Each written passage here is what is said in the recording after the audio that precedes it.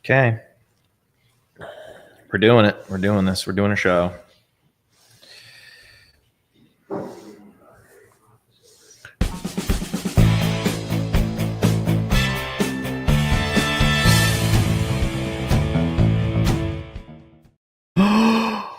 We made it to day 3. The best day. The day. Is it the best day? It's 100% the best day. Alex, you think it's the best day? No. I think it's the best day because we get the most landing spots for those fantasy relevant conversations. Yeah. You get the most overall number of landing spots. Yes, people hate it because it's day 3, round 4, 5, 6, Sure. 7, and the UDFAs and whatnot. But I love it because there's these prospects that we love and that some people, including all of us, have pressed up and said, yeah, we love this guy so much. He's going to go in, day 2 and he falls to day 3, but you got to get that landing spot. So I want to see where, guys like Torrey Horton are going to go. Alec Manor is going to go. Where all these we didn't have a lot of running backs go yesterday. So we get to see all these running back landing spots. We can start plugging them in for Dynasty and for fantasy football this year. And we're going to do it all here with the fine people on YouTube and on X. 150 picks-ish? Something like that. Wow. We're doing all live, breaking them all down. A.O. Maynard, he's coming in somewhere. He's going to get drafted, right? I feel out of place without sunglasses on. Well, I mean, You're always welcome to join. it's a beautifully sunny day here in Florida. Again, another perfect day in Florida. The lighting here is causing havoc with our camera, and that's what happens. It smooths out at night. But guess what? We're going to be broadcasting during the afternoon in Florida. You'll eventually, hopefully, get to see the palm trees out there waving around. We are not in Green Bay. We are in Tampa Bay. We've been having a great time. You guys caught more fish last night as usual. And it was a fun thing. We were out there at the pool and we were just talking about, conversations we have with our wives and, hey, so honey, what'd you guys do today? Nothing. Where'd you go? Nowhere. Come on, you did something. Do you have any plans? No. So you having a good time? Yeah, time of my life. Right? Like no plans, not going anywhere, bunch of dudes, time of our lives. Yeah, man. It helps when you got to cook like Billy. Billy stepped up again. So we've had smash burgers, we've had carne asada tacos. We've had, oh my God, the wings. The wings. Dude, he made burgers again. He made burgers during the day yesterday. And then after the show, when we wrapped up at 11 o'clock last night, we went out to start fishing. And Billy's like, you know what? It's pitch black outside. I don't care. I'm going to make more burgers for you guys. Like, who does that? I can't even. I'm on a diet. And I've been fighting it. I'm like, I'm going to have a salad. Oh, I'm just going to have chicken wings. I'm not going to have burgers. Oh, I'm going to take it easy. And I can't. It's all good food. As long as it's healthy, good food, you're fine to eat it, right? So, well, you're not supposed to eat multiple cheeseburgers per day. that's probably. That's not something that you're generally supposed to do in any given. I don't think there's a diet in America where it's like, well, you should have multiple cheeseburgers, and that's going to be good for your cardiovascular system. Carnivore. It's debatable. It's like the bun part. I'm not doing that, though. I'm not doing just carnivore. I'm going to have the bun in there. I've got the condiments, the onions, the lettuce. I'm loving life, man. That's fair. So who is on the clock? 4th round, 401. What are we looking at? I'm going to pull up the draft. Right now at 103, we have the Tennessee Titans. There's a rumor going out there. They're looking at receiver right here. It would make sense. We just talked about it before we come on the stream that there's kind of this opening of, we thought, Luther Burden potentially in round 2 would go to the Tennessee Titans.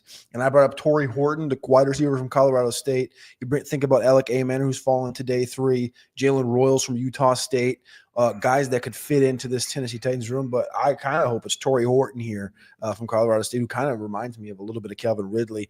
Then we got the Jaguars at 104, Giants 105, Patriots 106, and then the Jags are back on the clock at 107 before we potentially are looking at a Shedeur Sanders conversation at the 108. Wow. I'm proud of us. We did not get sort of vortexed into nonstop Shedeur Sanders talk yesterday. Very proud of us. At the very end of yesterday's stream, spoiler alert, we did dig into Sanders more. But then I heard about how much other streams and other everything. broadcasters were covering Shedeur Sanders, and I was like, okay, I think we did a service to our audience here. Every show you go on, it's kind of weird in given, it's not weird. It makes sense given the popularity, but the last 3 months has been like, where's Shedeur going to go? Where's Shedeur going to go? Shedeur this, Shedeur that, Shedeur. And it's like, that's what got you clicks on YouTube. And now it's like, we're 4 rounds in, and that's literally the only thing that's been talked about, it feels like, through this entire draft, through the first 2 days. And now into day 3, we're on Shedeur Sanders watch again. It's like, it's the story. I mean, it's a two-headed monster because they're trying to, like, I don't want to say they're trying to suppress him, but you can think about it however you want to think about it. But like, they're only making it a more powerful talking point. I think he has, at this point, day 3, he has to go to the Raiders. I hope so. There's no other place for him to go. He has to go to the Raiders, and he has to get that call from Tom Brady that's like, I've been there. I'm going to help you through this. It's some kind of warm and fuzzy from Brady. That's the only way I think it's. When do they pick? The Raiders pick at 108. Yeah. Sixth. And then after that, I mean, you technically have the Jets there at 110 who have Justin Fields, and behind that it's Jordan Travis and Tyrod Taylor. Technically, you could say that door is open. Behind Trevor Lawrence, if we're being honest with ourselves, who's behind Trevor Lawrence right now? It was Mac Jones.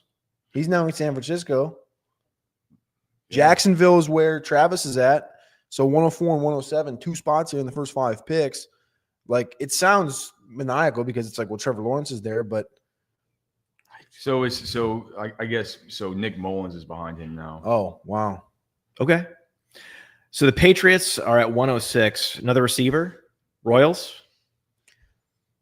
Why not? But then that's the same thing you did last year with Jalen Polk and Javon Baker. Yeah.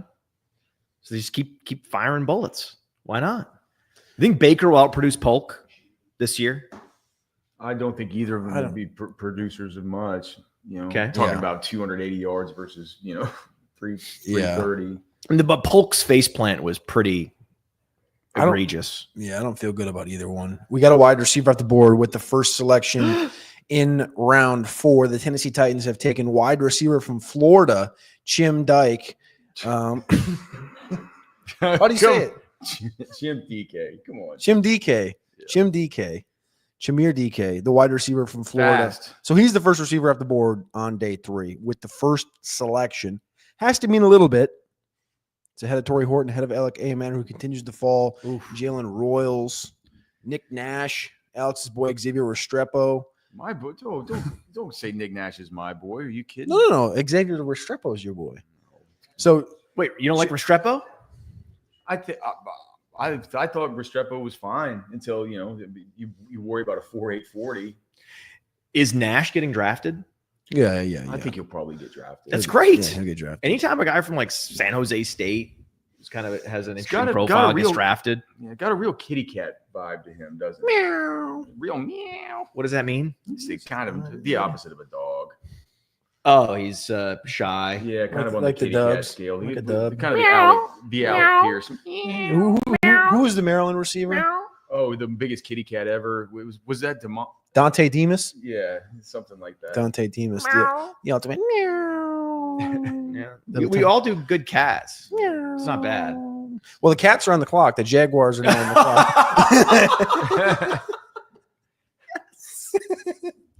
I learned those transitions from my guy Alex. It's pretty good beef transitions usually. Segway King. Jaguars. Is this real? Is this put? I don't even care, man. Shedeur's unavailable. Is this a real thing we should think about here? Potentially them taking him to the Jags with Travis. I mean, I just Or is that too much? Is that too much toxicity? Matt was saying he's proud of us for not talking much about it, but it's obviously the kind of the story of the draft so far. And I do think that there's something to be said for, now with the whole Shedeur Sanders thing, you have this whole draft class. And I guess with the Jaguars, they'd be insulated from this to some degree because the talk of their class, of course, is going to be, Travis Hunter and, it's the first time for Gladstone and all the rest. But some of these teams are going to say, dude, like, even if I want a backup quarterback and stuff, do I want to bring this dude into where it's like he's the talk of that's the story in the media? Yeah. That's a Cam Newton, thing that the last couple of years, right, when he was trying to make it roster, it was like, well, he's not going to come in and want to be the backup. He's not going to come in and not have this wagon train behind him of conversation. Yeah, it can be distracting. At this point, it can be distracting. And the NFL has told us that it is a player that obviously teams are going to view as a backup, at least to start, and somebody's going to take him. But I feel like there's just an extra, Shedeur tax there that's going to be applied and something that they're going to have to deal with. So outside of Shedeur Sanders, the best available players right now on my big board, I have Jack Sawyer, edge rusher from Ohio State. We got Jeffrey Bossa, linebacker from Oregon. These are guys that are these are the number of guys that were still left inside the top 100 from last night. Braden Swinson from LSU, edge rusher, defensive tackle Joshua Farmer. The other position outside of running back that we knew was deep, but it looks like we got the little Chimere DK on the screen here, the 4.34 running. I mean, he's explosive. Best comparable to Mike Wallace. You get it, man. That's the best case scenario comp for him, Mike Wallace, but fast a little bit. Yeah, he's 6'1's tall for a receiver in today's NFL. Number 10 in total athleticism score on Player Profiler at the wide receiver position in this class. So top 10 in the class out of 35, not bad. At Wisconsin, played special teams, did it again in Florida. You like that?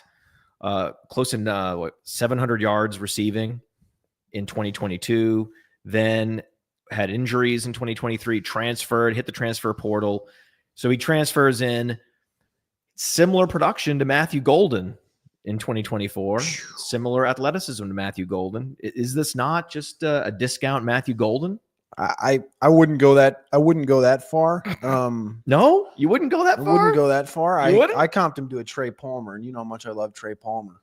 Well, Trey Palmer has a high dog rating.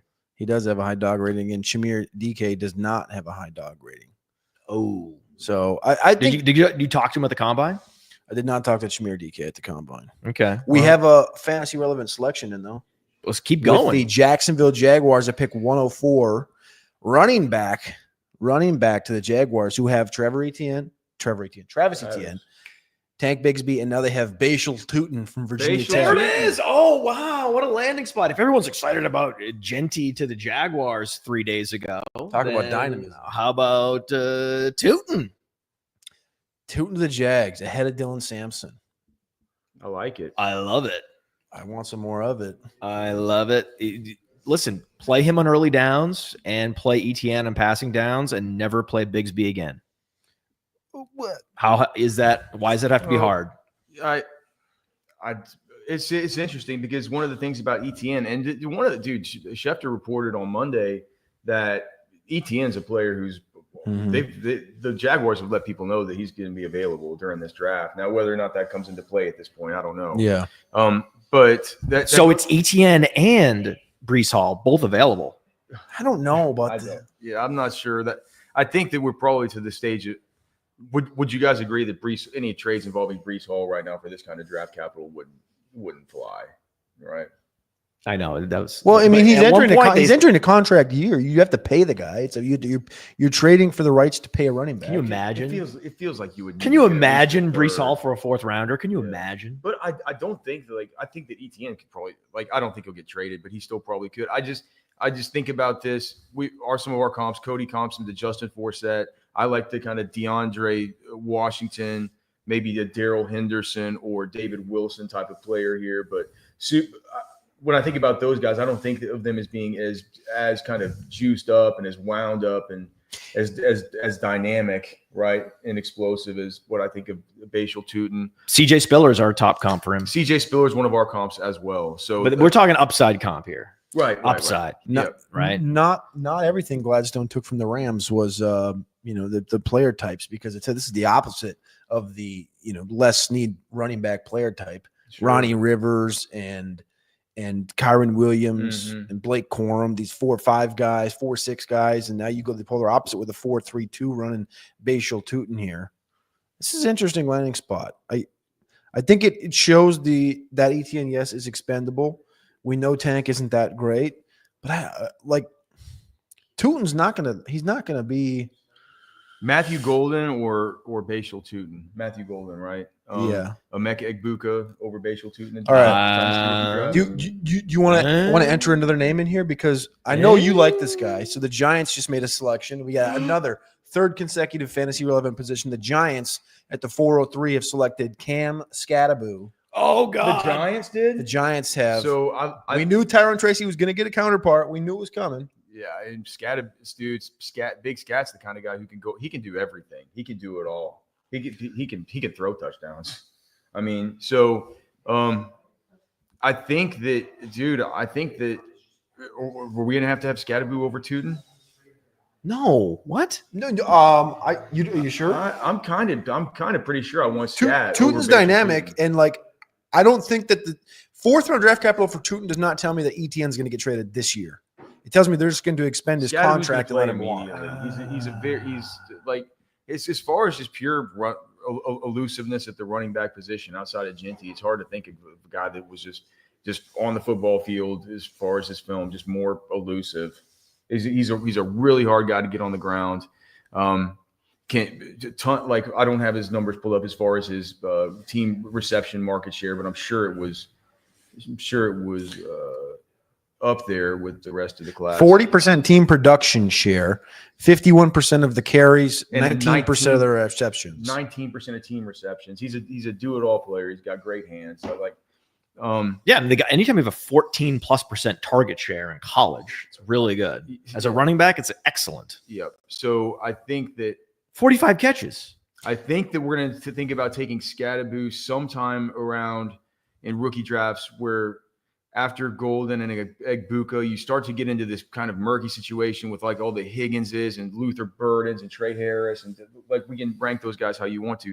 But it feels like Scat might need to go just ahead of that kind of tier. And so that puts him kind of right there at the one quarterback at the 111. 111, 112. It's a high bar, though. It's a high bar for him to be better than Tyrone Tracy. Tyrone Tracy was pretty awesome last year. For him to this is a Rashad White corollary. For him to supplant Devin Singletary as fast as he did as a day 3 pick was really impressive. Yeah, he's athletic. He had an all-purpose skill set coming in. Like he was catching passes out of the backfield. They were better but just look at instantly Scat, as soon as they put him on the field. The idea that Cam Scatterbo is definitely better than Tyrone Tracy, I think that is a foolish road to go down. You need to see how camp plays out. Whereas with Bashal Tootin, he's the future. Yeah, that's not true. I would debate that. Yeah, that's not true. It's just not. It's 4th round draft capital. It's the same conversation we had with Rashad White 2 years ago, Tyrone Tracy last year. Now you see Bucky Irving take over that role in Tampa. Scattaboo's here in like the Giants. It's not like that big of a deal, this 4th and 5th round draft capital. Yes, it's going to be great for situational usage, but to say he's the future, I think would be a misstep. But you said it, not me. You said that they were absolutely moving on from ETN, and ETN is highly available. Yeah, no, but that's you said true. that. I think the 4th round capital though allows ETN to stay for this year. I mean, no, it's clear. Dude, all these players are part of these teams' future plans. They're spending 4th round picks on him. I don't think. Yeah, I would say that he's like he's the future. So like he's the heir apparent to the. But he's a guy that runs a 4.3, but also runs hard. I get it. He has a lot of the traits that people love about players that run a 4.7. He just happens to run like a sub 4.4. So you give him the traits of a guy that runs a 4.7 and now give him the breakaway speed. And this is like a lighter version of Nick Chubb potentially. This is what we're talking about with Bashal Tootin. I don't see that with Cam Scatterbo. You have a Trey Mason-Dixon line problem, though, with Tootin from that perspective. What is Tootin, 204? 206. Yeah, he's right there at the old Trey Mason-Dixon line. Yeah, I prefer Scatterbo to Bashal Tootin, but I just have them one spot apart. And I think you can start considering them around the fall off from Egbuka to the Jaden Higgins and Trey Harris, Luther Burden area. I think there's an argument for Tootin over Egbuka. That's well within. I wouldn't do it because historically, you take a 4th round running back over a 1st round receiver. That's just a bad idea. I understand that. Yeah. No, I understand it's a bad idea. I just don't love the situation for Egbuka in year 1. And I kind of like the situation for Tootin in year one. I could see them converging in Dynasty pretty soon after the start of the 2025 season. Scadaboo, same thing. Scadaboo, they're like you said, they're going to be right there, 1-2 from the fourth round. It's hard to imagine a running back that gets drafted moving forward that you would have rated higher, ranked higher than Scadaboo and Tootin. Can you imagine a scenario? Yeah. Give us a scenario where there's a guy like Dylan Sampson gets drafted, and where would he go? Where would he have to go? So maybe. Okay, so I mean the Raiders has been nuclear. What about Dylan Sampson going to like the Bears or something? No. Maybe the Tennessee Titans could use a back. Yeah, I mean, you figure the Saints could, but it's hard to just know what the immediate nature of that is, especially with Kendra still kicking around and all the rest. What about the Niners? I know McCaffrey's there, and I know it's Garendo, but like, what about Martinez to Chicago? Yo, Martinez to Chicago, then I think it's a conversation. Then I mean, there's also we would absolutely have a conversation between Martinez and Scadaboo if Martinez went to Chicago. This round. Yeah, we need a Chicago in this round. Yeah, we need it back to Chicago in this round. I think that's the only way. So that's the path. I would still prefer Scadaboo, I think. So that's 109. But I think you're right. I think that conversation could be had, and I think we at least all agree at the neighborhood cross positionally that we would be talking about, right? Yeah. So some of the best running backs available: Jordan James, like you said, Damian Martinez, Dylan Sampson, Ollie Gordon, Jarquez Hunter. I forgot about Ollie Gordon. Yeah, he's still out there. Trevor Etienne, DJ Giddens. Jaden Blue. Giddens. Jaden Blue. Devin Neal. There's a lot still out there. Giddens to Chicago would be cool too. Well, it just depends. What do you hope? Like, well, for one, or if we get, I think that Ben Johnson would like to keep his offense with a 1-2 punch, sort of like he had in Detroit. Felt like that was much more of a feature than anything that was happening just out of happenstance. And so I feel like you're like, well, which role do you want the guy drafted for? Because if it's like a Jaden Blue that gets drafted there, well, that's the DeAndre Swift / Jahmyr Gibbs. Whereas if it's a Damian Martinez, that's the David Montgomery / I guess technically what Roshan, whatever would be that guy right now. I will say the Bears are 1 pick out. The Raiders are on the clock right now at the 108. The last 2 picks were defensive plays. Craig Woodson, safety from California, 6th-year guy, and then that went to New England. And then the Jacksonville Jaguars just took our guy from the Senior Bowl, Jack Kaiser, little undersized middle linebacker from Notre Dame. Yep. The Raiders are on the clock, and then we got the Bears at that 109 spot where we're on running back watch. Okay, so we need to throw it to the desk. I want to see what the projection desk has for us. We've got Billy, we've got Bradley standing by. They've had some time to crunch the numbers. I want to throw it back to them. And I wonder what they think about Scad versus Tootin. That'd be interesting. We'll talk to them right now.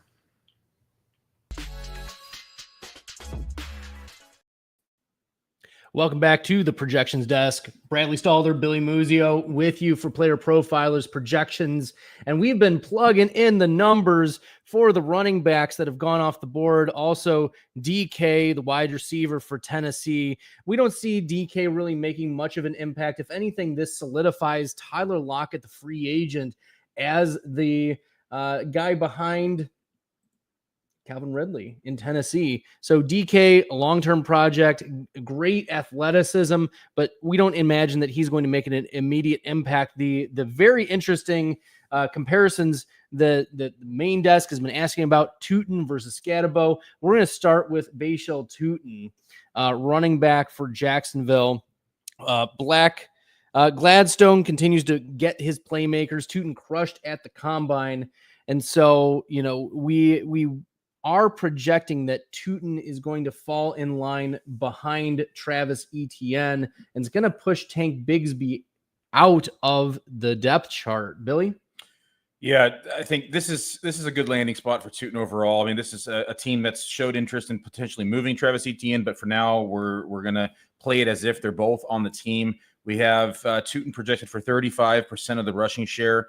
But this is an explosive player. I mean, he's a 4.32 speed. It's 100 percentile. He has a 98th percentile burst score, 97th percentile burst score. And so this is a guy that's going to see the field. He's going to be pushing for touches. And if they do move on from ETN, then I think this is where we can see him kind of blow up in the projections. But as of right now, 35% of the rushing share, where ETN's at 42%. This gives Tootin about 166 rushing attempts, 766 yards, a little bit more of the big playability there with 5.3 touchdowns. A little bit in the air as well, 4.5 target share at 25 targets. That gets him about 19 receptions and about 141 through the air and another just under 1 touchdown there as well. So the numbers are looking pretty good for the initial run. We're excited about that, and we're plugging in Scadbo right now. Yeah, right now, Tootin comes in my rankings at about running back 40.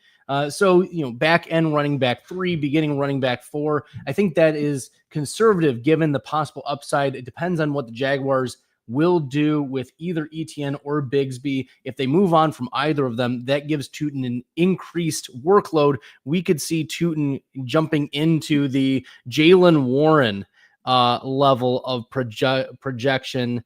That's pretty good. And Scadabo, we still project Tyrone Tracy to be the lead back there. Scadabo had a great production profile at Arizona State last year. He caught passes out of the backfield.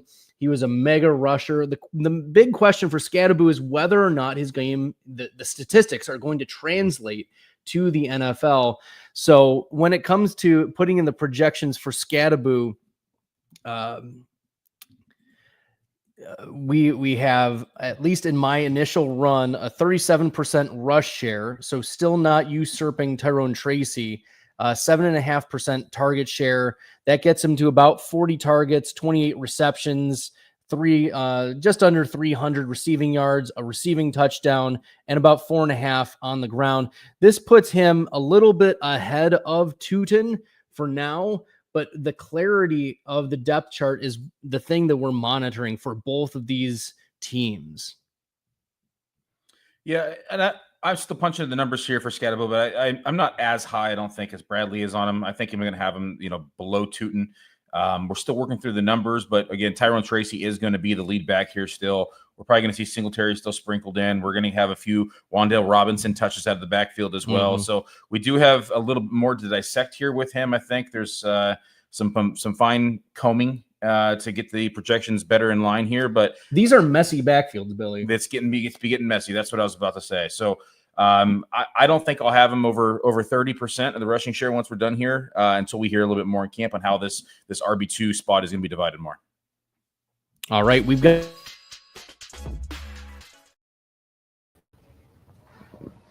All right, we're back here on the couch. I've got Anon here. I've got Jason here. We got our own. So we got our own Shefty. Yeah. No. You're our Shams, buddy. You're on Twitter right now, and you're bringing in the picks. But we have real questions right now, Anon. Yeah, the question that everybody's asking: when will Shiloh Sanders get drafted? Round 6. Well, yeah, definitely before the other Sanders. But I want to talk about the fantasy implications, because is Tyrone Tracy nuked now? Because he kind of dead, bro. Yeah, because like Cam Scadabo does things that Tyrone Tracy doesn't do, which is run well between the tackles, and he's a receiver. It kind of seems like a redundancy. I wouldn't say totally nuked. I think that these guys can complement each other. I think that they like having multiple pass catching backs, especially bringing in the rookie quarterback, having the veteran presence with Russell Wilson, who also likes to dump it off. I think that these guys will complement each other a little bit. I think that Tyrone Tracy is still going to be the main back on this offense in terms of getting the most touches. I do agree, of course, that we are going to see Scadabo a little bit more between the tackles. He is still going to catch some passes, but I think there's room for both of these guys to be relevant, just like we saw last year with both Singletary and Tracy. Yeah. So, guys, just based on the name. So we're going to do this new segment today for whenever we come back to the couch. Okay, just based on the name, take a guess. Cam Scadabo. How long does he play in the NFL? Random guess. Just no skills, nothing. Just based on the name. 8 years. 8 and then years. he becomes a UPS or FedEx store owner. He's a one contract rookie based on that name. Okay. Yeah, I agree with Jason on there. And then we got to talk about who's left on the board here. A couple of receivers. I know all offseason it's A.O. Manor, Jalen Royals. Turns out everybody's wrong. Yeah. It was neither was a real answer. So that's huge. I'm taking an L for that one. Dante Thornton seems like the perfect pick for the Raiders because we got a field stretcher, we got a versatile Z and slot in Jacoby Myers. Of course, Brock Bowers is a stud there. Jack Besh, versatile blocker, and can go out and play X and can go out and play power slot. A lot of versatility for a Chip Kelly offense. Geno Smith stocks feel really good right now. They really do. I mean, like, that's going to be a player that you're going to be able to get at the end of your drafts just to kind of shore up either your super flex or just have like a QB2 that you just want to have like just throw it at a player at the end of your draft. I had this a year. weird thought driving out here today. Do you think Jack Betch can be the Puka Nakua for the Raiders? That's exactly who he's going to be. I mean, like, I mean, no one expected Puka to be like crazy as good as what we think. I don't think Not- we'll see that type of production. or usage.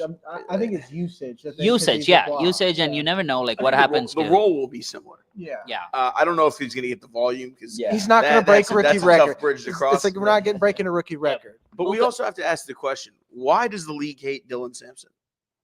Oh, well, Dylan Sampson sucks, man. We do this every year with Tennessee. Oh my God. Straight up. Josh Heupel puts out fool's gold year in and year out into the NFL. They had You weren't in on Jalen Hyatt? no dog. I like good players. I like good wide receivers. I'm not trying to low key insult me right now. Is what he's trying to do. The Jets select wide receiver Arian Smith. Why? He's fast. Just Why? because of the name. Name looks fast. Why? No, he's actually fast. That's his one He's role. a Georgia wide receiver. We know he goes fast. Who cares? Get ready to learn 9 route, buddy. Sacrificial What are X. the Jets doing? I think it's a fine pick. I think it's an alright pick. It's not that. That's their first bad pick. Come on now. I wouldn't say bad. I think it's a fine pick. It's like round 4. What do you expect? Yeah, you take a shot Oh on a wide my receiver God. like Arian Smith here for sure. Or hear me out. Alec Manor or Jalen Royals. Ayo Manor. I do like Hear me out. Royals a lot. I am definitely shocked in his slide. But right he now. played in the Mountain West. Like Yeah. full disclosure, guys, I worked in radio for CSU. I covered the Mountain West Conference for an entire season. So you're biased. No, I'm biased in knowing that they're doo-doo. Turbo. Everyone's like, why don't you work radio anymore? Because I'm in the Mountain West, baby. I mean, so Arian Smith is better than Alan Lazard. Yes. Exactly. So Yes. maybe that's a better step Well, in yeah, the right when you're direction. replacing nothing, that makes you something. I know. I mean, Mason Taylor, Garrett Wilson, and Arian Smith. Who was throwing them the ball, my guy? Jets. Justin Fields. Yeah, exactly. I mean, he's not going to throw. He's going to run. Listen, the Justin Fields deep bombs to Arian Smith. It's happening. Oh. This is a best ball. I'm calling Arian Smith's a But best let's- ball wide receiver. let's He's a talk best ball wide receiver, and it'll be fine. Well, I want We're to talk doing it. about a good defensive doing it. thing. Deion Walker's fall to day 3 is a huge get for the Buffalo Bills. Sean McDermott gets a huge piece here. To me, I thought he was into the first round talent. Clearly, I was wrong on that one.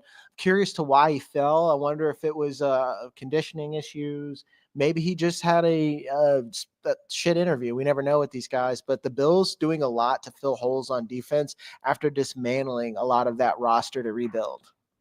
Yeah, that's what they have to do, right? I mean, they Josh Allen can only score so many points. At some point, they've got to get this defense going. So that's a fine pick. Mhm. As we're discussing all these fantasy players, we do have to remind the audience here. We have Fast Draft going on. You could do Origins Chaos 2 right now. Put your money where your mouth is. Draft these rookie running backs. Use promo code CouchGuy for a first deposit match up to $100. Go hop into those draft rooms. Guys, Eagles select Ty Robinson. That's something. Who's that? In Howie we trust. Yeah. I can assure you he's probably good at that point. It's crazy that would be best player available. Some other guys that were on the board for fantasy relevance, DJ Giddens, day 3 back for sure. Hardy har har. I told you so. Woody. Is this just a victory lap segment for you? Yeah, right? I take L's. I took L's, man. I'm over here taking my wide receiver L's. The one that let's talk about Tennessee. Does Tennessee want to be good? No. Nothing that they have ever done has suggested that they want to be good. No, absolutely 2021, and then it all crashed completely off a cliff. I used to say that this class isn't as bad as the Malik Willis class, but it's feeling as bad as the Malik Willis class. It really is. Like I have concerns about Cam Ward. If I'm in a dynasty roster or a dynasty team and I have Cam Ward on the board, I'm going to trade for someone else. I don't know. Like Malik Willis, when given a chance for the Packers, he balled out right under the right system. Ball out is. I mean, They he ran played. the single wing, bro. They took offense back to the 1960s. What are we talking about? I would They say didn't even ask him to play quarterback. He's basically playing wing back out there. he brought. Sure, in I that mean, like, case. they knew how to use him right. Tennessee, I think they didn't know how to use him. That you're bringing me to my point about Cam Ward. Like I just, If he you is a try to Titan. use a screwdriver as a hammer, it will always go poorly. That is exactly what the Titans continue to do all the time. Yeah. And it's like you said, Malik Willis ball now. Yeah, I will say he brought the ball out and handed it to the ref after every play, but I wouldn't say it was a ball out. Among the best players available, right? Matt and I talk on Decision Point all the time about how we like overlooked offensive and defensive linemen, especially interior ones, late day 2, early day 3. Marcus Mbow, the guard from Purdue, was one of the more impressive players I watched on tape, one of the more impressive players at the Senior Bowl. Frankly, I can't believe that he's still here. We're into the hundreds now, into round 4. I would have thought he would have had his name called in round 2. I don't know what anybody's doing. You never have enough guards. They get injured. They get old. You want to replace those guys. You want to have 7 or 8 offensive linemen that you're comfortable playing. I have no idea why he's still on the board, and I honestly thought the Eagles might take him. And to give IDP some love, there's a lot of off-ball linebackers that are available that can go into spots right away and get playing time. I know that the Patriots have a huge need. And then that's another one. I mean, most of the time, especially in this league, having an off-ball linebacker who could find the ball in the run and cover the pass is rare. And we got like the Danny Stutzmans out there. Another one I know Cody Carpentier is incredibly high on, and I like him a lot from Oregon. Bassa, man, this kid can move sideline to sideline. He reminds me a lot of Jeremiah Owusu-Koramoah in a way, but arguably a better a run defender. So that's probably one of the better players on the board that I'm surprised some of these teams are going to trade up to try to get here in the future. So if you're going to be in like our D-up tournaments or you're an IDP guy, today is your day to look at that. We got another pick. Yep. The Saints have picked Danny Stutzman, linebacker. Remember what I said about off-ball linebackers, guys. Danny Stutzman just went off the board for OU. It's important to recognize that at some point in the draft, you're just drafting players with aura. Danny Stutzman has one of the most iconic IG comments of all time. Name it. He said, "I'm like communion, that cracker with the juice." Oh, yeah. 101 in IDP drafts. Yeah. On that alone. Dia, draft him 101. He's yours here. He's off the board. So who cares how good he is? He has aura. Okay, but it does matter. It does like Aura only scores so many points, and that's in the bedroom, not really on the field. Jason, he claims he has aura. What about his name? What are your thoughts? He's playing ball for a long time. Okay. He's like Second I like the contract. IDP call. Second contract. Stutzman, second contract for sure. He's honestly Saints fans need to buy his jersey. And that's our lead Aura analyst, Jason Allwine. And then main desk, you ready, or do you want to send it to the projections? All right, we're sending it back to the main desk. Let's talk about Dante Thornton, fellas. Dante Thornton's interesting, and this is the skill match of the 4th round. This is exactly what they needed. They lacked a true field stretcher on the outside in Las Vegas. They went with Jack Besh, who has some redundancy with Jacoby Myers, so they needed that. They needed Dante Thornton getting in there. So let's take a look. 94 career targets over 4 years. 77% of his catches came on first downs or touchdowns. And as you can see on the screen, 4.3040 Matthew Golden got a lot of the conversation because he ran so fast, but Thornton is on a very small list of receivers that have run 4.3 and been over 200 pounds. I think the last one, Oakland Raider, Darius Hayward-Bay. Wow. Yeah, and you can see it in this part of the profile, I guess, that Cody or Trashman had written up. I forget who had done this one, but I find it interesting that 54% of his yards and all 6 of his touchdowns came on targets between the hashes and 10-plus yards downfield in 2024. So vertical weapon, led the SEC in 50-plus yard plays. It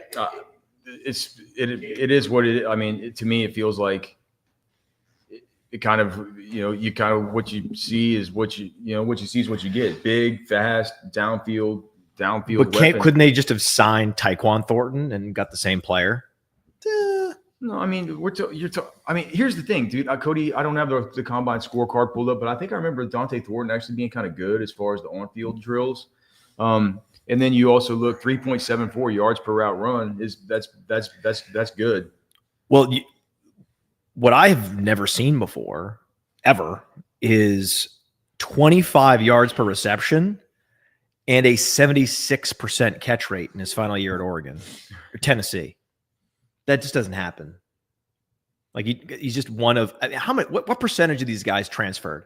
Because he was an Oregon player. Now he's at Tennessee. Tons. What percentage of the players, the skill position players in this draft, hit the transfer portal at some point in their college career? I'd say at this point you're probably looking at between 50 and 60%. It's like 60%. It's incredible. So he's just another guy that he didn't quite fire at Oregon. Fine, transfers to Tennessee.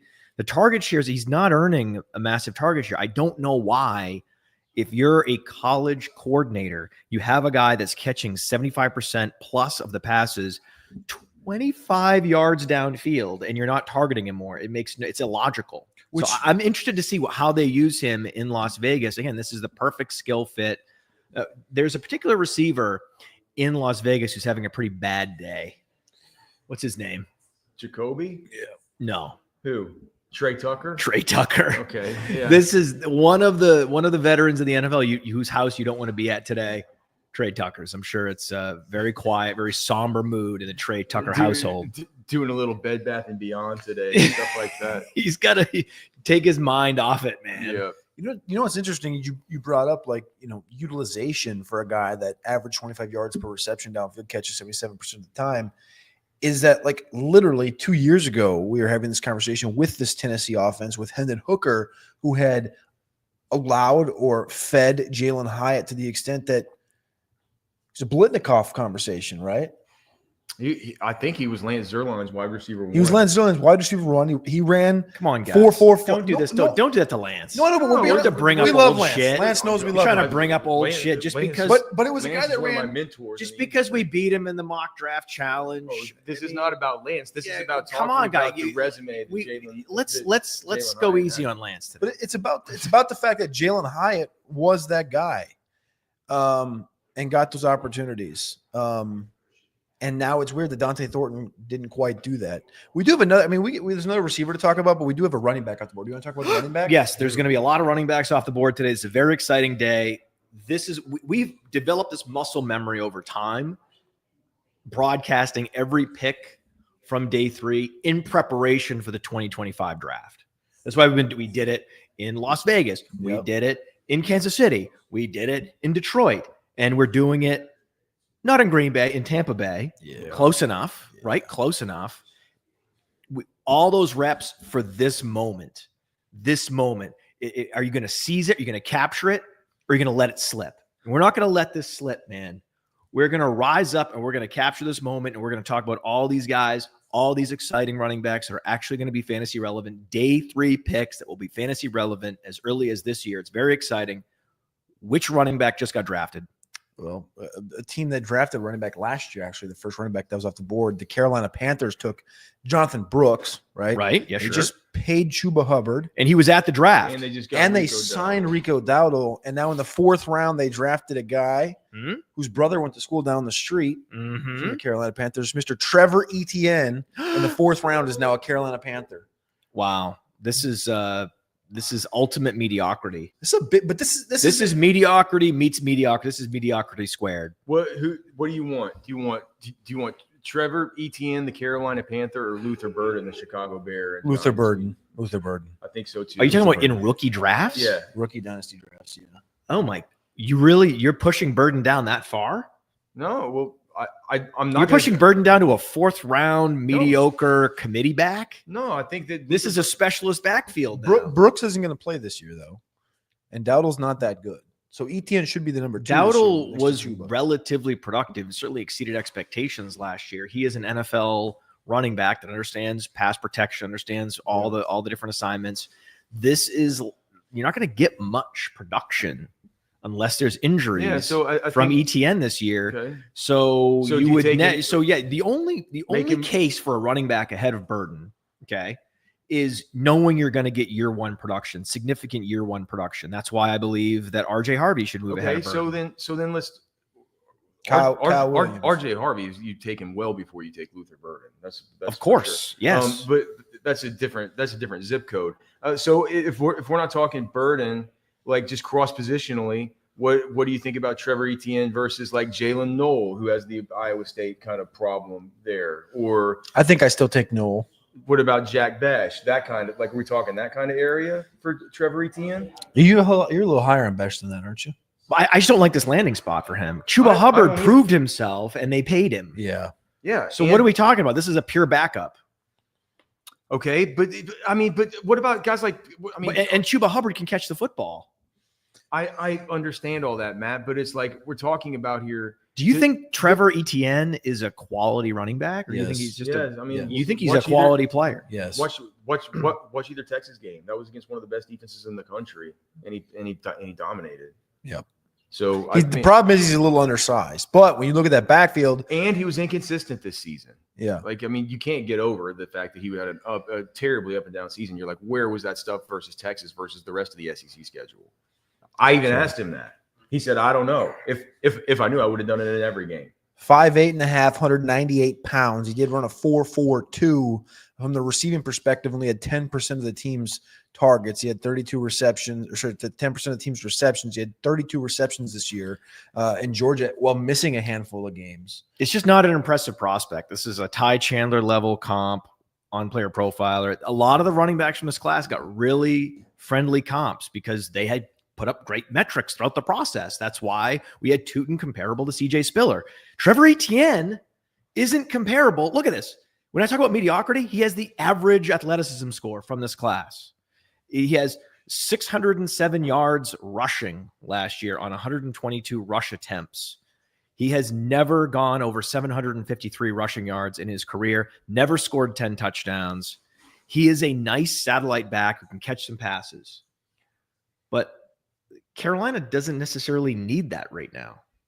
No, I'm not Who's their pass catching back? But Chuba Hubbard can catch passes out of the backfield. I'm sure as good or if not better. I'm taking Trevor Etienne Etienne before I'm thinking about like Kyle Williams. Yeah, or like Isaac Tesla and stuff. Oh, of course, yes. So you're absolutely taking Etienne ahead of any fringe-ish wide receiver where the talent or the opportunity is in any way in doubt. You would want Trevor Etienne, no doubt. You want most of the running backs going to get drafted at all over guys like that. But you were talking about Burden, and then you were talking about the Iowa State receivers. Well, here's the thing: is like you can't take Etienne over the Iowa State receivers because their upside in Dynasty is high. You can't take Burden over them. You're saying? No, you can't take Etienne ahead of the Iowa State receivers. You can't do that. But after that is where the conversation starts. And you consider Trey Harris in the same bucket with the Iowa Trey State Harris guys. is above those guys now. Trey Harris hit the nuts landing spot. You would take Trey Harris ahead of Jaden Higgins. He vaulted them. Oh yeah. I disagree. I'm not sure. I think that Jaden Higgins comes in and he's the number 2. If I knew that, I'm sure if I watch camp play out and all the reports are clearly it's Higgins. He's earned the number 3 job. He's going to be the Z. Or the 2, right? Mm-hmm. Well, it's not really the number 2 because Christian Kirk is the veteran with the deference. Right. So he's going to play slot. We know Christian Kirk's coming in to play slot. That's not up for dispute. So who's going to play that third receiver position, that Z position? Probably going to be third on the wide receiver depth chart in targets. Who's that guy going to be? Will it be Higgins? Will it be Knoll? We don't know. Once we get some certainty, once we get a sense of actually Knoll has been outplaying Higgins practice after practice after practice, once those reports start coming out, then feel free to nudge Knoll ahead. That's fine. But we know exactly where we stand now with Trey Harris.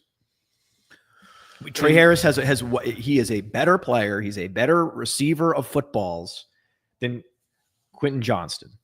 And we know what they want to do. They want Quentin Johnston to be their gadget guy, the guy they drop plays for. And Trey Harris is going to be the X.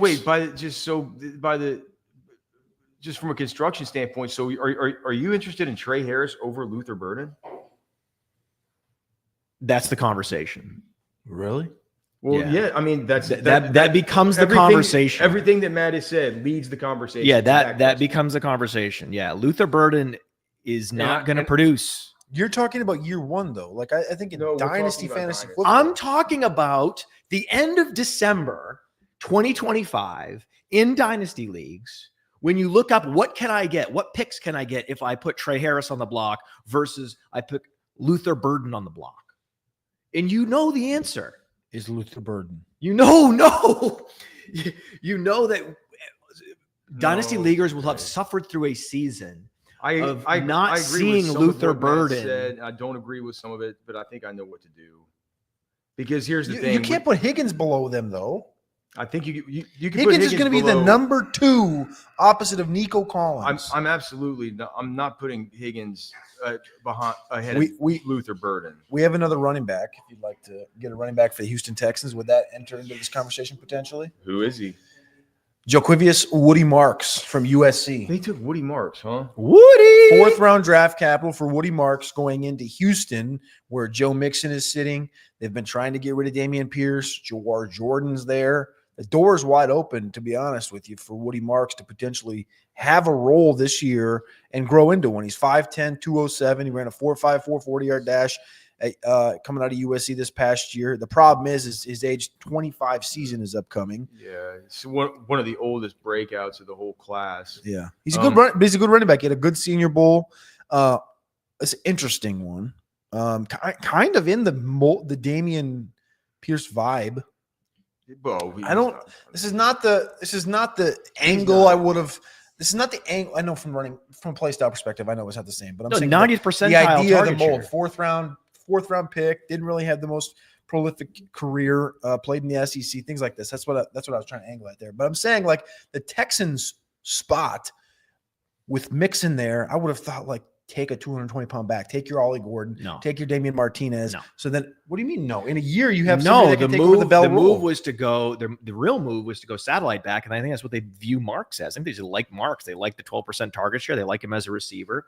When you watch Mixon out in the flat, when you watch Mixon out running routes, he's not adding value. Mixon at this point in his career is a between the tackles grinder, a guy that's super sure-handed. He is not going to fumble at the goal line. He's going to pick up the right linebacker and pass pro. Very solid 1-2 early down guy. They needed a Brashard Smith type player on that team. I would have preferred Brashard Smith. That's what they needed, but that's the logic that led them to Woody Marks. They just happen to view Woody Marks as the best satellite back available. Which I'm not sure is exactly right. I mean, I think Jaden Blue would have been better. Jaden Blue and Brashard Smith would have been better. Brashard Smith. But we don't run these teams, Alex. No, that's that much I can 100% verify and confirm. So, I mean, the picks are getting more and more efficient every year, but we're still wishing that we could run some of these teams. Would you take Woody Marks over Trevor Etienne in Dynasty? Well, Woody Marks now has a nice role. He has a nice role that we can define and say he is going to be the guy catching passes out of the backfield for a team, for an offense that suddenly looks like a juggernaut. Yeah. Over the guy that went to Carolina, who's going to not sniff much opportunity behind Chuba Hubbard. Yeah.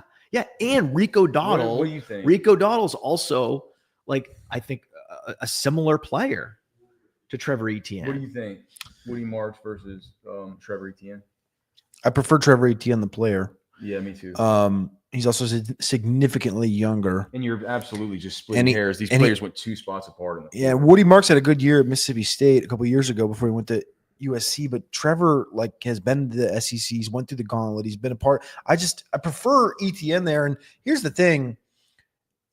We're talking about 4th-round picks here, and this is where I land. Is Woody Marks a 4th-round pick? We saw Dameon Pierce be a 4th-round pick. We've seen White, Rashad White. We've seen Tyron Tracy. All these guys that are 4th-round picks that can get stepped on a year later. Whereas you see Etienne when there's no actual expectation there because Jonathan Brooks is a 2nd-round pick and Chuba Hubbard just got paid. Well, what if Chuba Hubbard, something happens, right? Who knows what it is? But Jonathan Brooks is, basically in the Kendre Miller situation right now. Like Trevor Etienne should have the role. And a year from now, you could be looking at this and go, well, Trevor Etienne's actually, he's got a obviously great lineage with his brother. And he's a really good running. He was a really good running back at Florida and really good running back at Georgia. Hey, thanks for bringing up the whole There's that traits he's there. related to an existing NFL running back. I was waiting for that. I was waiting. We had for that. another running back. We had another running back. Oh my! Woody Marks is a former receiver, by the way. He is a top 3 satellite back. That was on the R.I.P. board. Blake Corum. What just happened? Here The- we the go. 20 the pick is in. The 2020 in Los Angeles, the Rams have selected Jarquez Hunter from Auburn. Oh, baby! Dude, and Blake Corum is my comp. Yeah, that's what I said. No. That's why I said the 2025. So now you have Kyron, Ronnie Rivers, Blake Corum, and Jarquez Hunter in this backfield. I'm not sure I love it for Jarquez, who I have 66% of in the award. This is their type. Yeah. This It's for just their NFL type. It's perspectives. obvious. Yeah, it's just This obvious. is amazing for NFL perspective because this is just like same dude, same dude, same dude. And this is honestly a little more juice in the Jarquez footsteps than you got in Kyron or Blake Corum. just a professional runner, a complete nightmare to face from week to week in the SEC. You hear the coaches talk about it every week on the coaches call. What are we going to do to stop Jarquez? What are we going to do to stop Jarquez? But this is terrible for his fantasy stock. Yeah, and this is awful. I'd said before. I said he reminds me so much of Corum because he's that workman like. He's just a professional runner. They have a type. Yeah, it's just they do, and it's, they do. I feel like him and Corum are very redundant. And they traded up for him too, by the way. They traded up for him. Where do we slot him in with Trevor Etienne and Woody Marks? I think ahead of Etienne. He's in the bucket. I think he's ahead of Etienne. Jalen Noel or Jarquez Hunter? Jalen Noel. Are you guys serious? Yeah. Jarquez Hunter's not going to sniff an opportunity in year one. What do you mean? He's going to be he's a taxi squad stash now. He's on the Rams. Yeah, but he's a they're one. They're not going to trade Blake Corum. No, Ronnie Rivers is. This is a three-headed backfield. Now. That's not what they do. We're barely holding on to Blake Corum because of the way they manage their offense. The 85% opportunity share. They insist on a singular running back in the primary back role that has versatility, so the defenses don't know what's coming. All right, so let's talk the same exact. What I'm saying is, as I'm putting this together, Matt. So you need to bury him. What I'm saying is bury him. All right, fine. He's buried. Kyle He's dead. It sucks. How it's a terrible dead? How dead? Meaning all those teams where you drafted him. Kyle Williams dead. Isaac Tesla dead. How dead? Yeah, he's down in that fringy receiver dead zone, which is not where you want a running back. You want a running back like Marks going to a place where he can have a role in year one. I think the talent level between Jarquez Hunter and Woody. I'm not gonna do this. Why are you doing talent level when we're talking about landing spots? You could have that conversation.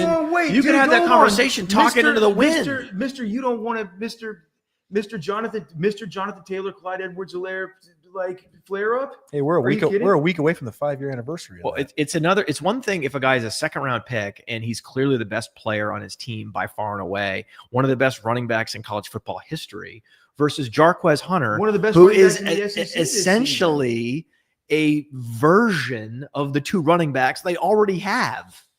This is a very different conversation. It's the same conversation. It's talent versus landing spot. It couldn't be a more different conversation. We're talking about 4th round picks. It's the same. And we need to find paths for these guys to get touches in year 1. There was a clear path for, let's say, Tyrone Tracy. All that they had was Devin Singletary, and they signed him to a $5 million deal. They are all in on Kyron Williams. And I don't like admitting that. I don't love that that's the case, but that is true. I like Blake Corum. And the idea that Blake Corum is definitely inferior to Jarquez Hunter is also not correct. So now you're in a situation where you're hoping you're just for wrong. you have the only injuries, multiple injuries are the only way you're going to get any kind of dynasty payoff on Jarquez Hunter, as good as he is. Kyron Williams' contract expires after this season, and they have draft capital into Blake Corum and Jarquez Hunter. I want Blake Corum. I love Blake Corum. This makes Blake Corum a little more affordable. That I like.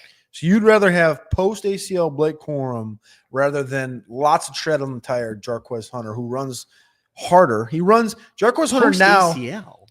Yeah. Post ACL in college.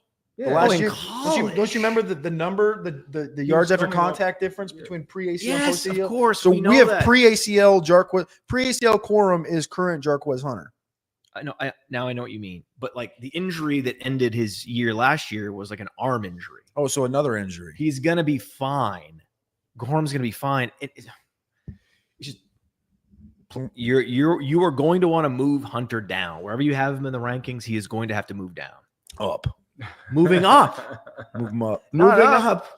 I love Jarquez Hunter. Look, man. Look, here's the thing, dude. I am not taking some kind of Kyle Williams or Isaac Tesla or something like that over Jarquez Hunter. You No, can forget sir. it. I didn't say you would do that. Well, but that's the area that we're talking about. I mean, what we're doing is building a skeleton here. I'm trying to build What I'm consensus sa- about buckets. Are there any running backs that have been drafted today that you would take below Hunter? Yeah, maybe Woody Marks and Trevor Etienne. No. Yeah. This is what I'm saying. Those receivers are down the board. We do not recommend people draft fringe receivers in round 2, 3, 4, 5 of dynasty rookie drafts. You should be hoarding all these running backs. Do we have a pick in? Yeah, we've tied in. We have a pick in. What do we got? The Tennessee Titans. What?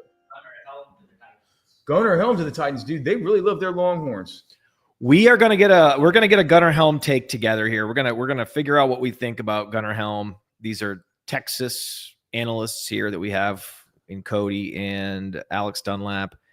And in the meantime, we're gonna kick it to the projections desk. I want to get their take on the last few running backs that have been drafted and what they think the fantasy point scoring potential is for these guys in year 1, which is going to drive their dynasty value. Hey guys, we're back here at the projections desk, and yes, we are going to bring you the fantasy goodness for Trevor Etienne versus Woody Marks versus Jarquez Hunter. Billy, kick us off with Trevor Etienne. Yeah, this is a pretty messy backfield here now. Just give me 1 second. For the Carolina Panthers. Yep, pulling up right now. Ugh. So we see this a little bit more how Matt kind of described it. We were nodding in agreement as he was talking about it. This doesn't look good for at least year 1 for Trevor Etienne. Chuba was, more than capable last year, handling over 250 attempts, seeing almost 5 yards per carry. They bring in Rico Dowdle on a 1-year contract as well for $2.75 million.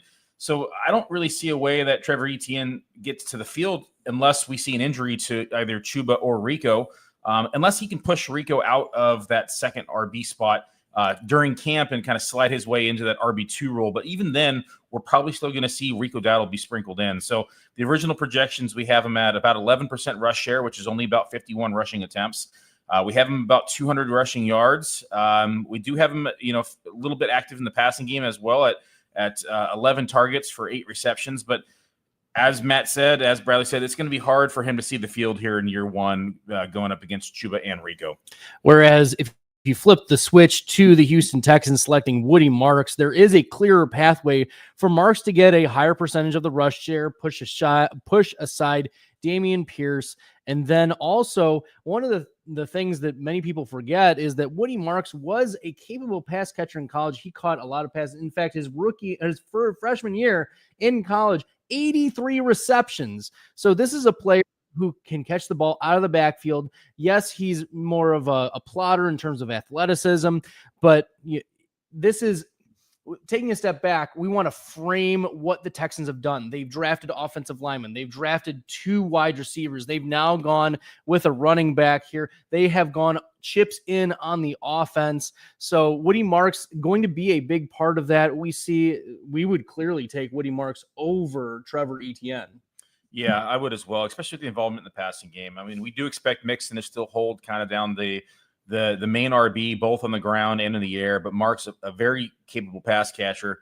Going to come in his rookie season and probably see about 5% of that target share. As Bradley mentioned, not a lot on the ground. He's still sharing time with Mixon. He's still sharing times with Pierce. And then we do have him slotted for about 15% of that rushing share.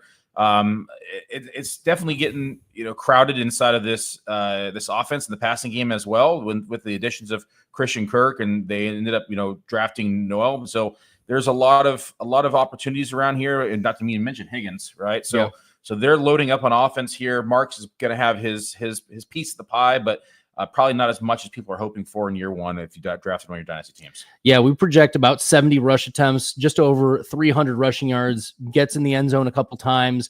A conservative 5% target share. I feel like that could increase eventually, but for right now, a 5% share, 27, 28 targets, 19 receptions. This is a player that I would be comfortable drafting in like round 3 of our rookie drafts, round 3, maybe if he falls to round 4.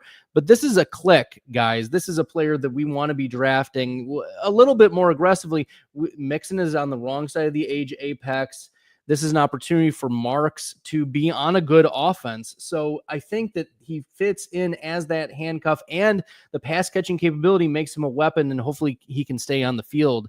We're going to round out the running backs that have gone off the board here since we last jumped on the stream. Jarquez Hunter to the Los Angeles Rams. As was mentioned from the main desk, it's a muddied backfield there. Ronnie Rivers, certainly Blake Corum is the darling from last year, but dealt with injuries and wasn't able to push Kyron Williams at all. They love Kyron Williams. The LA Rams, in particular Sean McVay, they love giving Williams the ball. He handles 60+% of the rush share every game. He perennially leads the NFL in rush share. So this is a player that the Rams have started to enter into contract negotiations with. They want to extend him, but they also recognize that he's not built to last. Kyron Williams, a smaller back who has had injuries in the past, and they want, as the main desk mentioned, the same mold. Blake Corum, now Jarquez Hunter. So Hunter, we're not projecting will hit much of the field, 4 or 5% rush share, a player that is probably going to end up on a lot of your dynasty taxi squads. Yeah, it's just not the Rams and Mo either. Like, they don't run out with 2 or 3 backs. They don't rotate them in. They find their bell cow and they run them into the ground, and that's what Kyron Williams is. So in order for Hunter to even see the field, we're expecting to see either an injury to Kyron Williams or another one to Blake Corum. I mean, it's going to be, I think his chances of success or even opportunity are going to be few and far between that of the backs ahead of him in the pecking order. So there were 2 wide receivers that went off the board since we last jumped on the stream. We'll talk about Dante Thornton and Arian Smith as well. Dante Thornton, the Las Vegas Raiders. This is a field stretcher. This is the player who ran the fastest 40 of all time for any players who are 6'3" or taller. You can check me on that stream. So this is a dude's dude, can just run down the field. He has one dimension. And you know what? In the NFL, if you have a role, you can have one dimension. He can do that pretty well. He's more of a 20th round best ball selection, not a big target share earner, but as Matt mentioned on the main desk, 25 yards per reception in his final year, less than a 10% target share. This is a big field stretcher who has a large catch radius and a nice athleticism profile, Billy. Yeah, just not a lot of catches through college, so that's what we're looking here inside of this offense as well. I mean, he's going to find his role, but he's still, going to compete with touches against Jacoby Myers, Trey Tucker, who they really like. I mean, we have, Ashton Genty, who's now going to be, managing these touches out of the backfield as well. They have an outstanding tight end, Brock Bowers. So and they also drafted, Beck. So we got a lot of competition here, especially from a guy on day 3 that's going to come in and have, kind of a one-trick pony in terms of down the field speed. And so although we like the landing spot and they needed the role, we're still being conservative in the target. So 34 targets we haven't projected for, about 20 catches. Again, big playability, so 288 yards there and about 1.5 touchdowns. And the last player that we'll look at in the projections is New York Jets wide receiver Arian Smith. This was a down the field threat yet again, but it's been hard for us to justify much more than a 7% target share, more than 35 targets. We look at this wide receiver room. We thought that they would be drafting a wide receiver earlier in the draft. We may be looking at bumping up the Garrett Wilson target share, bumping up the Breece Hall target share. Who else is in this receiving room? It's Allen Lazard, Mason Taylor, Tyler Johnson. Maybe we have to bump up Tyler Johnson because Arian Smith is just a field stretcher and not a target earner. So I think the Jets are in play for maybe getting a Keenan Allen or Amari Cooper in free agency. Yeah, I think they're going to hit free agency as well. I mean, you only really have, one-star receiver. There's a bunch of either, older receivers that are kind of still on their last limb, or you have some younger talents that haven't really lived up to expectations. And this is what I call purgatory zone. It's that 5 to 7.5% target share that can really drive you insane as a dynasty manager, and it's not somebody you're going to touch and redraft. But despite the speed, we're not seeing him with a speedy start to his NFL career. Yeah, look, these are definitely role players on the team. Dante Thornton and Arian Smith. Of all 5 players we looked at, probably Woody Marks has the best outlook for fantasy that we've looked at. So we're gonna kick it to the couch next. Shout out to the couch.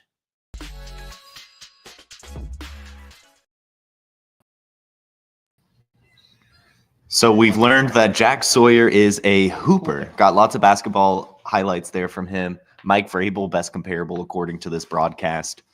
How do we like this pick? I hate the comp, but love the pick. Yeah, he's not Mike Vrabel. Yeah, Hall of Fame defensive end. Right here. All right, let's not go get crazy today. Love Jack Sawyer. Obviously, had a few iconic moments this year for Ohio State. They loved him, but it was clear, kind of separating him and JT, that JT was going to be the better pro prospect. And we see that more often than you think from championship caliber teams, where the more productive player at the college level is actually the worst NFL prospect. And so, not surprised that he ended up, in round 3, round 4, but I kind of thought that he'd be gone by now. Yeah, hashtag peaked in college. I think that it's good depth, because after Alex Highsmith, after TJ Watt, who is going to miss games, it makes sense, I would say it's great value TJ Watt, but that even seems a little expensive. So say like Dollar General TJ Watt in that sense. So I get the chess move. I think they really are going to roll out Mason Rudolph as their QB at this point. Guys, we have a selection. The Packers select Baron Sorrell from Texas. Where's Cody when you need him? Yeah, another Texas player goes off board on defense. I want to talk about Woody Marks, though, man. Yeah. I'm a huge Woody Marks fan. Very, very productive player his last year. Reason why he didn't have that breakout is because he was over in Memphis doing that crazy scheme, caught a lot of passes. He actually leads this class in receptions. That does happen when you're 1,000 years old, but he is very, very experienced. So if you want a good outside zone pass catcher who can be like a Gandalf to your running back room, I love some Woody Marks. I'm all in. Yeah, that's definitely one of the better landing spots we've seen so far today, especially at the running back position. Right after that, or right before, we had Jarquez Hunter going to the Rams, which they already have a crowded running back room. So I'm pretty excited about Woody Marks. Only really Joe Mixon ahead of him. I've seen some Dameon Pierce love in this chat.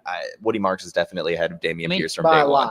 From day one, and then he's going to be able to catch a lot of passes. And if Joe Mixon goes down, this is someone that really could turn into a value pick. So I like it a lot.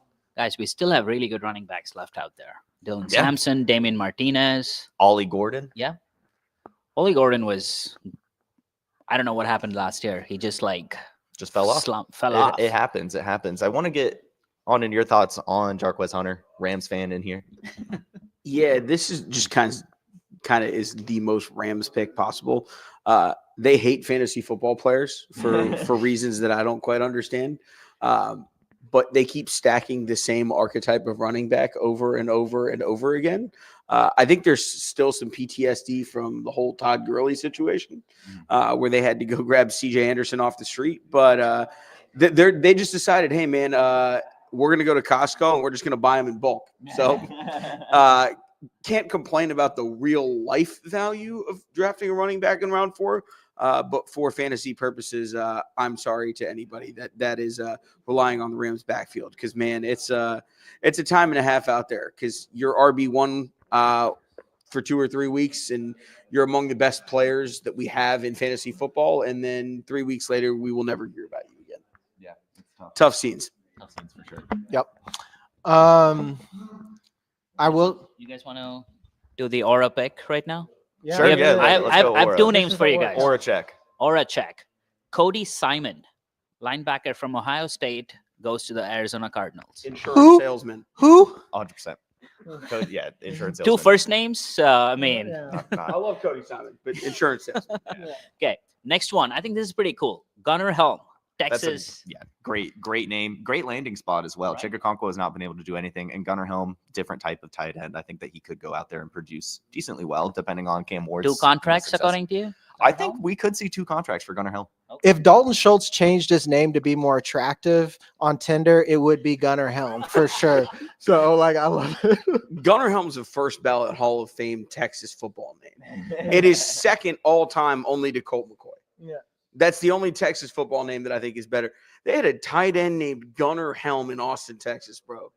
That's insane. Imagine if he played chess. It's just wow, dude, you really fucked that up. I am hesitating to call him Young Gunna, chat. I won't do it, but if you do it, then I'll support it. I'll do it. I'm black, young gunner. Let's do it. It feels like today's moving slower, even with less time. I feel like each time the NFL cuts the clock, they add a commercial, or something. Oh yeah, because we don't want to watch players get drafted. What we want is more Taco Bell commercials. Yeah, I love Vision Works. yeah. So Big glasses. Big Vision Works guy. Yeah, big Vision Works guy Yeah. here. Do you need another Bud Light commercial that we've seen for the last 5 years? No. Yeah. You know, still of our top special bully receivers, the Jalen Royals and Ayer Manor are on the board. I think we're running pretty dry. What running backs are we waiting on still to go? waiting on DJ Gins, Dylan Sampson, DJ Gins, Damian Damian Martinez. Martinez. For sure. Some of us are waiting The on pride of Marcus the Jones. Delaware Blue Hens. Some of us. Shout out Delaware. The Chiefs still need a running back. I think they're going to pick one of the 2, Dylan Sampson or Damian Martinez. Or Ollie Gordon. And they're going to get Yeah. extremely overdrafted because every Chiefs running back gets extremely overdrafted. Yeah. Time is a flat circle, people. So, but if Damian Martinez goes there, I will draft him. Let's just say it. I'm going to draft None of us him. are immune, guys. Yeah. But I'm not going to go out and start, you got to trade your second for, it's like, I'm not going to do that. And as I said, the Tennessee Volunteers put out fraudulent players year in and year out. So the Dylan Sampson fall is expected.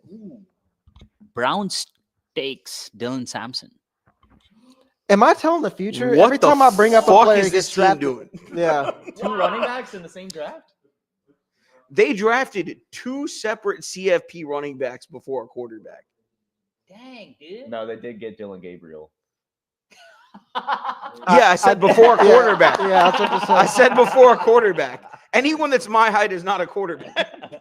Dylan Gabriel is if you asked AI to make an action figure of Tua Tagovailoa. So it's just Whoa. I have all the love for DG. I think that in a different spot, he would have been all right. But very kind human. I'm Yeah. sorry for that statement. Yeah. I'm just a comedian, and this is what I do. I what? Judkins is still going to be the the bell cow out there. Brother, they're taking luxury picks at the top of round 4. Yeah. This is what, a 4-win team? What are we doing here? What is Cleveland doing? I mean, I think they're looking at Kirk Cousins. They're going to get Kirk Cousins. This is why Pittsburgh and Baltimore consistently get better every year, and Cleveland and Cincinnati fans want to pull their fucking hair out because you have the Bengals drafting 2 linebackers before they should have been taken. And now you've got the Browns taking 2 running backs, one of whom is actually good. The Cleveland Browns are the reason why the phrase "Ooh, baby, what is you doing?" is still popular all these years later. You just want to go in that room and say, "My brother in Christ," But I think we're good. Fast drafts. I will say, I'm not super excited to get Dylan Sampson, code Couch Guy, code Fast, code Jagger, code something draft. We got several codes. We're going to kick it over to the main desk to get their reaction. Since we got a couple of fantasy relevant players. You ready, main desk?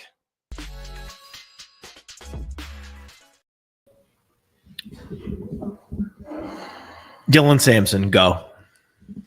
Well, Cody and I were just talking about it. He's certainly, now we have clarity now on the Quinshon Judkins, Travion Henderson thing. We had initially slotted Travion ahead of Quinshon anyway here. But now that seems like it's definitely correct. And look, man, this spells the end for Jerome Ford. These are Quinshon and Dylan Sampson, two really good running backs. I know people might disagree about the profile on Dylan Sampson. I thought he was clear. I mean, he was the leading rusher in the SEC last season.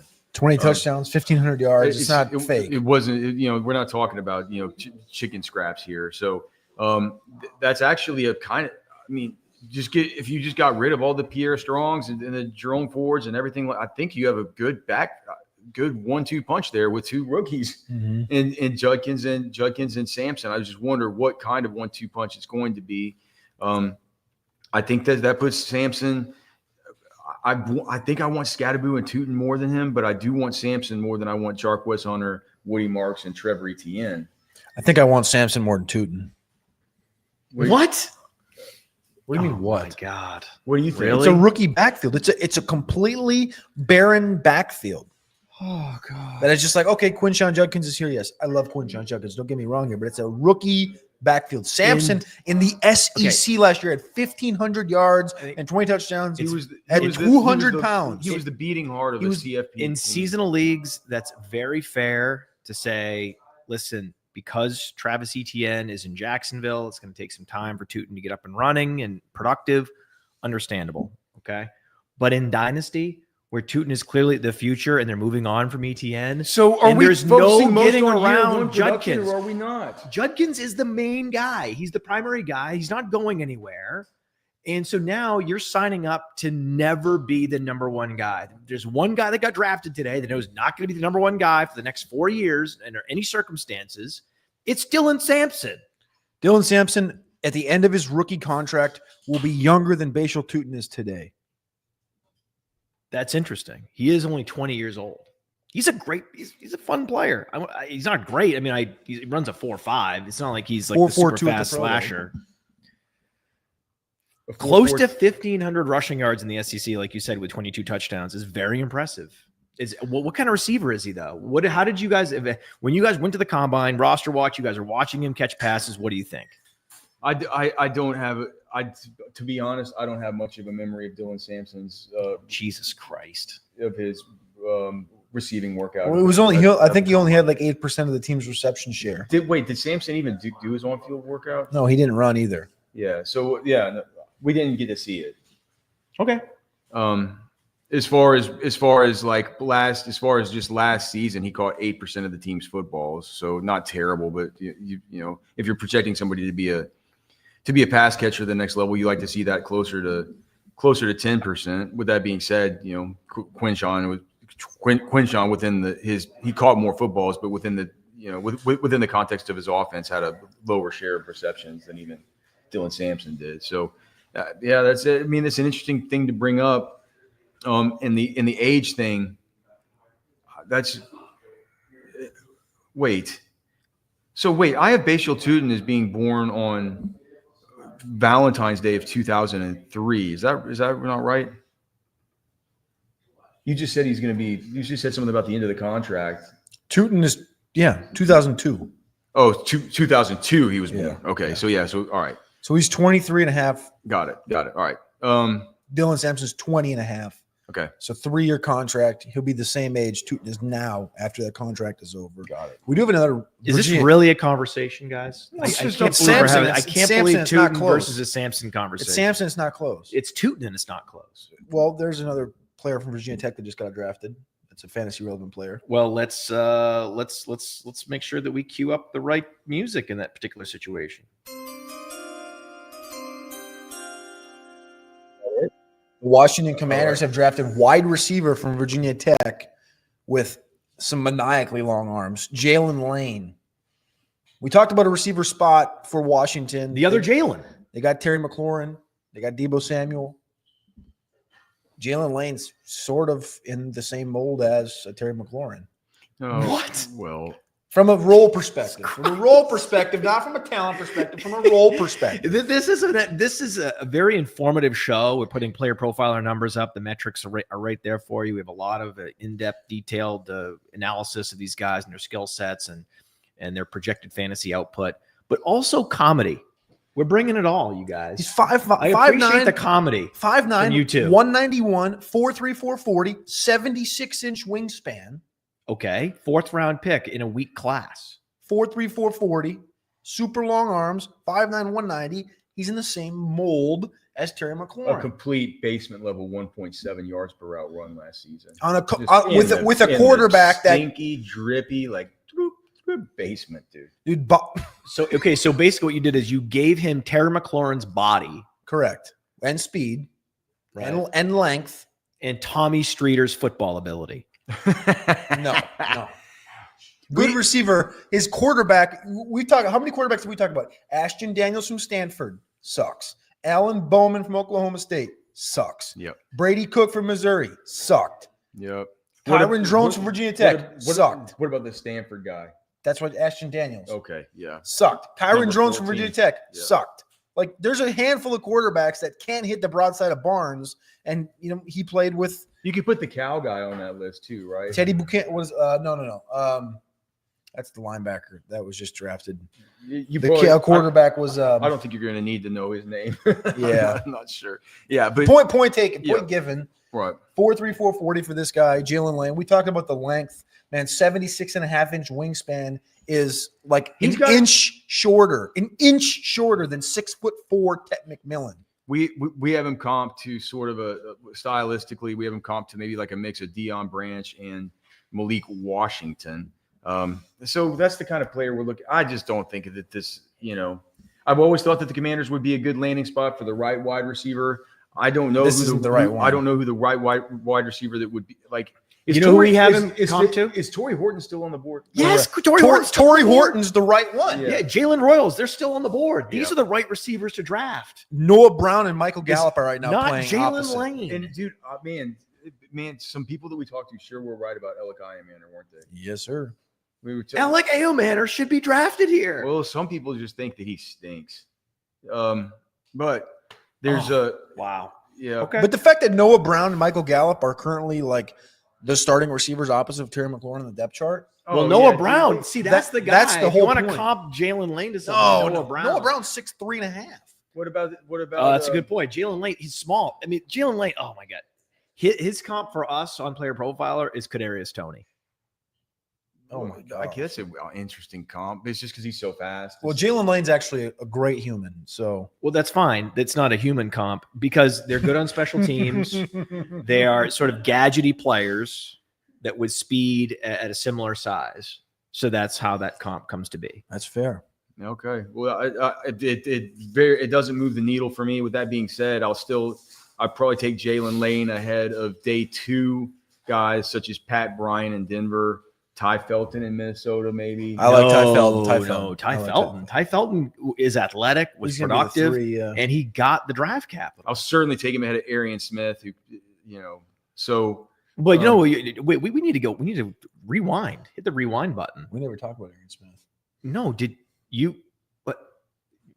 Alex, There aren't that many. There aren't that Ty many wide Felton's, receivers. Ty Felton's very interesting. You don't like Ty Felton? 6'1", 190, 4'3". Do you not know about Ty Felton? What do you mean I don't know He's about? very interesting. Well, that's very informative to know that he's interesting. No, I mean, so with Felton, Why aren't you more fired up about Ty Felton? Why are you so completely fired up about Ty Felton? Because he's best comparable to one of my favorite receivers in the league, Bo Melton, and it rhymes. And he runs a 4.37, and he was productive. I mean, 38.4% dominator rating. Technically, he's in the same mold of a Jefferson as far as his like size, speed. I mean, College dominators 39%. You guys are trying to mold this show a terrible place. Well, yeah, that's how they're drafting. I don't know what you're imagine doing. They're drafting molds. They're drafting molds. I think that's very interesting. You're right. They're drafting molds. You're all right. Can we get back? Felton's super explosive, and he was productive. Yeah, very productive. I mean, dude, he set the school record for most receptions in a single season, right? 96 catches, 150 targets. Cody's favorite stat about 6+ receptions. He had that in 10 of 12 games last year. And 30% target share. Tied for third in all of college football as far as his completions that resulted in first downs. You need to get excited about Ty Felton. Second most targeted player in college football, 4th in total yak, 5th in qualifiers. Team captain. Forced missed tackles. Yeah, I mean, the only reason I did a little podcast before with my takeaways from day 2, I didn't talk about Ty Felton just because he's doomed for this year because of the offense he landed on with, a second-year quarterback that didn't play in year 1, and he's clearly the number 3 wide receiver. But then he's also the number 4 wide receiver if you count TJ Hawkinson.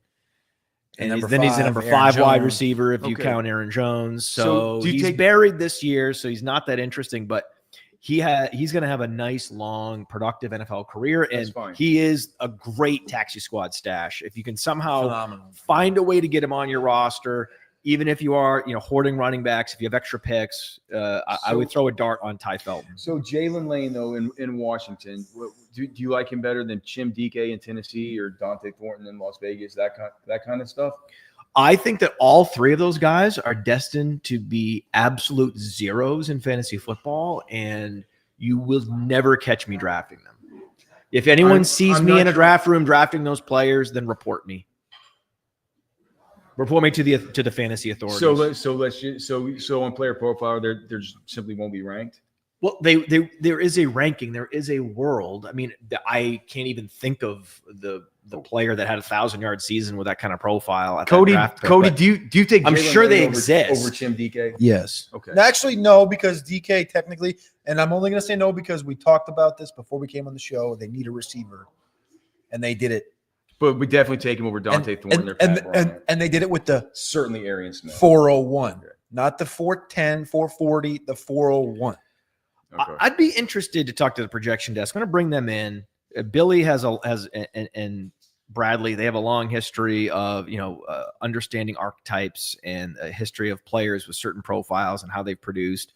So of those guys, the DK, the Lanes, with that type of athletic profile that wasn't actually productive, they typically score so badly in the Breakout Finder, and we'll actually talk a little bit more about the Breakout Finder here, and then after we give you a little more information about the Breakout Finder updated breakout ratings are going to be live in a matter of days. So get the app now, download it in the App Store, and look out for that. So we're going to take all the numbers and we weight them accordingly and generate breakout ratings for all these players. And I can guarantee you, spoiler alert, I'll guarantee you that Jalen Lane's breakout rating will be near the bottom. And so we'll talk a little bit more about the Breakout Finder, and then we'll come back to the fantasy desk. And I want to see if they have any historical players that, back through time. We're looking through old books, old dusty books, right? Almanacs, sports almanacs. If we can find players with this profile that were ever fantasy relevant for a full season, I would be curious. Oh, the Breakout Finder is live. That's right. A lot of breakout models out there, but we started it all. The best and brightest minds coming up with the definitive breakout probabilities for running backs, wide receivers in this rookie class. It's $5 to download the wide receiver breakouts, the running back breakouts, but also proprietary stats available only on the Breakout Finder, including dynamic score for wide receivers, teammate score, level of competition. You can access the full stat database, plus many advanced metrics from Player Profiler, all there, right there on your phone, in the App Store, on Google Play. And that 2025 class is live. That's right. The 2025 class is live and will continue to be updated throughout the next week. We're going to kick it off with Gunnar Helm before we get into the discussion about player historical comps, because we had not yet talked about Gunnar Helm at the Tennessee Titans. Yeah, sitting here, not looking great from year one perspective. It's going to be more of a developmental piece. We got him about 4% of the target share, competing with Chigo here.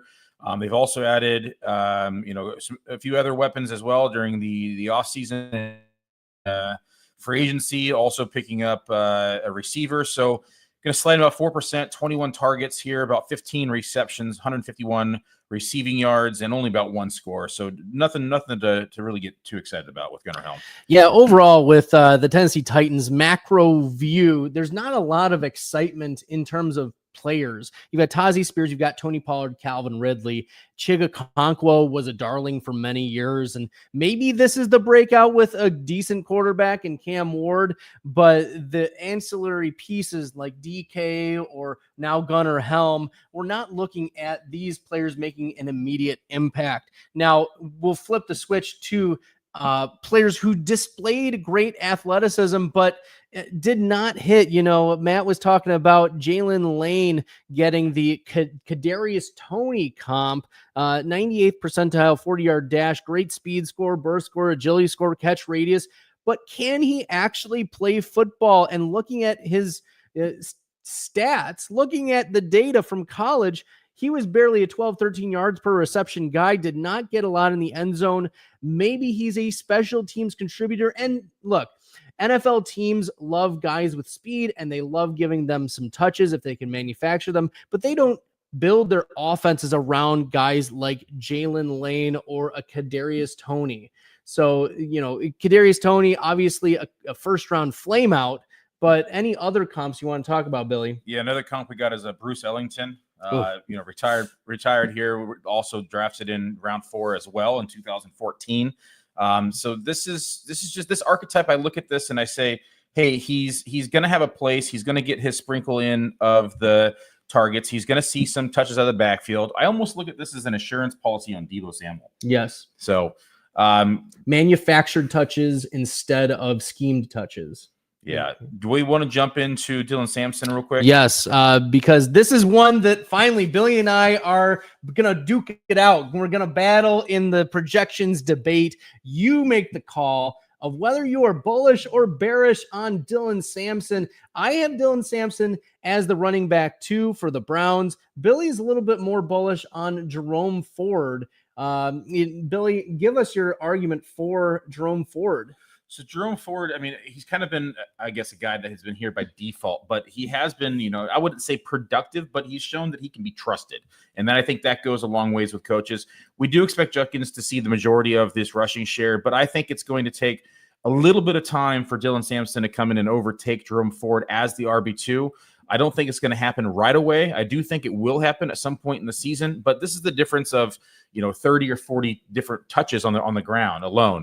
Now, Sampson, not necessarily a dynamic pass catcher, can catch the ball, yes, but also not going to be the focal point in the passing game. So I think Jerome Ford is going to, pass him up in that regard. I think, Judkins is also going to see more than Sampson in that regard. And so I think that Sampson is kind of playing the third fiddle to start the season, eventually work his way into the number 2 role. I have him projected for 71 attempts, about 301 yards and about 2 on the ground, and only about 13 targets inside of this passing game. Whereas I'm a little bit higher. I'm at 80 projected rush attempts, 386 yards, 2.5 touchdowns, 17 targets, about a half touchdown receiving. The player profiler comp for Dylan Sampson is Tazi Spears, the running back out of Tennessee. If we remember Tazi Spears, it took him a little bit to get integrated, but By the end of his rookie year, he was splitting carries with Derrick Henry. So it's a matter of, when do you think Dylan Sampson is going to break out? Is he going to get carries earlier in the season? Is he going to usurp Jerome Ford in training camp? Obviously, Ford has been there for years and Ford has handled the workload, but it's clear that the Browns want to address this running back position. They drafted Judkins earlier in the draft. Dylan Sampson, now only 20 years old. He will be 21 years old when the season begins. So we could see Dylan Sampson have a larger role as the season progresses. And that's how both Billy and I do have as projections. We do have a couple other players that we've, we talked about the Jalen Lane already.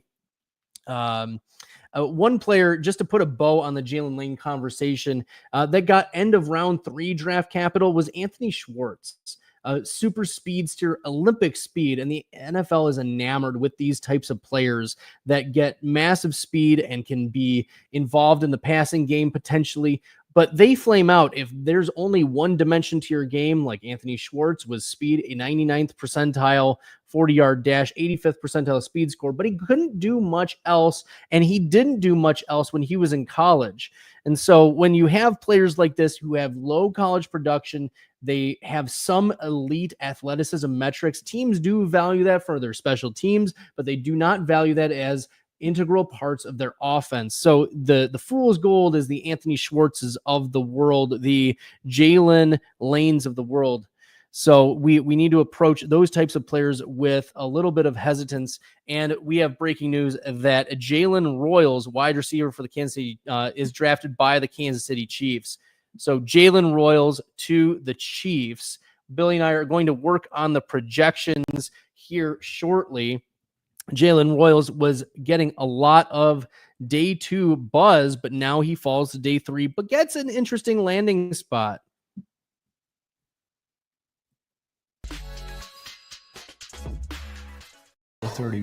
Oh, fellas, thank you. We will take it from here with Jalen Royals to Kansas City. Time to get hyped. One of my favorite prospects in the pre-draft process, man. This guy fits the archetype, which we've talked about for 4 or 5 years. The 5'11", 210 pounds, runs really good, 4.42 40-yard dash. This is a guy I thought I had second round grade on Jalen Royals right here. He had a prolific end to his season this last year, finished his career with 3 consecutive 150-plus yard games against Boise State. Everybody knows that. UNLV and New Mexico. I just absolutely love everything that Jalen Royals kind of brings to the table, man. Elite yards per route run, 3.00 final season. Great hands in all areas. I think he stretches the defense well. It's a guy that, everyone gets up in arms over Sky Moore and this Kadarius Toney role and this stuff in Kansas City. Jalen Royals is going to fit right in there, and he's not going to be obviously the burner that Xavier Worthy is or the stretch that Hollywood Brown is. He's a guy that's going to be able to win underneath well. Well, he's the future. He's the post Marquise Brown future. Yeah. He's going to take over Marquise Brown's role. They're different. They're different archetypes. McCole Hardman's role. Yeah. Whatever you would consider that with Jalen Royals, I would say think more of like less Marquise Brown, more like Jaden Reed. Yeah. Like that type of guy. But I think that's what they want. I think that's what they want. They envision a little bit different player than Marquise Brown. I think this is perfect. I love this. He has a clear path to be the number 3 receiver for the Kansas City Chiefs. If somehow they can get back into some shootouts in these next few years and we can get some fantasy points being scored in Kansas City, at least we know Travis Kelce will retire eventually.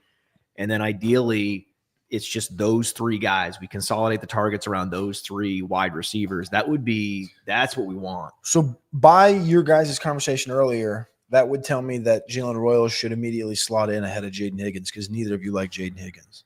That's not right.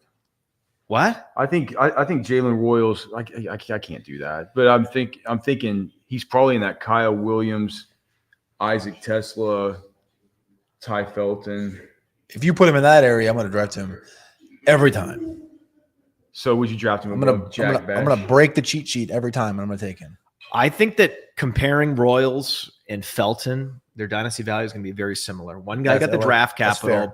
One guy's in a little bit better situation. Being with Patrick Mahomes is better. The number 3 receiver with Patrick Mahomes is better than being the number 3 receiver with JJ McCarthy.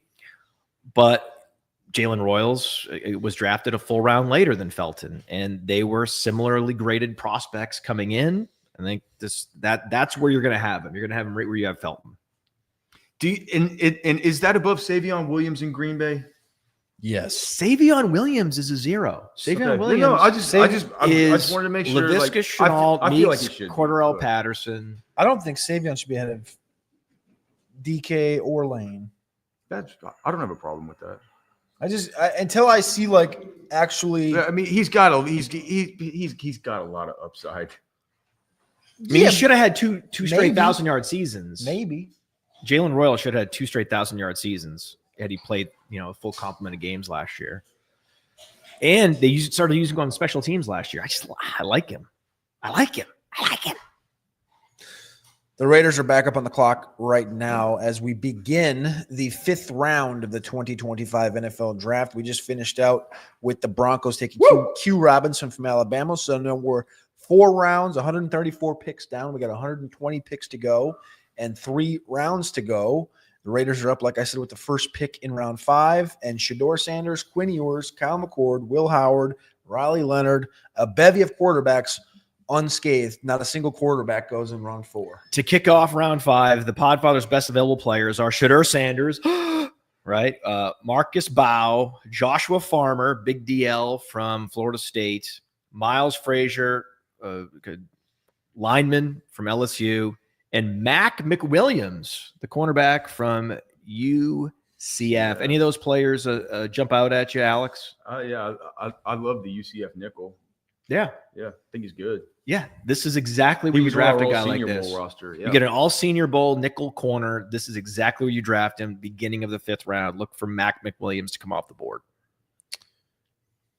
A bunch of guys, like a bunch of good, still good guys. Like I'm trying to. Clearly a wide receiver. There's like we've talked about Torrey Horton. We're on the Torrey Horton watch. We're on the Martinez watch. Yeah, I'm starting to wonder. It's like now could we start getting like guys that are top on our board left as far as wide receivers? Guys like Keandre Lambert-Smith still is interesting. But yeah, we're starting to we're getting to the dregs of this. No, stuff. you don't. They're A.O. Manor. And after that, you get down to the Nick Nash and the Restrepo and Tez Johnson and just guys you don't want. No, it's just it's A.O. Manor and as far as the running Horton, backs, right? A.O. Manor and Horton. After A.O. Manor and Horton, Cody, is there any wide receiver you care about? I kind of want to know where Keandre Lambert-Smith lands. There's still 11 running backs that I'm dying. Juice Wells is interesting. Restrepo, to be honest with you, there's enough there. Yeah. He could be a guy that just like, even though he's a 5th round pick, gets peppered. Because again, we don't know what the NFL thinks because we know everyone's like, well, he's gonna run a 4.8, he's undraftable. But we also know the NFL uses GPS stuff and miles per hour. So what if he goes to Tennessee with Cam Ward? Oh my gosh! That connection that would be like an all-time outlier in these rookie draft. Restrepo to Tennessee. Yeah, yeah, it'd be cool. Instant 100 target. Yeah, it'd be cool. But really, there's 2 receivers. Like I said, there's 2 receivers we care about right now. Where they're going to end up going, A.O. Manor and Horton in particular. Cody's big on Horton. I like him too. Running back, we're looking for Devin Neal. Where's Devin Neal going to land? Where is DJ Giddens going to land? Ollie Gordon. Ollie Gordon is in free fall at this point. I thought Damian Martinez would be gone by now, but he's still available. It's just the depth of the position is pushing these guys down. Jaden Blue, DJ Giddens. DJ Giddens, I have in my top 110. So we have the big board up on Player Profiler. You can see the big board, our top 110. DJ Giddens is one of the few Rashard players Smith left. is still out there. LaQuinn Allen, Donovan Edwards, Taj Brooks. Now is the time to get a satellite back. So if Jordan James. Yeah, if you want a player coming out of the backfield to catch passes with some dynamism, Smith and Blue would be great options. So those Devin Neal would be a good option. Yeah, no, I know, but I mean, I'm just saying if you were looking for like a one-dimensional satellite back, there's a couple good options there. There's some good grinder back options like Ollie Gordon and Martinez, but there's also some all-purpose guys like Devin Neal. and Giddens. There's a lot. There's a Blue. lot still left. Blue. Jaden Blue. I know Jaden Blue. Like I said, he's a specialist. He's a satellite back specialist. So you've got everything that you might want in terms of a shopping list. It's all available. The shelves are still stocked in this particular grocery store with running backs. There's not a lot left though in the wide receiver aisle. No, these wide receiver streets have gotten.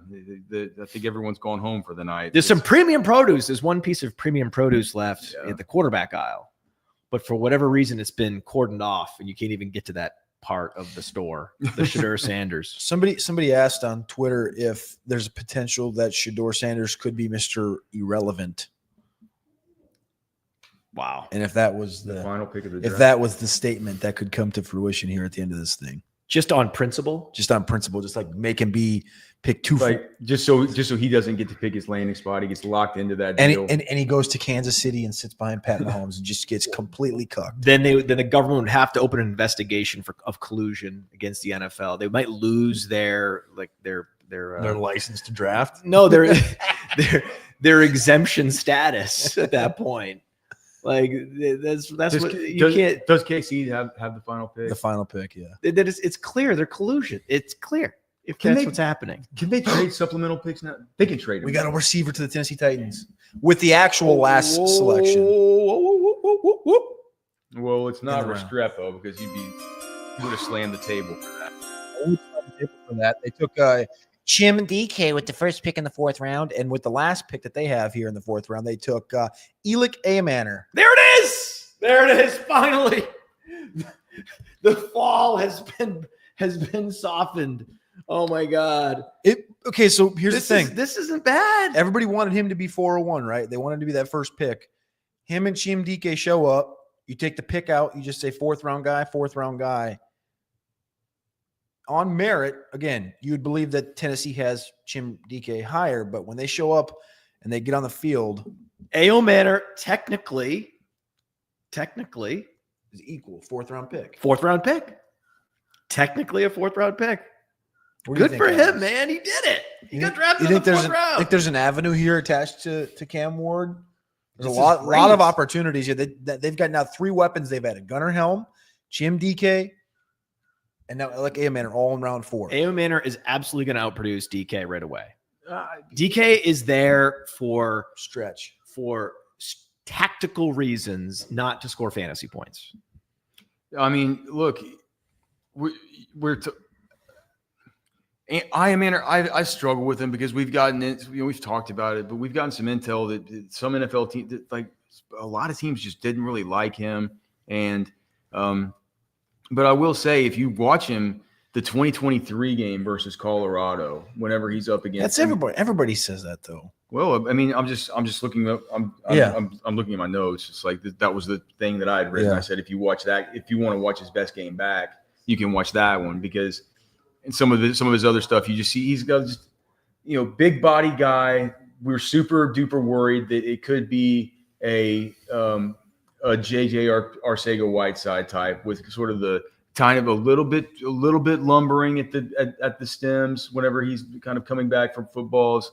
It feels like in game situations lacks downfield speed. He's just not. He's one of these guys. He's one of these guys where it's like why I struggle so much with Keon Coleman. I wonder. It's like are these kind of receivers going the way of the dodo bird now? No, I don't think he's. I think he's more a Josh Palmer. He doesn't have the finishing skills to get anything more than say 6 touchdowns a game, which is what he had both seasons in college. 55% catch rate both seasons, 62 catches both seasons. He's just consistently mid-level producer. That's sort of with a similar draft capital to Josh Palmer. He is comparable, though, to Khalil Shakir. And so Khalil Shakir is his high-end outcome. And Khalil Shakir was a 5th-round pick. So in the right situation, a guy like this can produce. That's the comp that Player Profiler spit out for him, huh? I mean, just because is his similar athletic profile, similar production, but similar size. Yeah. 6'2", 206. Yeah, Shakir's not small. For some reason, I always picture Shakir being a little shorter than that. So yeah, Alec Ailmaner is taller than him, But I mean, it's still a very close comp, and he's young too. He's only 21 years old, so age at draft. Breakout Finder likes Ao Minor more than a lot of these receivers that were drafted ahead of him. So, and if I were an NFL GM, I would have drafted him already. So I think he's the player we had the most total comps on, I think, at receiver. He's an easy guy to comp because of his dimensions. Do you think that? Do you think he's? You don't take him ahead of Jalen Royals though, right? No. Do you take him ahead of the Teslas and Ty Feltons? Yes. I don't know. I might take him over Royals too. I want to see how the projections shake out, but there's a lot more year one opportunity available in Tennessee than there is in Kansas City. You certainly take him ahead of it's so weird, but it's like it feels like a lock that you take him ahead of the guy that Tennessee took ahead of him. Jim DK. Easily. No, you like that. Well, you like that they took DK because you know what he is. He's this tactical, field stretching, use him around the line of scrimmage, gadgety guy. He's a gadget Z, whereas Ao Minor is just more of a traditional possession receiver, who they would move into the slot. Do you agree that you should take Ao Minor over Tesla and Felton? I like Felton a lot. So, I mean, Felton has the draft capital. I think it's very close. We're just kind of talking buckets. I think it's close. Okay. I still think I like Ao Minor over these guys because, again, he barely by just – and there's a ton of opportunities. By just the slightest of margin. If Ward exceeds expectations, then Ao Minor is a guy you really kind of want. Ao Minor. Calvin Ridley also hasn't been the picture of health in his career or availability. But Calvin Ridley is also a year older. Calvin Ridley in his 30s. Yeah. This is what we have. There's a lot of opportunity here in a young offense that really there's not a lot of mouths to feed. There aren't. But you know Royals is a year away from any kind of relevance. I wouldn't go that far.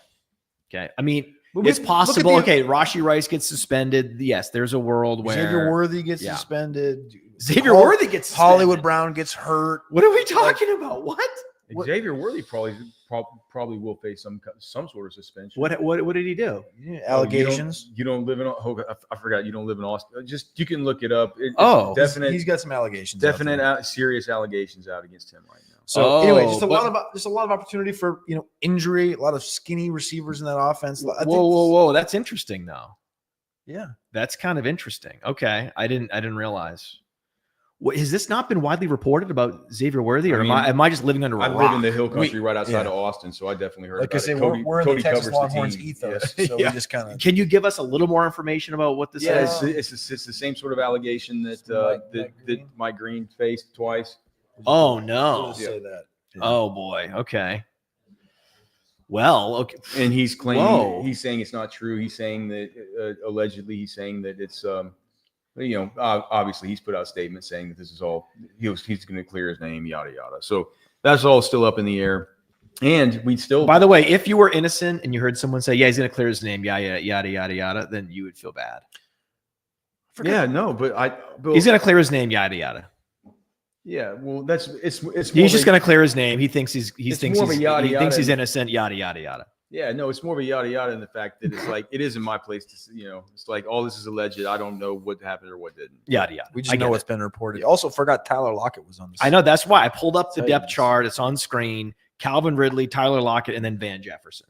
So this is why we like Ao Minor. This is the replacement to Van Jefferson. It totally slipped my mind about Lockett too. It just happened like on day one, right? Round one. Right, well, that's news that I did get. So there's certain news that hits me right away, like Lockett to Tennessee. Other news about, there's reports about players. Sometimes I don't get all those news blurbs. I think this is a good time to send to the couch. We haven't heard from the couch in a while. I think they're ready. Well, actually, they're not ready. I'm looking over at them right now. They're very much not ready, but we'll give them some time to get ready. And then, so we're going to go to the couch for a couple minutes. And then after that, we have Alan Sislowski joining us from RotoWire. Very exciting. More Sonic Truth talent being added to the show. So we'll keep this rocking.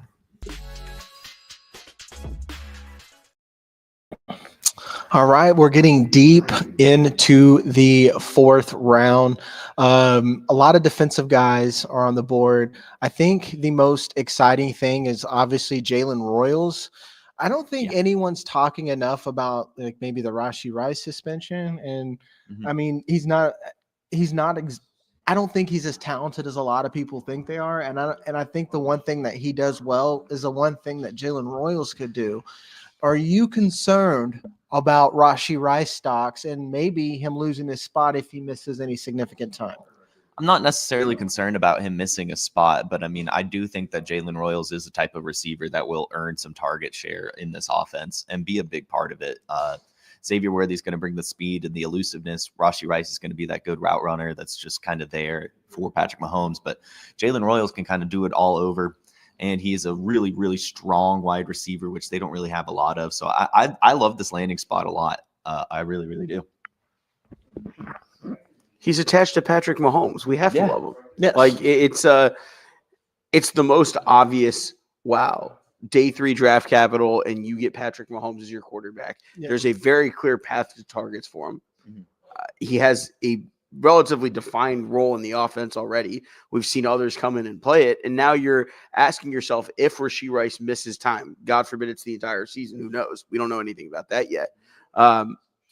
You could be looking at him as one of those guys where in rookie drafts or especially even in redraft, you're looking at somebody where a lot of the time these rookies are high upside picks. Yep. They're flyers. This is a flyer that you can kind of see a path for. We saw this with Pacheco in KC's offense a couple years ago. I think that he's kind of the guy that you look at in this early day 3 where you're sitting there saying, hey, we don't even need all the stars to align. If some of the stars align here, he's probably a wide receiver 2 or 3 this year with a few spike weeks in there with Patty as your QB. That's really good value for where you're going to get him now, either on fast draft or wherever it is you're drafting at this point. We hope it's fast draft, but wherever you're drafting him.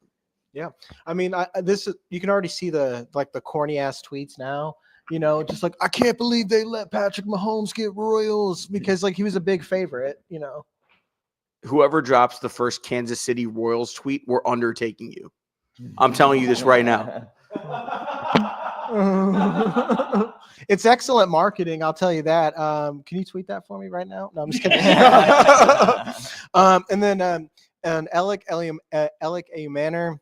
This is the best case scenario at this point for him to land somewhere because I mean, according to Cody, you guys already heard that the NFL thinks he could be doo-doo. I think, at least from where I am sitting, that there's a huge opportunity, and I think he might be the best guy they drafted on day 2 or 3 as far as pass catchers. So I don't hate it. I will still take shots in the 3rd round at this point. Yeah, I mean, he's certainly better than Treylon Burks. Well, It's hard to be worse. It's hard to be worse. Hey, remember when he was an A.J. Brown replacement? That was fun. Yeah. It seems like anything we talk about Arkansas outside of Tesla is depressing. Woo pig. It sucks being a fan. A couple of guys that still on the board. Damian Martinez. Teams that could be looking at running back. The Cowboys can still pick somebody up. The Chiefs can still pick someone up. We were talking about the Bears, and I asked, do the Bears still have a quarterback? And Jason was like, yeah, they got Roschon Johnson, running back. Yeah. And I was like, they got Roschon Johnson and DeAndre Swift, which means they still don't have a running back. So there's still meat on the bone here, particularly for fantasy. Then to go over to my Patriots, I love the defensive pick here. This is probably one of the few drafts where a lot of the bad teams are trying not to be bad anymore unless you're the Browns, you know. The Browns will always brown. Yeah. The Browns will always brown. Hey, man, you're right next to 2 rounds right now. Chill. We can say that. Yeah. The DEI hire right here. Yeah. Excuse our DEI hire, vibes Jason advisor Allwine. Jason Allwine over here. Yeah. I think with the Bears, Yep. Sam Howell just got traded to the Vikings. what the fuck are we doing here? Wow. Sam Howell, the quarterback? Yes. Seattle just traded Sam Howell. Okay. For the pick? Yeah. No, it took Tyrion Ingram and then Yeah. also got. Okay, let me get this straight. Sam Howell It's alive. is now a Minnesota Viking. Yeah. They needed a Sam in the team somehow. I mean, just saying. Somebody check on Thor Nystrom. JJ McCarthy's in shambles because of Sam Howell. No, he's not. I'm Oh, joking. No, he's I'm not. joking. I I had make to this say clear. it. I know. We just have to. No, he's not. Every team needs a Joe Milton, right? Just a guy in training camp that can throw the ball 80 yards. Yeah. Yeah. Who was the backup on their roster though? Like There was nobody. There was nobody. So Yeah. yeah, this makes sense. So yeah, that's something, and we're gonna Is it move on. though? No, Is it though? We're gonna move on. That was the most exciting, unexciting news ever. Another team, the Commanders. Commanders could be in the running back market as well. A lot, because like especially if they want a pass catcher, like Brian Robinson is a good early down back between the tackles. The ghost of Austin Eckler did very little for them, so maybe they could be in the market for someone like LaQuint Allen, who's actually a decent pass catcher or a great pass catcher and a decent pass blocker, albeit a bit undersized. He reminds me a lot of Kansas City. Who did he have? The running back for Kansas City who like broke best ball. Pacheco? No, I'm talking about in the playoffs, pass catcher, J.D. McKissick, Yes. like that type of McKinnon. Jarek McKinnon. Excuse me, yeah, Yes. Jarek McKinnon. Hey, we're Yeah. just pulling. We're pulling names out of hats. You know the meme about how guys are just sitting around talking about football players? We're literally living that right now. It was a Freudian slip because J.D. McKissick was a commander and a pass catcher. But yes, we're just bros being dudes, naming day 3 running backs. So put in the comments which day 3 player are you going to make your entire personality between now and kickoff. Mine's going to be Woody Marks. What about you? So that's been picked so far, Yeah. or one that I'm waiting on. No, pick so far. It doesn't count. You know, I'm gonna just I know I got flack for it, but I'm kind of excited about Arian Smith in New York. I just kind of am, so I'm gonna latch on to him for now. Yeah, he is the fastest of Ryan Flournoy's. Yeah. Hey, Ryan Flournoy, we're getting the mention here, still unscathed. The Cowboys have not drafted a wide receiver.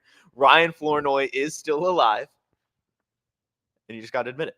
Do we get any more picks on the board here? Yeah, we have like the trade details for Sam Let's hear Howell. that. Seattle and Vikings swap picks, round 5 and round 6. And they just get Sam Howell. Yeah, pretty much. Okay, cool, fine. I mean, 30. Yeah, I don't know All right. how big of a difference it makes for Seahawks Yeah. because there's enough backup. Jalen Milrose there, Drew Lock for a 2-year contract, so I think they should be fine with the QB situation. Yeah, they already have backup Sam Darnold as well. And word is, and you know, this is from Real NFL Buildings, Sam Howell brings dope shit to the potluck.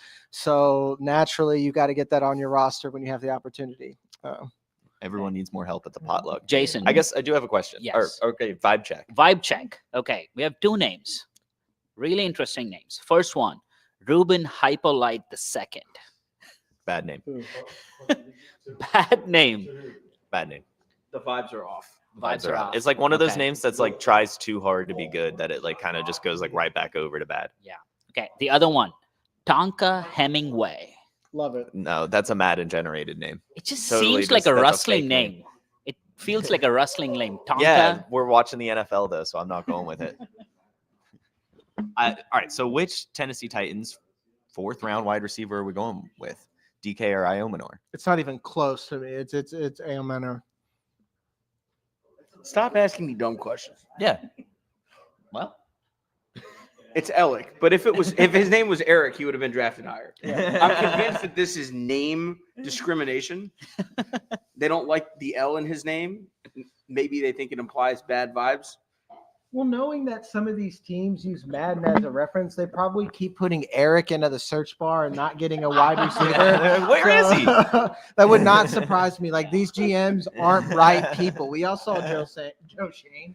Well, my thing is Joe Shane's kid a better GM than Joe Shane at this Yes, I'm potentially. convinced he's running the Yeah. team at this point. point? Let the kid cook. Yeah. Guys, Literally. we have like a really cool news. So Carson Vincent gets selected by the Ravens. He's the first true HBCU player to get drafted. Oh, wow. That is Nice. super cool news. That's Yeah. great news. Alabama A&M, never heard of the school, never heard of the player, but He was at I'll the be Senior watching. Bowl. Oh, was he? Hmm? I wasn't there, so, you know. We'll ask Jason what his thoughts on Alabama A&M tackle Carson Vincent are. Yes. Yeah, I mean, It's a great pick. listen, he's making history here. The Ravens could use the tackle depth, and I'm sure he'll be a great fit in the locker room. I think this is fantastic. This is the best analysis he's ever given on a lineman. It's a good pick. That's great. We're going to send it back to the desk. We actually know who got drafted, and we have a lot of analysis on this. We also have Alan Soslowski waiting from RotoWire, so we got to kick it back over there.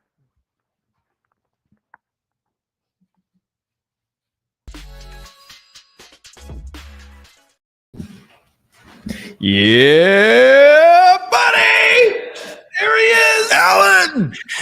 Guys, who's going to have better draft capital? Shador Sanders or Brock Purdy? Ooh. What did he say? Sanders or Purdy? Who's going to have better draft capital? Who's going to have better draft capital?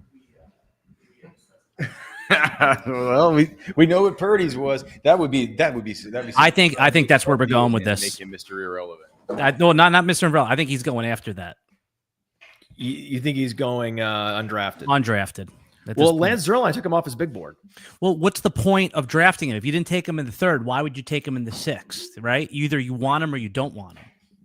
I don't see how he gets drafted at this point. But the one case would be if you actually don't like him at all, but you do really need a quarterback, and you know that the players available in the 7th round are not going to help your team. They're probably not going to make your team anyway. You might as well But then take a shot, throw a dart on a pick that wouldn't have much value anyway. But the problem is, like we just saw with Carson Vincent going off the board, the Alabama A&M lineman, who actually is a really good player. The problem is there are really good players that are available right now still. So if most of these teams have said, hey, we don't like Shador Sanders, in the 5th round of an NFL draft, there's a lot of scouts in the facility that are really, pounding the table for players. Maybe the case is maybe when we get into the 7th round, that dies down and someone can just take a shot on them. I just, this is the problem. Like, let's say the Jets, right? The Jets, that would be a perfect backup for Justin Fields, who's a shaky starter. But you think Aaron Glenn, who just told Aaron Rodgers to go F off, flew him out there just so he could tell him to go screw off, wants to go up to the podium and wants to talk about Armun Membu and how we're going to have this like new culture change. And the first question is, oh, Shador Sanders, you took him in the 6th round. Well, he doesn't want to do that. I'm telling you, they just either you want him on your team or you don't. It has nothing to do with the pick and the value at this point. Cody, what do you think Of Shador Sanders? Do you think he's going to get drafted? Draft Diamond on X is one of the accounts to follow on days like this. He just posted, an NFL team scout just texted me, what NFL owner will step in and make the scouts draft Shador? He said that might be the only way he's taken today. That's how Shador was going to get drafted all along, was a strong equity holder, had to come in and insist that pick get made. That's why I thought he was going to Cleveland. That was the one equity holder, Jimmy Haslam, that has shown that he will override whatever the front office wants. He will just do whatever he wants. There's not many front offices like that. Yeah. Most of these organizations are much more of like a cohesive unit. Yep. So it makes it very tough if there are people in this building that Shador has alienated. You start knocking off a lot of teams off the list. That's the problem, Alan. Yeah, and the obvious problem, which has been plowed over the narrative, but if it's a coach on the hot seat, right? Not only are they going to chant for the backup quarterback, the fear would be that they would chant for the coach to be fired too, and Dion, right? Like, I know we've all heard that narrative, but it's like it's kind of true, right? I think it has legs 100%. This was my fear all along. And again, because the Browns were out there and they had that history and they had the big quarterback need, I always convinced myself, well, then even if by process of elimination you can't find 31 teams, you do have the 32nd team that you think will take him. So that was my justification for even putting him in my 1st round mock at like slot 25. And I regret it. Now I regret even putting him in my top 100 because it's just like, he's just taking up space. We have to remove him now. Like, I'll put my top 100 up right now on the screen, but we have to remove the Brown. Sanders. You can take him off the board. You know why you can take him off the board? Because the Cleveland Browns at pick 144 have ended the slide. They traded up in front of the Philadelphia Eagles with the Seattle Seahawks to take Shador Sanders. No, they did to Cleveland? Yep. I just called it. I just called it live. It's so crazy. We were just, I mean, how crazy that I come on the stream, I bring up the topic. Has starting quarterback in the 5th freaking round. There you go. Wait, they have Dylan Gabriel as well. Holy, wait. That doesn't matter though. Gabriel doesn't matter. It finally happened to the only team that could conceivably drafted him. Where are you getting the information from so quickly, Cody? This is what we do. I know. This is why we have the best NFL draft stream out there, man. I totally agree. Like I was We- getting the information from you guys, and then like pretending I got it somehow. I was like, oh yeah, I heard the pick, and like everyone, other streams are doing no spoilers. Like bullshit. I want to know right away. What do you mean? Why they do no spoilers? Do they think that they're this big broadcaster and they have all these responsibilities to like partners? I think and the only the qualifier league and who cares? McShay's like the only one that can. He's got a big enough base to think he's cool to do no spoilers. But listen, man, spoilers. If you want no spoilers on day 3, no. Well, are you talking about 3 is so far out of pocket? What do you mean spoiler? You mean because there's people that were watching the TV network has No. paid millions of dollars for these rights. We need to do them a big favor because they invested so much. It's your audience. Is that really on me? No. The audience who's watching the TV, and I disagree with this premise, but there's streamers that are saying we won't spoil it for the people watching TV. And I think one of the coolest things about watching a stream like the Player Profiler stream is you get the picks before the TV. Yeah. Yeah, obviously. I mean, then just watch TV if that's what you want to do. How about what? How about the Browns are done now? Two, by the way. The Browns had 7 picks in this draft. Mason Graham, Carson Schweichinger, the first pick in the 2nd round, Quinshawn Judkins, Harold Fannin, Dylan Gabriel, Dylan Sampson, and now Shador with their last pick in the draft. They showed him. They showed him. I mean, they've decided to address the quarterback position and the running back position with multiple selections. How do you think Kenny Pickett feels right now? I don't really care about Kenny Pickett. I have a question for Alan. Alan, which of these picks are you most excited about for fantasy football this year? Yeah, I mean, I would, even though they drafted Dylan Sampson, I still would take Judkins ahead of Hampton in redraft. I think. For sure. What about? But you wouldn't take him ahead? Would you take him ahead of Henderson? Yeah. Oh yeah. For redraft, you said for this year, right? Yeah, for this year. Yeah. Why for sure? I mean, we think Ramondre Stevenson is still the primary back there? Yeah, well, it's Mike Vrabel, right? They run the ball. They just extended Ramondre Stevenson. It's the LeGarrette Blount, James White type of thing, right? I mean, or the when they had you really Deion think Lewis. that's how it's going to shake out? I mean, why would you extend Ramondre Stevenson if you didn't plan on giving him 14 touches they didn't in goal give line? Ramondre Stevenson much money. But they gave him. They extend these players because they need to fill out their running back rooms and their positional responsibilities to the roster. I just think it's hard to bring a rookie in and be like, hey, pass block our most important asset and do all these things. He's one of the best pass blockers in the draft. And that's why he went so high. But year one, when you have these monsters coming at you and the speed is a little different, and Ramondre's battle tested, he's not a great player, but he's enough to limit the upside. Take 120 carries. I think you're missing the forest for the trees a little bit with possibly with Trevion. Yeah, Trevi's a bell cow though. Yeah, he was never a bell cow. No one is drafting Trevion to be a bell cow. Nor does Alvin Kamara go out and in his best seasons he had less than 200 carries. Yeah, I'm not going to tell you wrong about it, but Judkins I just like what I see. I like what the Browns are going to do, and he is probably the primary back day one. I just don't see anyone that's. He's definitely the primary back in a very bad offense. Yeah, I mean, these guys are both going to go in like the middle of the third, end of the third, right? Like they're going to go back to back in different spots. So it's just, pick your flavor. You like strawberry ice cream? You like vanilla ice cream? What is it? Well, I mean, you have to have a take, Alan. Yeah, my take is Judkins. My take is that Drake May is going to lead the way with the Patriots having an ascendant offense this year. And a big part of it's going to be Trevion all over the place, Trevion everywhere, Trevion all the time. Certainly they're going to give some carries to Ramondre Stevenson, but Ramondre Stevenson was producing for fantasy a lot as a receiver. Oh, that's all gone. Okay. He's not that impressive as a between the tackles guy. They're going to sure give him some short yardage stuff. Fine. But I think you're going to be pleasantly surprised with the carry share and the overall touch share for Trevion Henderson. You don't draft a guy like that, an elite sports car type player, to not use him. And the fact that this is an ascending offense, the upside is huge for Henderson, and that's what I'm looking for. I'm looking for big time game tilting upside. I don't think you can get that from Judkins in the context of this offense, as well as now they have this breather back that they're going to want to give carries to, who was the leading rusher in the SEC last year.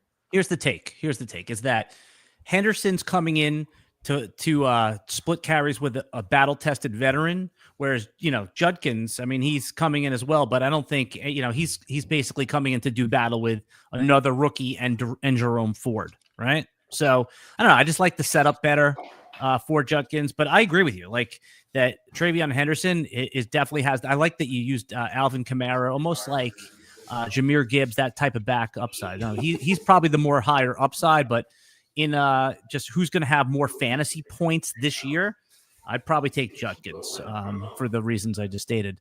Our default projections have Judkins slightly higher. That is true. Mm-hmm. But as an upside play, the guy I want in all formats, it has to be Henderson. I just want to get your take on it. I was hoping you would say Henderson, but you didn't.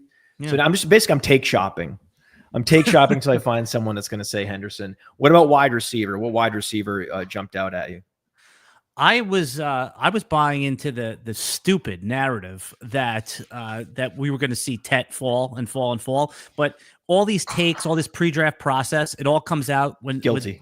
Yeah. It's like, but when the cake comes out of the oven, Podfather, is draft capital, right? Draft capital includes all of the ingredients, and when it was all said and done, all the BS, the volleyball player first, the I don't like to watch football. He was a top 10 receiver. Those guys very rarely fail. So Tet McMillan is a guy that I was not considering in the top 5. And now there's no way he gets out of the top 5 in any draft, in any format, even those super tight end premiums. Here's where I like McMillan. I like McMillan in all seasonal leagues, best ball and managed leagues. Mm-hmm. I like him for this year because League It is over. They tried him. It didn't work out. And this pick signals they're moving on completely. Adam Thielen is in his final year of football. I wish him all the best in his coaching career. And then they have an undrafted second-year player in Coker, who I like, who's going to be a great complement to Tet longer term in Dynasty. But this is teeing up so perfectly for Tet.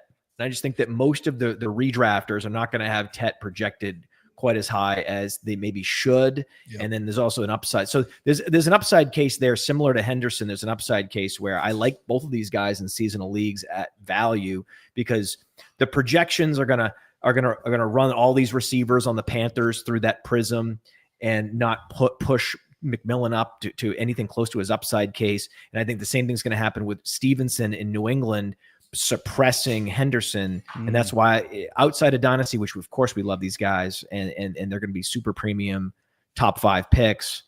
They should both be seasonal leagues, best ball leagues. That's where I'm targeting Henderson and McMillan. Let me throw another hot topic I think is going to be discussed, and you guys might laugh, but who do you want in seasonal leagues of Cam Scatterboo and Tyrone Tracy? By week 4, who do you think is going to be the preferred option? Scatterboo is a rookie, and I know he's an older rookie. I know he's super seasoned, and he's an all-purpose guy. But Tyrone Tracy was an all-purpose guy coming in. And Tyrone Tracy shredded early and earned that job before anyone thought it could happen. And so that's the guy that's coming in as the incumbent, who knows the playbook, who is trusted by the coaches and teammates. So that's going to be where I lean. I'm not just going to take a 4th rounder and copy and paste him over a guy that, he was also a day 3 player last year, but he broke out. Like he and Bucky Irving were the big breakouts from day 3 last year. So I'm going to go ahead and give Tyrone Tracy the benefit of the doubt there. The question I have for you is, and the debate we've had here, is Scatterboo versus Tootin. Because that's an easy one, right? I mean, Scatterboo is going to be on like the 112 in our rookie drafts, like the 202. I mean, he's got the name value. He's a New York Giant. A lot of leagues that, there's a lot of people from New York. He's just going to be the player that goes way ahead of him. I mean, Why though? He didn't in the draft. He's not as athletic. People are going to attach Scadaboo's situation to Bucky Irving, right?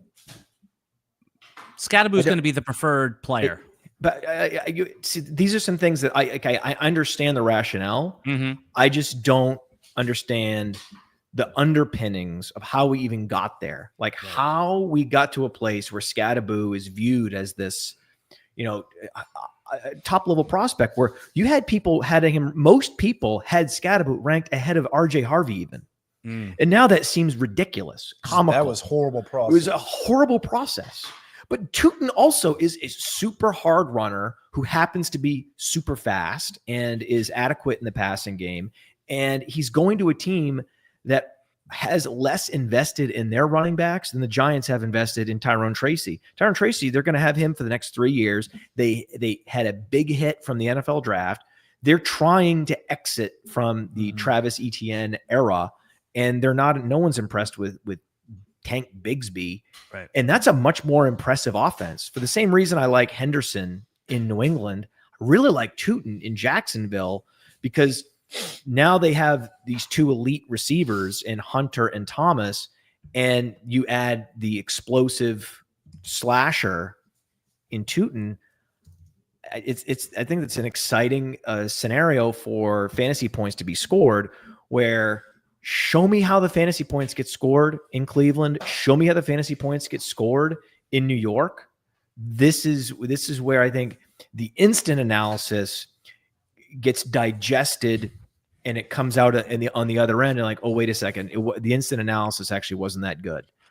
We had to go and run the numbers through what we think the real opportunity is going to be, the total points we think these teams are going to score, break it out by opportunity share, break it out by, and then factor in efficiency. And when it all shakes out, I think Tootin's going to be pretty close to Scadaboo, but Tootin has more upside as a more explosive player. Yeah, and you make a great point, though. It's like that what the Dynasty players think, what podcasts are going to say versus what actually makes a lot of sense, right? Like, the narrative might be that that Tootin is more of like a pass catcher, small running back, but when you look at their body size on Player Profiler, they're basically the same BMI, right? Like 5'9", 206 for Tootin versus 5'10", 219 for Scadaboo. So, and then which offensive system do we like better, right? We like the Liam Cohen, who's, he's getting like the Sean McVay treatment from a couple years ago, or even though we do like Brian Dable in the system, it's like that offense has been stalled out for a bunch of years now. So you're making a great point that the narrative versus what actually happens,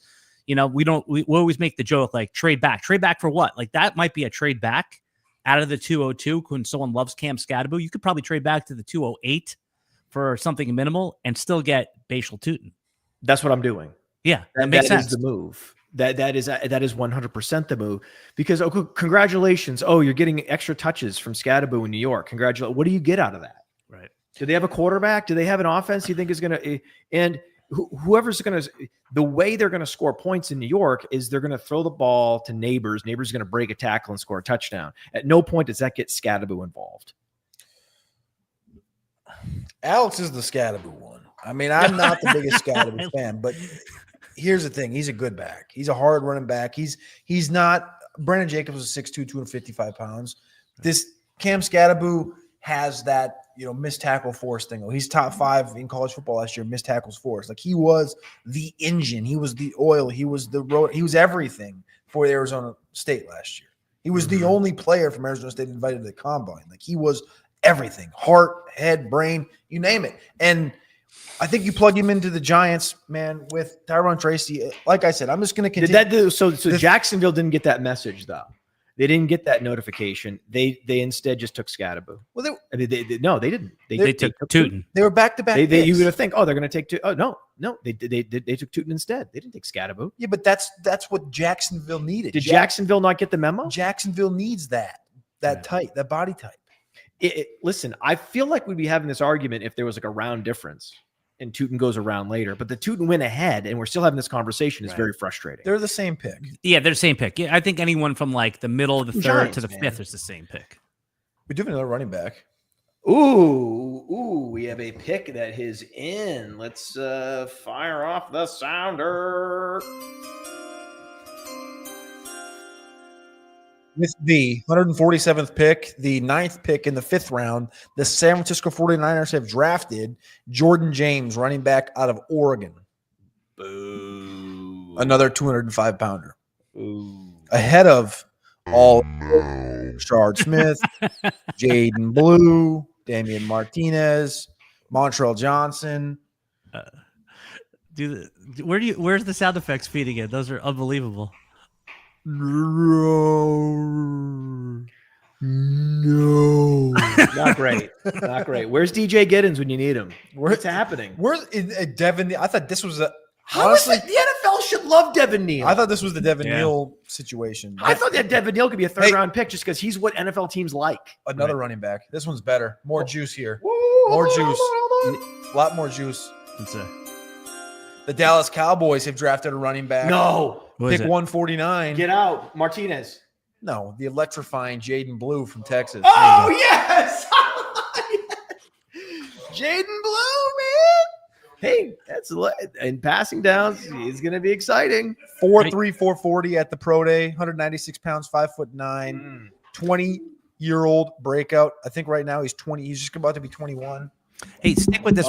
We woke up the Longhorn. A Texas player was drafted. So here comes Alex. It's not just Dunlap. it's not just a Texas player. It's also It's not just a Texas player. You're it's off also the screen, Alex. Yeah. It's also just the landing spot, right? I mean, just Can Alex hear me, by the way? Immensely appealing landing spot here for Jaden Blue, and he does have the all-purpose skill set. It's just, he had the fumbling issue to start the year with Texas, got up on the bad foot with them, was able to clear it up through the rest of the season and finish the season strong. The one thing about him, I think the reason why he fell is like not necessarily character stuff or off-field stuff, but maybe some just kind of. I think he fell. It wasn't due to talent. It's just kind of. There was some off-field stuff. Yeah, and this is a guy that he sat out his final year of high school, and teams had a question about why anybody would ever do that. It's, this kind of stuff. No call, no show at the Shrine Bowl. Yeah, no call, no show, no excuse. No excuse to Shrine Bowl. Yeah, and that memo got sent out to every team from the Shrine Bowl director. So Jaden Blue is a character concern. Yes. Yep. Okay. But I do think that. What do you guys think about Jaden Blue versus like Dylan Sampson in Cleveland? Well, let's ask Alan. Alan, Jaden Blue or Dylan Sampson? I mean, Dylan Sampson is the short answer. It's because he's going to be the backup and the secondary pass catcher. Do you think Jaden Blue has a chance to even be the third running back on this team? I mean, at least Sampson we think could be the second guy. Oh right? no, Blue's got that's totally wrong. Blue is the upgrade on Deuce Vaughn, and he's going to be. He's going to he's going to be. He's the upgrade of Miles Sanders. The upgrade of Miles Sanders. He's going to be the 2-minute drill back immediately. That's good. I'm telling you, this is great. What do you mean? I kind of like it. Yeah, I think this is good. This is going to relegate Deuce Vaughn, and this is going to and Miles Sanders will be just the straight up backup to Javonte Williams. Javonte to the less moon, touches right? for Miles Sanders and less passing down work for Javonte Williams. And you're hoping that the Cowboys are in a lot of come from behind comeback mode games. That's where Blue can really shine. I think Alan's wrong. Yeah, I think we're all it's consensus Blue on this side of the table. Jaden, so cross positionally, Alan, do you take Jaden Blue, Dylan Sampson if you prefer that flavor in this bucket? Because I'm convinced that they need to be in at least the same bucket. He just said Dylan. He said he takes Dylan Sampson. I understand that. So cross positionally, how would you rate those guys in a dynasty rookie draft versus like Luther Burden, Trey Harris, Jaden Higgins? I would say you take those second-round receivers just because they're going to have more dynasty value. You could use those guys in a deal to get up to a Chris Olave if you're wide receiver. If you have Cooper Kupp and you add Burden to him, right, you can get up to the Chris Olave, whereas you're not going to be able to do anything like that with any of those running backs. Are you sure? So what is the cutoff for you, Alan? Like what wide receiver is the cutoff where, okay, you're taking these receivers, like the Iowa State receivers, for example, you're taking them and Burden over the day 3 running backs, most of them, right? No. I want the day 3 running backs that are in the better spots. But don't you agree though? Like the players. But this is a good spot though. Dallas is a good spot. It's the premier. Was Dallas not one of your premier landing spots that you had circled? What are you talking about, Al? Hold on a second. Premier landing spot, but we're now in the 5th round, guys. These guys are not even locks to make the roster. Hold on a second. Isn't there a few? So you're parsing out the 4th and 5th round. You're saying 4th round, yay! 5th round, boo. That's what you're saying? Well, you're talking about like the Cam Scatterbo Tootin conversation that we have. Those guys. So we have Tootin, we have Scatterbo. Someone has to explain to me how Scatterbo outproduces Blue this year. I mean, I can see him. I could see Scatterbo outproduce. I think Cam Scatterbo is a better running back than Jaden Blue. But almost even if he wasn't, like that doesn't like Scatterbo is projected to get playing time, right? I mean, unless you don't think he's gonna, be okay. He's behind Tyrone Tracy. Okay, and Blue comes in is going to again instantly get 3rd down and 2-minute drill work. There's no one else that can even perform at that level, and Blue's very good at that. Here, Alex, you know about his pass blocking prowess. Touches on a much better offense if you're Jaden Blue, and there's only 1 round of difference, and you're also Jaden Blue's a better athlete. Blue's in a better spot than Tootin right now. Is Blue where is he on the pass blocking scale? Would you say not too terrible, but not very good.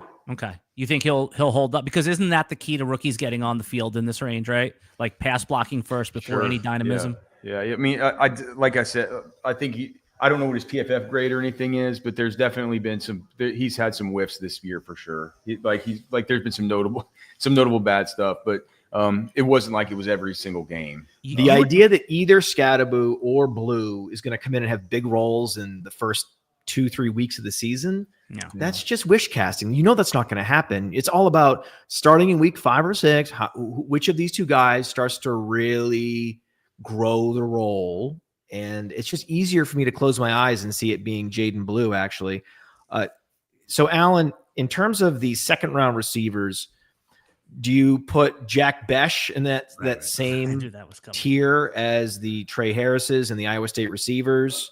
Do you put or is it basically just saying, hey, all 2nd rounders, I want these guys over any of these fringier running backs? But then 3rd round receivers, is there a big drop off for you down to Kyle Williams and Isaac Tesla? Isn't it funny? Like all 2nd round receivers are not created equal, right? We put this like arbitrary line, like this guy's a 2nd rounder, this guy's a 1st rounder. Like is Lad McConkey really a 2nd round receiver last year? Like why is not the arbitrary cutoff line pick 22? Why is it 32? I know that we have to call these things rounds, but it's hardly where the talent drop off. I know that draft capital 1st rounder gets you more staying power, more chances. But man, when you get into the 2nd round, those top 10-ish picks, like the Burden, that area, maybe Trey Harris, if they even have enough volume to sustain another receiver there. But they no, do. when you were talking about there's no one else behind Lad McConkey. You have to love Trey Harris, right? I mean, I like Trey Harris. I'm interested in, but you were talking. The whole premise of this conversation is the day 3 running backs versus guys like that, right? And I'm just trying to understand your wide receiver tiers, because for me, I love those Iowa State receivers, though they have to figure out in camp which of the 2 is going to end up being in 3 receiver sets, because we know it's going to be Kirk and we know it's going to be Nico Collins. But I'm looking at the receivers. Like there's only a 10 slot difference between Jack Besh and say Kyle Williams. Kyle Williams goes to the place everyone wants a receiver to land with an ascendant quarterback. So Kyle Williams in a better situation than Jack Besh. Jack Besh is at best the 4th option in that offense. So someone has to explain to me what the rationale is. Is it for Besh over Kyle Williams? Is it they just had Besh graded as a much better prospect? Is it the fact that it was 2nd round versus 3rd round, even though it's only 10 overall spots of difference? What is the justification? But isn't this started off as a conversation about cross positional, right? Like so what I'm saying is my tiers are, again, those Iowa State receivers, the Trey Harris, that is a tier above. Then I'm starting to draft running backs without any breaks whatsoever, with reckless abandon. Just Okay. think about how I'm not drafting Kyle Williams. Okay, so I'm not drafting Besh. I'm not drafting Kyle Tesla. Williams and Besh are all. I'm not drafting any of these guys because I know I'm That's going to be going interesting. with a Tootin. I know I'm going to be going with one of these running backs. But what I'm asking now, so do you feel that same way, or is there another receiver that you're putting up in that higher tier with those Iowa State receivers? Yeah, I'm going to be very skeptical of some of those late second round receivers, early third round receivers, because think about how strongly we felt about Jermaine Burton, right? I mean, Malachi Corley, these guys, like you can get nothing for them in Dynasty. You get no credit for them in any trades, and we like those guys. So I don't want to fall into that same trap. Whereas the running backs, I know you're talking about like where's the tier break. I agree with you. It's probably Trey Harris. Right. I mean, he's been surprisingly, by the way, one of the more polarizing wide receivers. People love him or hate him. It's just like he's just like a player you're happy to have on your roster. It's not like he's home run. He's probably like a double on that team. But yeah, I think that I don't know. I got burned on all those wide receivers. And Podfather, last year on this very stream, you were the one saying ignore those wide receivers. Right? Yes. Just give me the Will Shipleys. Some of them. And this is a worse class. Right. That's my point. So I am going to, where's the line of demarcation? It's probably like Besh and Trey Harris. I don't want, but I will draft them because they are name value guys that can probably be exchanged for value in the offseason. But if I'm on the clock and Tootin's there and those second round receivers, I'm going to go with Scadaboo and Tootin in a cross positional. Because again, Thank that's how. God. Okay. So Thank God you're doing that. And you're not, and you have none of these receivers. Like I said, you have none of these receivers. Tesla, none of these guys you're moving up. You're out on all of them. Even who just went in the third or fourth round to Kansas City, Cody? Was it Royals? Royals, yeah. Royals. Like he's going to be one that people want in the late second round because if let's say that there's a suspension, right? With Rashee Rice, Royals is going to be like 208, 210 in your rookie drafts. Well, there's also now smoke for a suspension potentially with Xavier Worthy as well. Oh, that's right. Imagine that happens, and then Royals will shoot up the board, and then again, it's just another.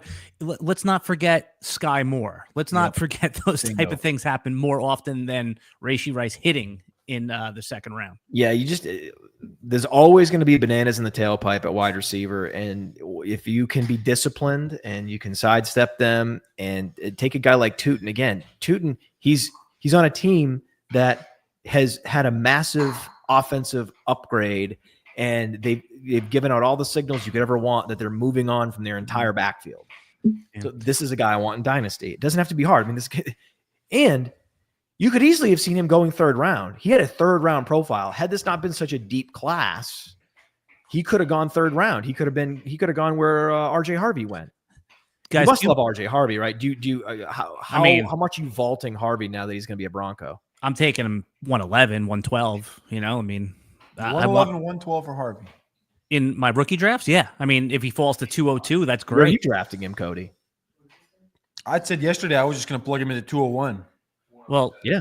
Let me ask you this, Cody. You're Alex on the clock. 107.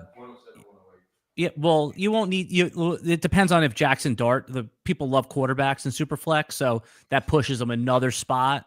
So if you're going to go, Alex 107 was one QB. Right. Okay, in one QB leagues, that's on fair. Player Profiler's Dynasty Deluxe package, and we'll talk more about Dynasty Deluxe in a moment, we have RJ Harvey as the player number 8. Well, it's one QB, Player right? 8. So Superflex is 2 more spots, right? It's Dart Right, so and then in Cam Ward. Superflex, it's going to be probably player 9 or 10. Right. Okay. So here's the real question. You're on the clock in that range, and Caleb Johnson and Harvey are there. That's a real decision that Dynasty managers have to make on the clock. I think even though there is the difference in round, again, you're not talking about a full round. You're talking about 20 picks of difference between Caleb Johnson and RJ Harvey. Caleb Johnson landed on a team that is the perfect culture fit for him, the perfect scheme fit for him, just a one-cut downhill runner, but he also has some passing game potential. It's fine. Warren's going to be the satellite back. He's going to fill that role just as he always has. But this is going to be a much more explosive, much higher upside on any given touch than they were getting from Najee Harris last year. And he's just also just more productive, higher rated prospect. I know that that's not how the Broncos had their board, but overall, Caleb Johnson just a better I get you have to go Caleb Johnson. I know it's close, but you got to go Caleb Johnson. Do you think that'll be consensus? I think so. I think that all the pre-draft rankings and pre-draft grades are going to bleed over a little bit, and the fact that everyone was in their wildest dreams, right? In the fantasy on fantasy, right? The fantasizing about fantasy. How do we possibly get Caleb Johnson to the Steelers? And you can't think of a way because they don't have a second round pick because they gave it up to get DK Metcalf. And then for it to somehow happen, it's just, that's not something that you discount. Like when that happens, you don't overthink it. You just draft that guy. Yeah. Another fantasy relevant running back went. Cody, where were you guys on DJ Giddens? Because he just went to the Colts a few picks ago. Yeah, he kind of got buried.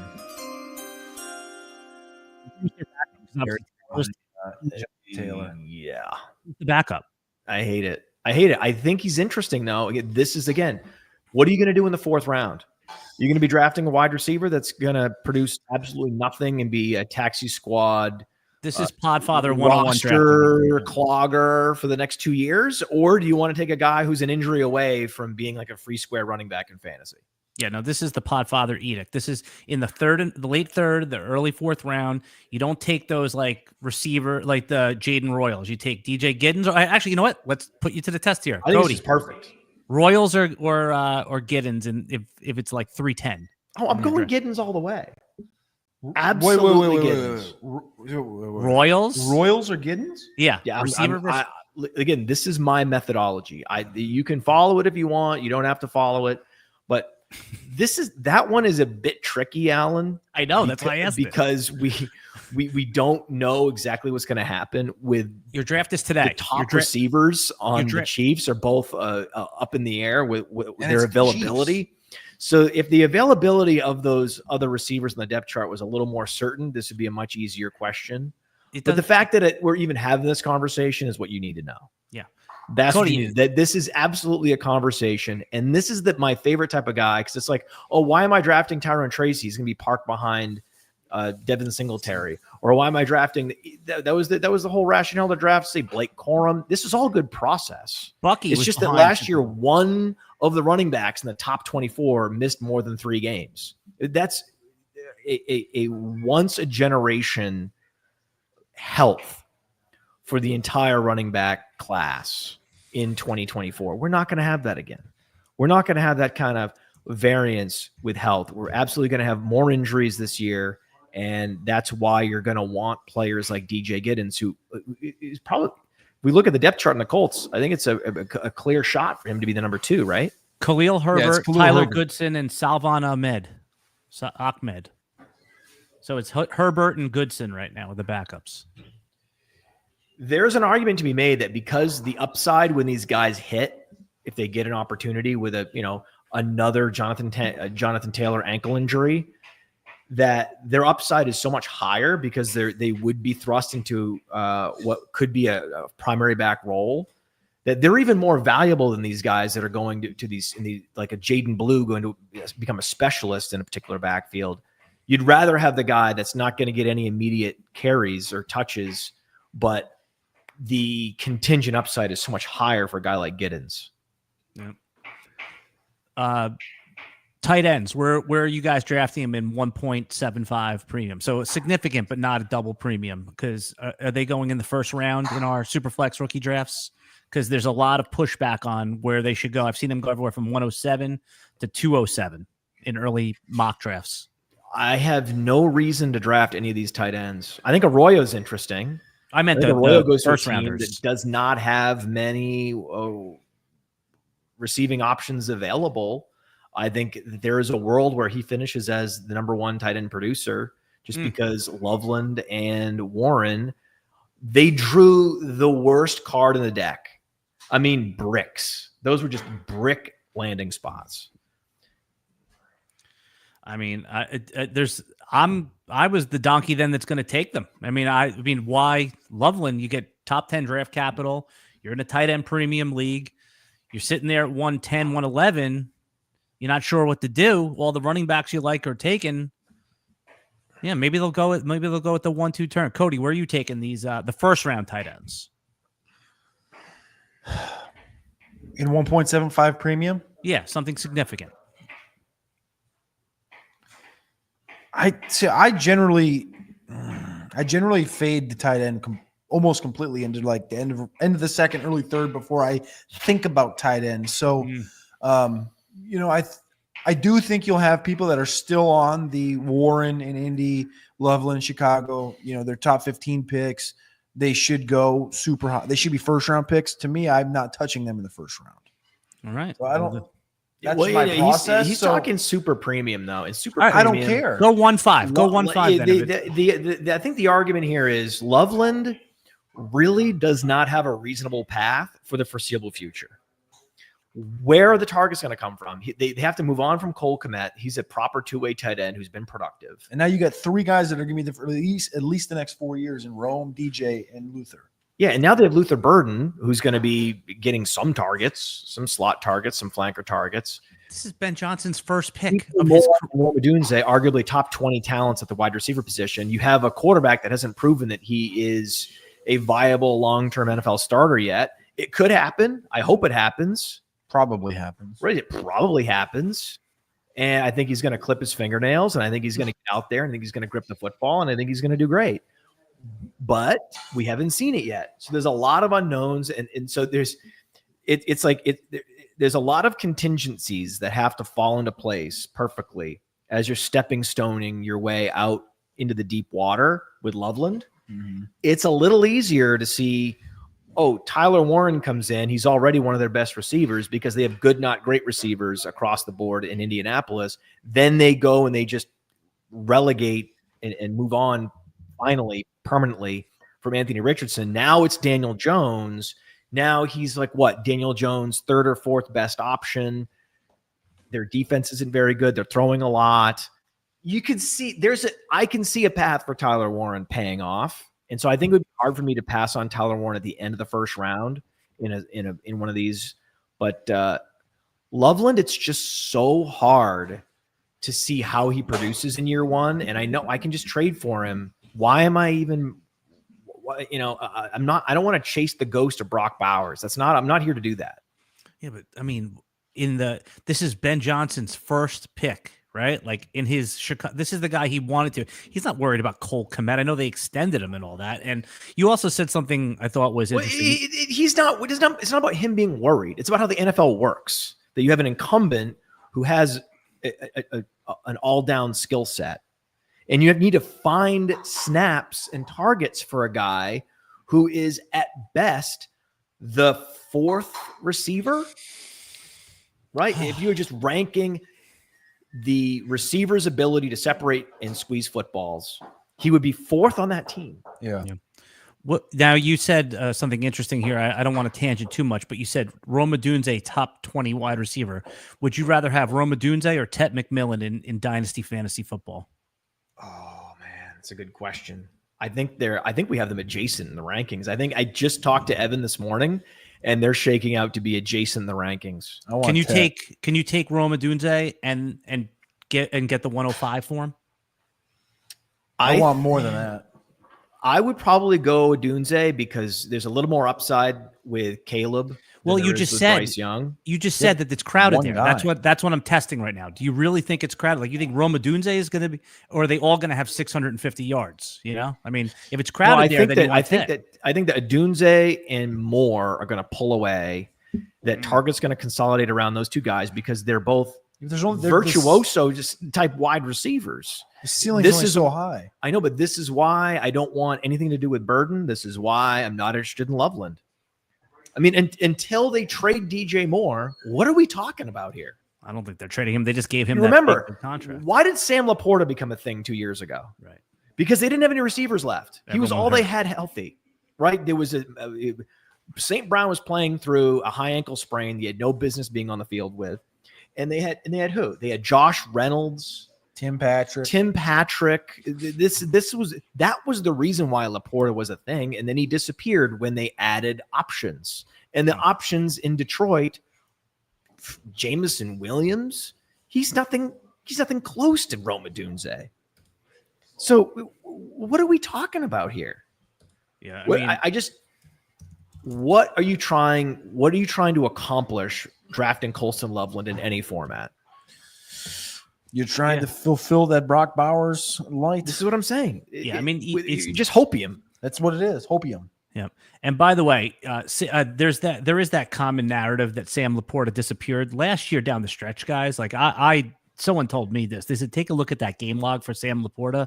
He came back in a major way, averaging like 7+ targets. He had like 17 to 20 fantasy points a game. Not that we were, doing a whole Sam Laporta thing. It was more about Colston Loveland. And then also we pivoted into that conversation about the crowded Bears wide receiver core. And I tested that assumption because Tet McMillan, like you said, it's cleared out for him. So I think that's a trade that actually can get done. I think if you think Tet McMillan's the better fantasy dynasty asset, if you're sitting on the 105 and you offer Rome Odunze, I think you can get that done. But you'd have to have the conviction that you think there's more upside with Tet McMillan. And I don't think the market thinks that. I think the market agrees with you, Podfather. There was very, very little volatility, less volatility than I thought there would be with Rome Odunze's dynasty value this offseason. Now that they are adding Burden, that are adding Loveland, that really puts that to the test. And so I think it's on all of us. It's all of our responsibilities to go see what the asking price is for Rome Odunze in dynasty. Absolutely. Yep. And actually the projection desk has a Jaden Blue versus Dylan Sampson projections. Let's add Bradley to this conversation. Sure. Hey guys, good to see you, Alan. Bradley, what's up, man? How are you? Great. I'm holding down the fort here in the projections desk because Billy is making dinner for us, operating very close to the main desk. So we've got the Blue versus Sampson debate going on, and Blue steps into a situation where it's just Javonte Williams and maybe Miles Sanders. But look, we're looking at 20+% rush share for Blue already, and then the sprinkling some of the receiving, whereas Sampson, he has to overcome a perennial handcuff, Jerome Ford. Like, he has to push out Ford to get the majority of the work. And the Browns organization likes Ford. They've kept him around for a while. He stepped up when Nick Chubb was out. And so I think it's going to take a little bit of time for Sampson to push Ford out of the way. Whereas Blue, like, are we sure Sanders is good? Are we sure Javonte Williams is good? The pathway for Blue exists to outperform Sanders significantly, but even more so, there's a non-zero chance that he outperforms Javonte by the end of the season. What do you think about that, Alan? Oh, I mean, I'm happy Bradley said that because it kind of echoes what I said. Like, Dylan Sampson has work to do before he even cuts into Judkins. He's got to push Ford out of the way, right? And Ford is, right. We used to talk about, like, we always joke, buy low, sell high. Like, Ford's a buy, right? Because if that doesn't happen, you're going to have a guy that might be startable for 3-4 games, and you could probably, get Ford for the 407 when you're on the clock because somebody wants to take, Shador Sanders, or whoever. He'll probably go earlier now that he's drafted, but somebody's going to want to see a player they like at 407, and, you can get Jerome Ford at that point, and you might get 3 clarified starts. I love Bradley's take on that. Yeah, and that's what you want to, take a shot on these running backs. You want opportunity is king for these running backs. When it comes to the Dallas Cowboys, like, they've been trying to moneyball their way through the last year and a half of signing these former second-round running backs who have, kind of flamed out a little bit, whether for injury or lack of production. And they're just trying to throw stuff at the wall, which means that there's fragility at that position. An opportunity could very well present itself. The reality is the opportunity is much more difficult for the Browns to justify. No, I know. Who did someone tell you? All right. Very good. What are you guys whispering over there? You got picked up on. We are getting all of our. If you guys want a little, there was a receiver draft. That's what. Little inside the production studio over here.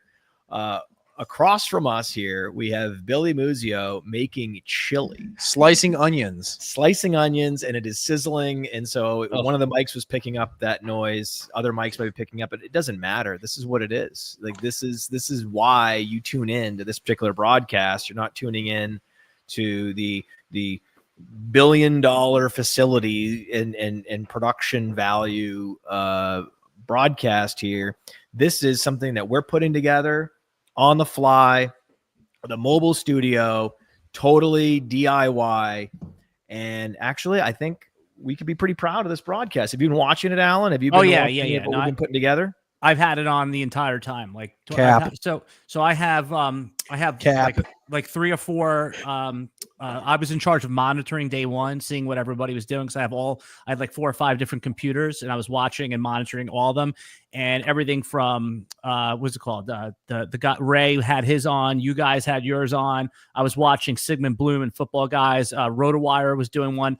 I was literally monitoring them all. South Harmon had a great broadcast, and my conclusion is that, I mean, this is going to be seem Captain Obvious to you guys, but the streamers as a whole, it's a much better product than the television product. I mean, I think that's like obvious to us, but you're getting just like, it's relevant to us. It's almost like, you know, the Peyton Manning cast. I don't like that, but I know some people, it's relevant to certain people that want that type of analysis. Whereas the traditional broadcast with Joe Buck, it's like, you know, I don't need that, you know? So I think that you guys are doing a great, and you've refined it over the years, right? Like you have the couch, you have Bradley doing the projections. It all organically flows. So you can yell out Cap, but I had it on literally the whole time for day one, most of day 2. And obviously I've been monitoring day 3 to see what you guys are doing. We love you, Thank brother. you, Alan. Yeah. Who's gone in the pool though? Has anyone gone in the pool? That's what I wanted to say. We thought about putting a pool camera up. Yeah, I thought you guys, that's the next iteration, right? Like nude in the pool. Yeah, but well, back in Kansas City, we had the hot tub cam. Right. And so I think we should probably do the pool cam. I posted the walk around video. Did you see that? Yeah. That I saw. The star of the show, by the way, has been the unnamed man in the couch behind Bradley and Billy on day 1 was. That people weren't sure if that was like a homeless guy that you let in or if it was someone that's behind the scenes and Player Profiler. And it's still, I mean, I don't know if you've revealed, but no one, it hasn't, it was creepy as fuck. I'll tell you that. Very, very large house, and it comes with perks. It comes with extra people. No, it was good. There's always a lot of good. You guys, it gets better every year. It really does. It's a good product. You have it refined. What was the biggest pain in the neck or like glitch in getting it set up this year? Well, we have a camera that's a nice camera, but it has some autofocus features. Yeah. And between the lights and all the equipment and the candelabra and all these things, it was really stressing out this camera trying to get focused. So that was we had some camera focus issues, we had some mic issues. I'm learning StreamYard for the first time because I only use Ecamm. And so every day we've gotten a lot better in terms of getting player pages up, getting graphics up, running the ticker. And I'm starting to, the bumper transitions between scenes, all those things. I'm doing all of that myself, and I'm enjoying it. And also, Cody had to do it in previous years, but I really want to free him up to do analysis. That's why that's happening. Yeah, your day 1, your mics were it wasn't picking everything up, but that got corrected. But it wasn't, as a viewer, it didn't destroy the experience. I can tell you straight up. But yeah, I noticed the mic thing day 1, and the lighting thing that you keep referencing has not been disturbing to the viewer. That's like you, because you're used to your studio and all that stuff, but that has not been a distraction. The autofocus thing, yeah, that was like a little, like, I could see what you're saying there. Yeah. What happened on day 1? It wasn't actually our mics. My computer has reactions turned on, and I didn't know how to turn it off. Yeah. And if you do a thumbs up on, I saw that, it will actually put a thumbs up on the screen, but StreamYard doesn't know how to too much render power. that. Yeah. So it would freeze StreamYard whenever that would happen. Yeah. And so we were trying to figure out what the hell was going on. And so yeah, there was some freezing, and so you were like, wait, are they? Is the volume on? What's happening? And so basically we throw it to other desks and we're scrambling around, unplugging things, plugging things back in, trying to figure out how the hell to fix this shit. And then eventually like, switch out the computer.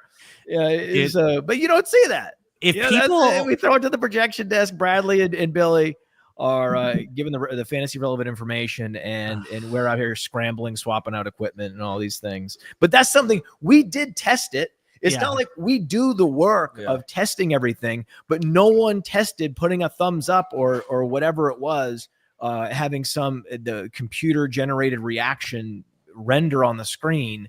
We had no idea, nor was there, is there like a common questions where that's even going to come up. You just sometimes in these situations with technical glitches, you just have to grind it out and just check and swap and check and swap and until you get it figured out. But anyway, so far so good. I think we're pretty happy with the broadcast. Yeah, if people only knew what goes into it, but I also think people are forgiving of streams a little bit, right? Like it's not like, they understand that things are going on. It's look polished, right? Like everything from like where Bradley and Billy have been sitting is like a cool atmosphere. You guys at the kitchen. And I'll tell you another cool shot. Again, I know this is very inside baseball. People are looking for like football analysis, but they also like you talking about the setup, little behind the scenes, especially at this point, is when the guys are on the couch and Jagger and all those guys and Jason and the crew, like they killed it. Like they were awesome as always. But seeing you guys in the background there, like kind of just casually chilling while they're giving the analysis is a really cool shot that my eyes kept getting drawn to as well. So the camera set up on the upstairs worked We as well. stumbled upon that shot in Kansas City by necessity. And now we're like, we have to have the couch so that it can also see the guys at the main desk. So yeah. And what's the other guy's name that's sitting on the couch with Jagger and Jason? Not Anon. I know him. Raul. I like Raul. Raul's got great info. Yes, I'm a Raul guy now. I think I didn't We're know all Raul guys. He's also given us some of these inside picks. Yeah, some of these early picks. I can't believe they call it tipping picks. We call it reporting information as it comes in. Yes. And of course, that's what we're going to be doing. And I'm glad that other streams don't do it. I think they're total suckers. And it's a weak sucker move to not report information that can be helpful to the audience in some way. Mm-hmm. Alan, thanks for stopping by, buddy. Yeah, thank you for having me. I love you all, and I'll see you all very soon in various streams and pods. Yeah, buddy. Later, guys. Appreciate you, brother. Later. And we talked earlier about the Dynasty Deluxe package, and I think we need to hear more about it because some of these rankings, especially a guy like RJ Harvey, so dead on well before this draft ever happened. And so let's learn more about all the Dynasty tools at Player Profiler. If you play in Dynasty, you need Dynasty Deluxe, our premium package for Dynasty Leaguers. We rank over 300 players, updated every week, all year long. And there's a win now mode and a rebuild mode with Superflex and tight end premium controls. And a Dynasty League sync where you can say, sync down all of my sleeper teams, all my FFPC teams. And then you can browse around your leagues for who has needs. And then you can use our trade finder to see what kinds of trades are happening in leagues that are similar to the one I want to do. Then you can analyze trades using our trade analyzer, which balances the lifetime value, which includes pick values out to like 2028. All of that plus the rookie guide, $25 value is included. So if you're just in one Dynasty League, Dynasty Deluxe is well worth it. And use your host's promo code, and you can bump up to All In and get $25 off. I would have taken Jake Brenningstool over that. We got another pick in right now, a tight end off the board. It would be bold to call it fantasy relevant. Yeah, Panthers select Michelle Evans. That's pretty gross, very unathletic. I think he's going to be doing more time blocking than he would be doing a lot of receiving. I don't know if this is good for Jatavian Sanders. I think it would. That free up Sanders to do a little bit more receiving work, and he could stay inside blocking the new pick. So I think that's fine. You know, the Panthers have already kind of shored up this passing game, brought in a lot of targets in this draft. Bryce Young ended the year really strong. I'm fine taking a cheap shot on Jatavian Sanders at his cost. I mean, he's outside like the top tight end, or outside of the top 20 tight ends in Dynasty. The funny part, they signed Tommy Tremble for a 2-year extension too. Yeah. So I mean, it's all Another like blocker. just mid tight ends out there. Yeah. I mean, it is what it is, and we're kind of in that area of the draft. And I was just surprised they didn't take someone like Jake Brenningstool.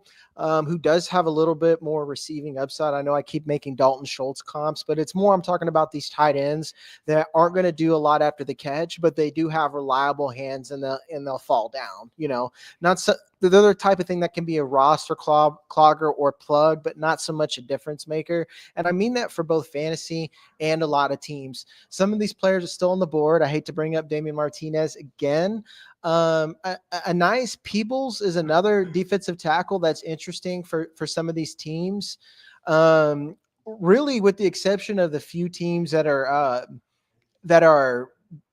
we keep mentioning that are staying bad, like the Browns. I don't want to just keep picking on them. Hey, they got Shador. We haven't been on they the couch finally- since Sanders has been picked. Yeah. I think that I'm excited about it. I think he'll end up being the starter. I think the Dylan Gabriel pick was going to go down as one of the Is worst that picks the in only draft history. team with 5 QBs? Yeah, and they're like all like what Joe Flacco. Yep. Kenny Joe Flacco, Kenny Pickett, Dylan Shador. Gabriel, Shador Sanders, and of course IR you have Deshaun Watson. So Another fantasy relevant player that I know that a lot of people love is DJ Giddens. I know. I did the first scouting I did with back with football guys on there. I wrote that he's very good after he gets past the line of scrimmage, but everything before then, he's kind of one of these Stevie Wonder backs. But he is great in open space, which means we're not going to be seeing a lot of him. And I'm not sure exactly what the projection desk split. Set up those splits as, but he's not someone I'm going to be in a hurry to go and get. And out of all these guys that have been in backup roles, like Jaden Blue, who I think has a chance as RB1 as Javonte Williams, he's definitely one I'm leaving off my board, because let's talk about Javonte. We could talk about ability all day. It's been availability that has been a massive issue for him throughout his career. So Jaden Blue is someone that I'm very, very much going to be in on at his entry point. Yeah, no, I think that's a great call. Javonte Williams has never really been available. He has not returned to form since his injuries and just keeps getting hurt again. So there's a ton of opportunity there.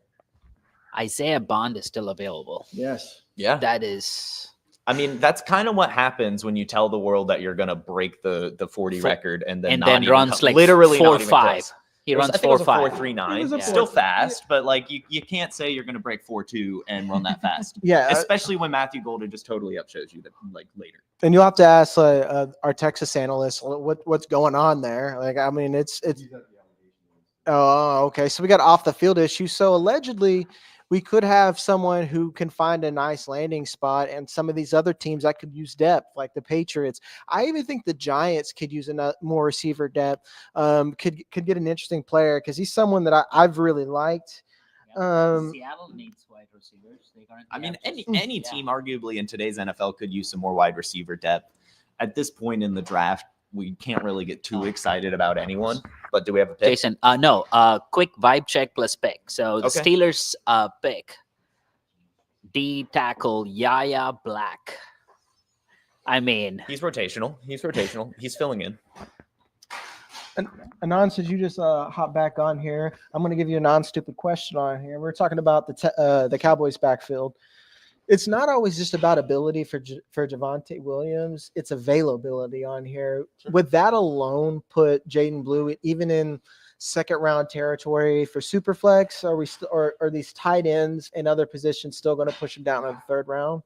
I think the idea that Javonte might miss time should probably push him into like the back end of round 2 if we're talking about just rookie drafts. But you got to understand that you are, in that case, kind of relying on someone going down. Now, it's worked out for anybody that's kind of bet against Javonte Williams' health basically his entire career. Yeah.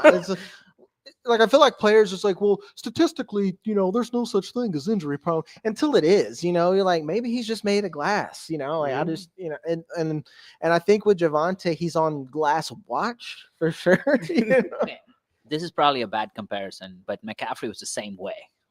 For 4 to 5 years, back to back to back. Only two, really. And then he got old, and now he's just old. We're not going to do this. We're not going to do this. Okay. I have a headline for you. Since we are the comedic relief today, right? We're waiting on Isaiah Bond. Well known, the off the field stuff. But I want to know, the headline comes out tomorrow. out on bond, the Isaiah story. What do we think about this? 10 out of 10. It's creative.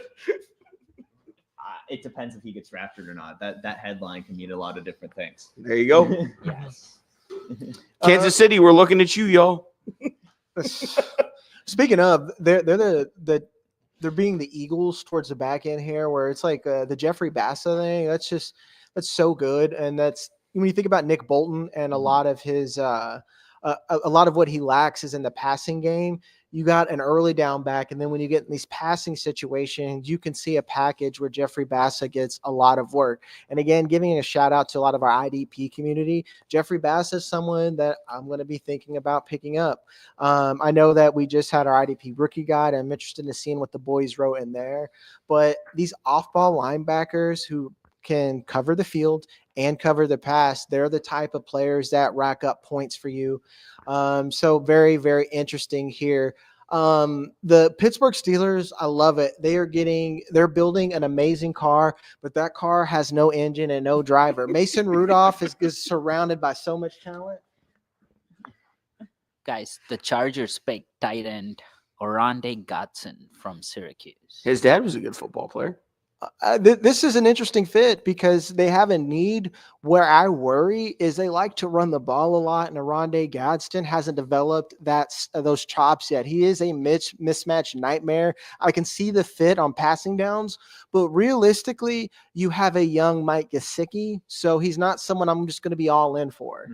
Yeah, I mean, he's a very situational player, and at this point in the draft, you're looking at mostly special teams guys and guys that you think can fit very specific roles, offense or defense. You hope that they have a special teams capability, period, right, at this point, just because a lot of these guys aren't going to make rosters. You're throwing darts right now. Yeah. And a lot of these guys are either going to get cut before training camp and end up with a different team, or they're going to make a practice squad for a little while. We love the success stories on day three. But is it still Disley season? Seahawks select Torrey Horton, wide receiver. Here we go. I actually don't.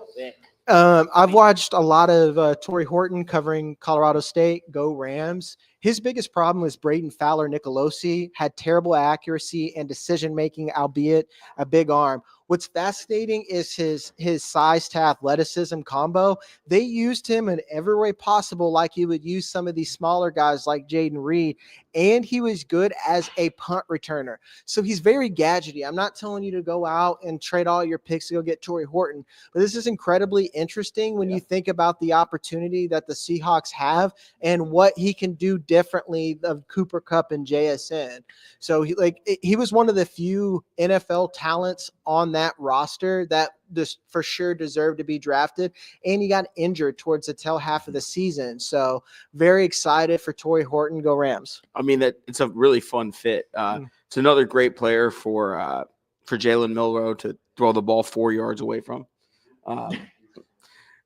Not excited about that, but if Sammy can hold down the job for the full season. I'm not going to take any Sam Darnold disrespect. No, Sam Darnold can hoop, but at some point you take a quarterback and they want to see him. Jalen Milroe's going to play. Well, okay. Well, now that's too much respect. Let's say Sam Darnold can play the game. I won't say he can.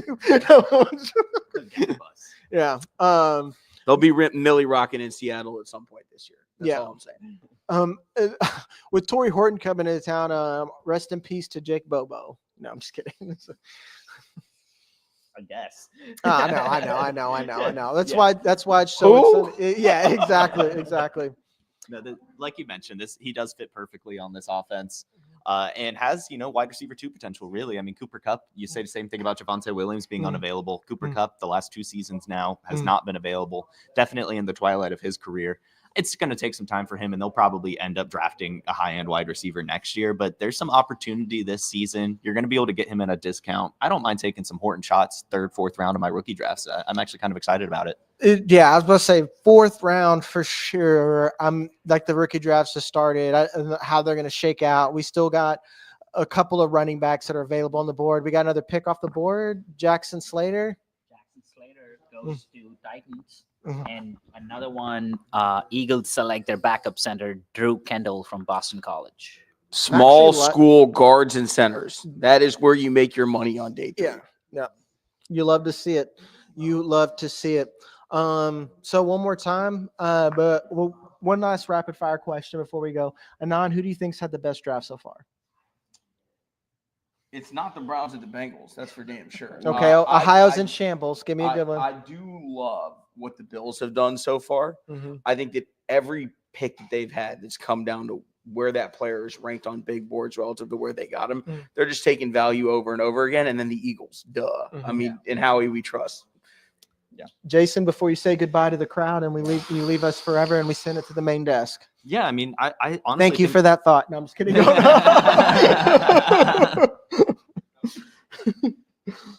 Finish it. Yeah, I mean, I honestly think the Titans have done a really good job. I know that a lot of people are still not totally sold on Cam Ward, but I think they've done what they've had to do. They bring in the wide receiver depth. They get I mean, there's been a lot of things going right for that team. And while the Browns took forever getting Shedeur Sanders, they've done a really good draft as well, getting their quarterback options, building the wide receiver or the running back room, bringing in another athletic tight end. I like a lot of those two teams. Thank you, DEI hire Jason Allwine. No turtleneck. I forgot to pack the turtleneck. I see it in the chat. I don't know how I forgot. It's Florida, baby. This ain't turtleneck weather. It's tank weather. I have to give it to the Jets. They've done a great job at doing things to cover Justin Fields and what he lacks, like building around him in the trenches, getting a tight end for easy dump offs, getting someone who with the size and speed to take stuff away from Garrett Wilson and Mason Taylor. The Jets are not jetting so hard this year. One more, then we'll send it to the main desk. Yes. I'm a little biased, but I think Seahawks did really well. We needed a center. We needed a safety. We got a tight end in Arroyo and then Torrey Horton in 5th round. I think it's a pretty good draft for the Seahawks. When you put it like that, that's not I think the most underrated one's going to be Carolina. But that's again, actually true. So much of that is going to be how well Bryce Young does. Yeah. But I think that Carolina gave themselves a lot of pieces that a lot of teams looking back on this draft will wish they had taken where they had the chance to. And that's us from the Vibes Couch. We're going to send it back to the main desk.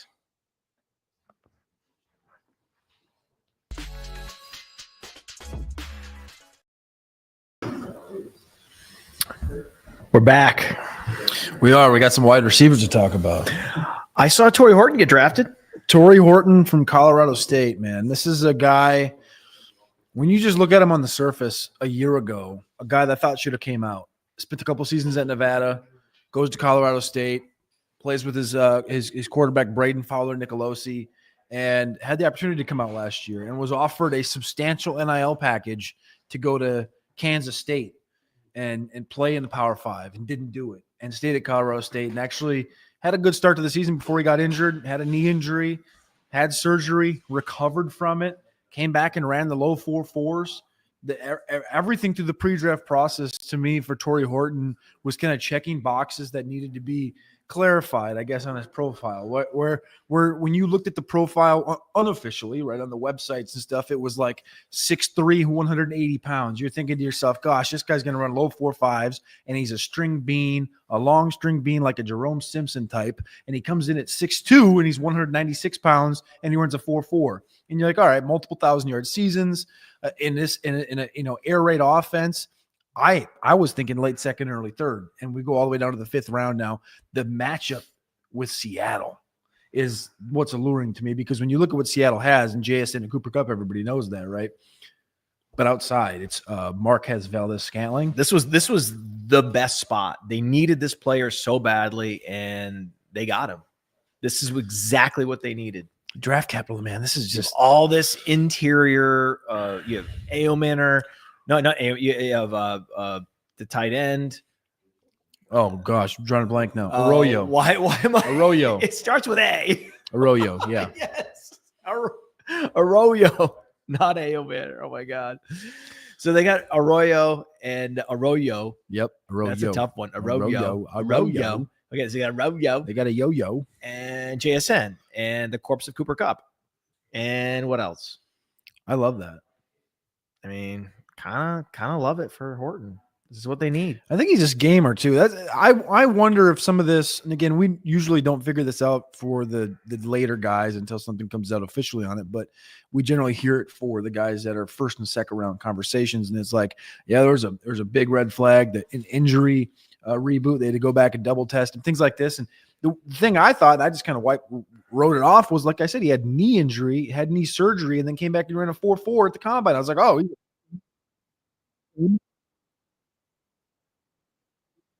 I've not seen anything like that. Well, but his best I comp, love Robbie Anderson, went undrafted.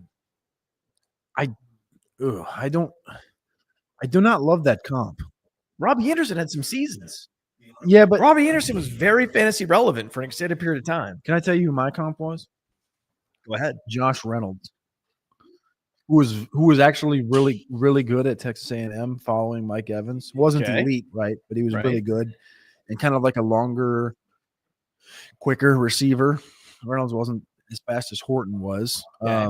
Jordan Addison, Marvin Jones, kind of in that category. Where this is kind of a pure number 2. And I think in this offense with JSN and Cooper Kupp, who are going to take on those targets, you get a real tight end out there. This is a good offense to fit into. To get on a team that doesn't have an outside wide receiver is just what a get. It's almost impossible to be able to pull that off in round 5. Super. This is exactly what you wanted. Though yes, every year there's going to be a guy that comes out of the later rounds that ends up working out. It was Puka Nacua most famously, most recently. This would be my bet. He's definitely the bet because it's the right fit for the landing spot, the right talent configuration on that offense, and he's got the great talent profile where I don't know why he fell, but it could just be, like we said, there are certain teams that they need weapon X, so they're going to go Savion Williams. There are certain teams that think they need a slot receiver, so they're going to go this direction, and they're just based on need and fit and trying to placate certain elements of the organization, certain elements within the front office. Hey, the analytics guy really wants this. They really want this guy. We haven't listened to the boots on the ground scouts. Yeah. We need to give them what they want in round 4. And so how that all shakes out, sometimes there's nothing off the field, no reason why. It's just the way it works out. The other one that kind of came up at wide receiver was Keandre Lambert-Smith, who had pretty productive seasons at Penn State for 4 years and transfers into Auburn, where talk about putrid quarterback play earlier. We mentioned a bunch of names. We left off Peyton Thorne. We shouldn't have left off Peyton Thorne because he was horrendous, has been at Auburn for the last couple of years. And Lambert-Smith goes there and has a good season, 6 foot, 193 pounds. He comes out, runs a 4.37. This is what his role is, though. He is a kind of stretch speed, 2 flanker, like number 2 type guy. He's now in Los Angeles with the Chargers, a team that drafted Trey Harris in the 2nd round. So the opposite of the Torrey Horton conversation is a guy that is kind of in the same role, but now he gets kind of buried, I think, in this offense, which is loaded with a bunch of donkeys on the back end. But Trey Harris, Mike Williams, Quentin Johnston, Ladd McConkey, all of a sudden it becomes a lot tougher when you're a 5th round pick in that situation versus Torrey Horton in Seattle situation. Before the draft, Torrey Horton was one of those sleeper receivers we were all getting excited about. He recovered from it, though. I know he had the knee injury, but yeah, he's long recovered from the knee injury. So I just think this is one of those unfortunate things where the guy slips, and we get to scoop him at value. However, as we talked about earlier, this is rarely a process play.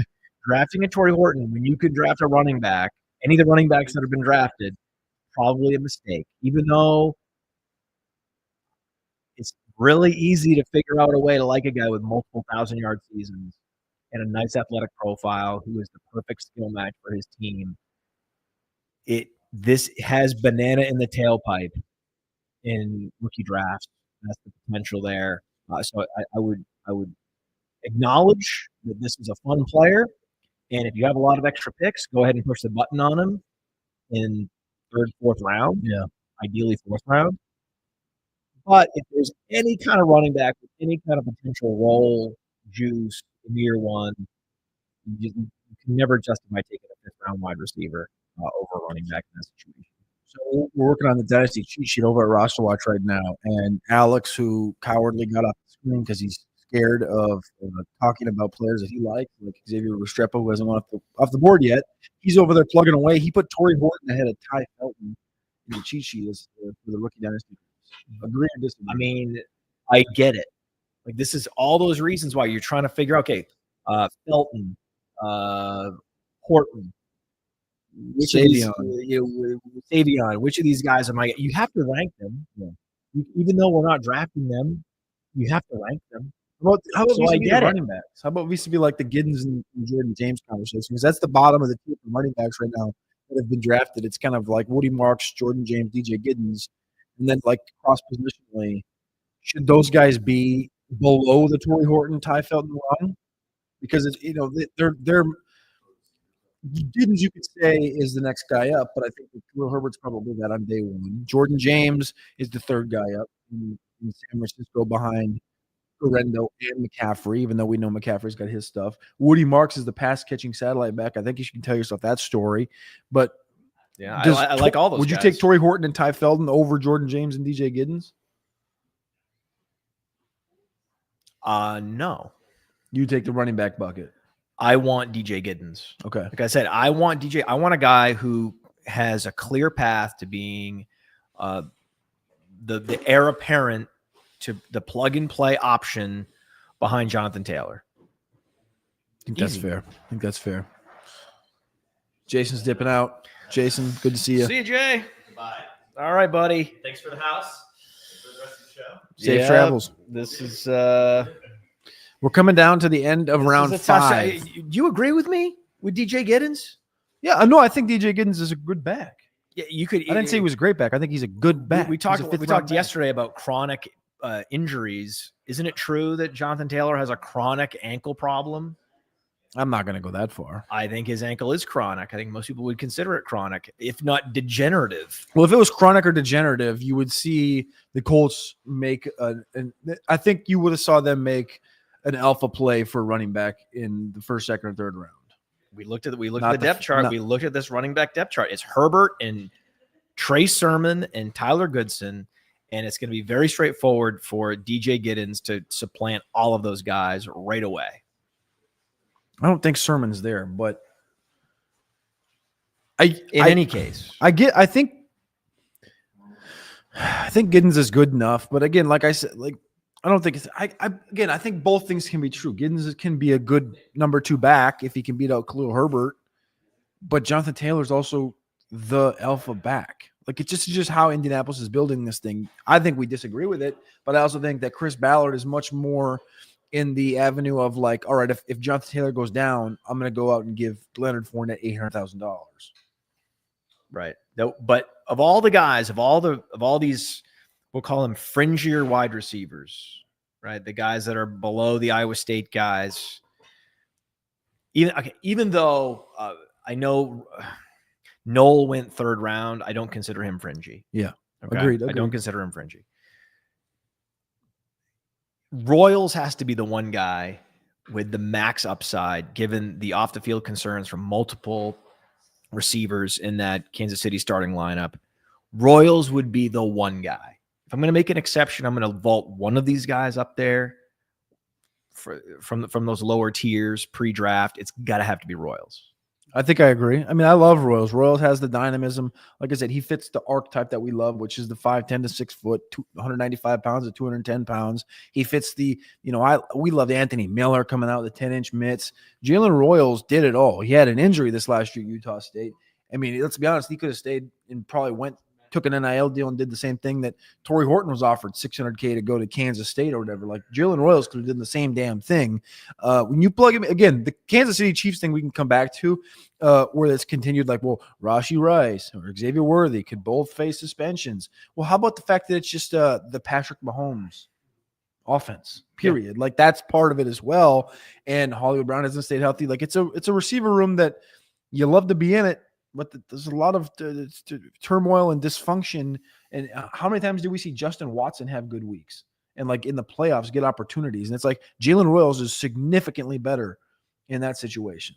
So after the Iowa State receivers, the question is, do you like Jack Betch or do you like Luther Burden? Oh, come on. Who? What? Luther Burden. Really? Yeah.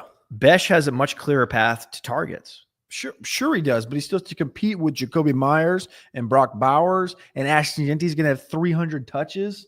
We're talking they're both second rounders. This offense is not going to be this thing where it's like, all right, man, they're similar players. We're going to have 2 receivers out here with 150 targets each. It's going to be, we're going to run the piss out of the football with Ashton Genty. And if we're not running the ball with Ashton Genty, we're going to give Brock Bowers a 23% target share. And if it's not that, then we may be stretching the field. We got Dante Thornton. Like, there's just a lot going on in Las Vegas as much as we like Jack Bech. I asked Alex Dunlap, I said, what's the best case scenario for Jack Bech? He said, maybe Cooper Kupp. And I said, no, because Brock Bowers exists.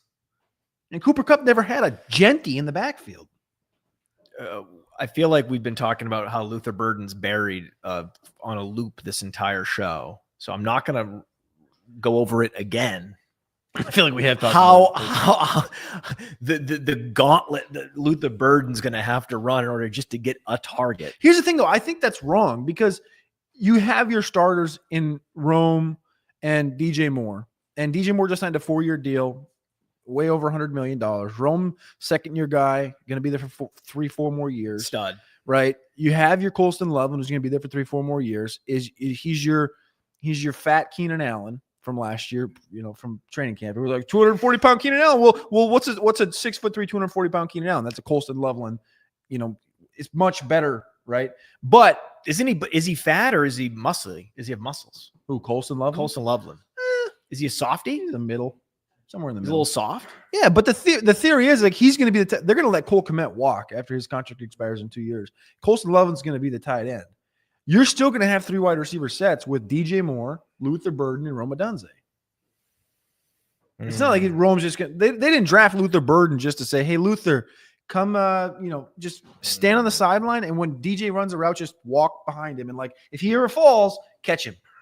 Catch him. Don't let him hit his head on the ground. Like, he's not going to be playing, water boy. Luther Burden's going to be on the football field because what is the universal comp right now on Twitter for Luther Burden the last 3 months? Deebo Samuel. Right? So if that's how a team perceives him, he's going to be on the football field. You also have to address the fact that the Chicago Bears have done what at running back this year? Nothing. Exactly. So, could you see a Jaden Reed type rookie season from Luther Burden where he rushes for 8 touchdowns? No, I could. I think he rushed for 8 touchdowns. This is called eight cope. total touchdowns. This is copium. This is hopium and copium together. Whatever that is. No, it's glass half full. Cupopium. Glass half full. It's not looking good for Luther Burden, and we have him cranked way down in the dynasty rankings on Player Profiler. And if you take Jack Bech over Luther Burden, that is an entirely terrible process. Well, you would agree that in year 1, Jack Bech has a lot more potential to score fantasy points. Disagree. Okay, okay. We're not. You have tight end 1 and running back. We're going to agree to disagree. We're going to agree to disagree. Game of fantasy football. Back to Jalen Royals. I think he vaults up over all those guys, over Kyle Williams, everybody, and he's right in that Bech Burden conversation. Would you put Royals ahead of Bech? I think that's close today because, you just so many question marks in Kansas City. For one, like what the prospects are, I'm taking Jalen Royals. What the offenses are, I'm taking Jalen Royals. But you can't lie to yourself and tell yourself there's not opportunity for Jack Bech. Exactly. Okay. But you're still competing for targets and for opportunities with literally potentially the number 1 fantasy football player running back and the number 1 fantasy football player tight end, which is a lot of fantasy points that you don't get to score if you're Jack Bech.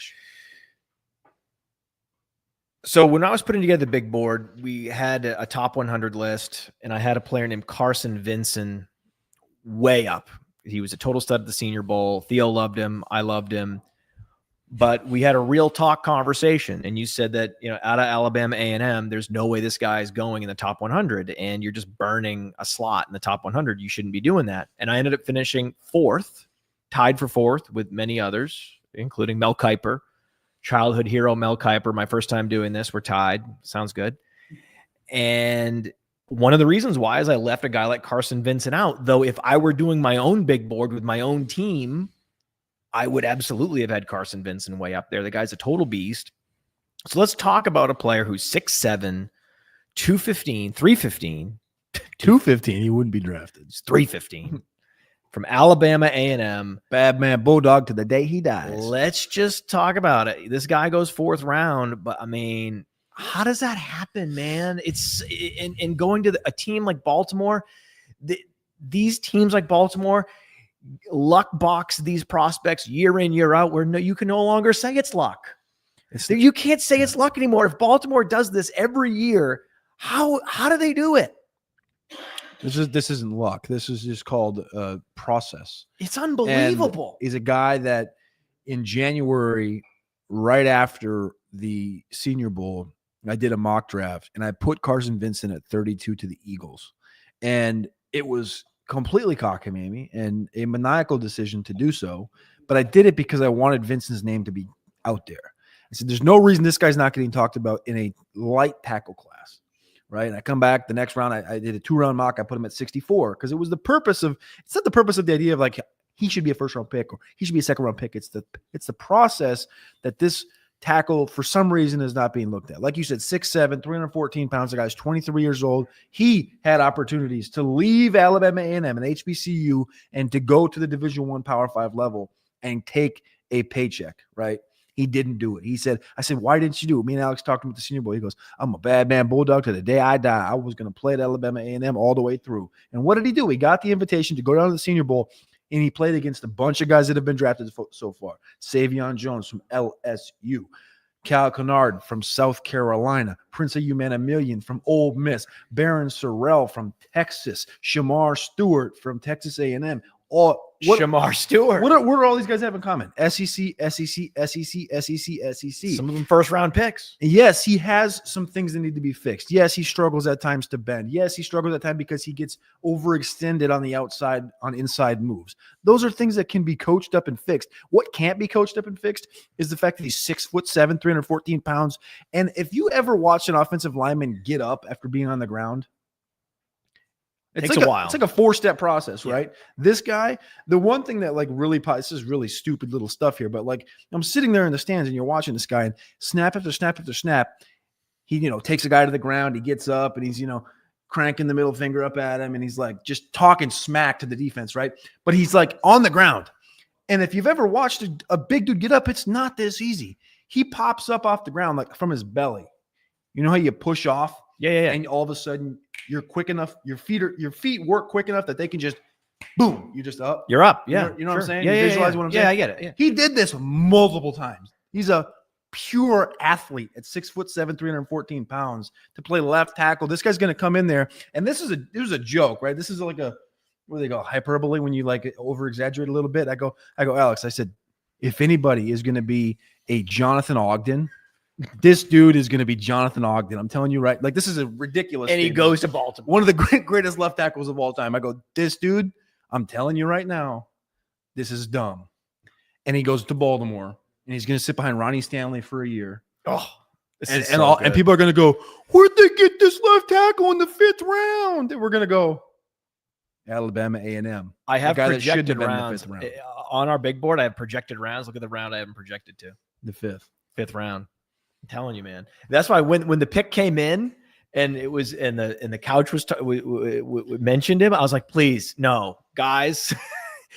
This is why Cody's here. We gotta talk to him about Carson Vincent. This is not a couch player. Maybe my There's favorite certain player in the players whole that class. are perfect for the couch. Yeah. Mostly on offense. I'm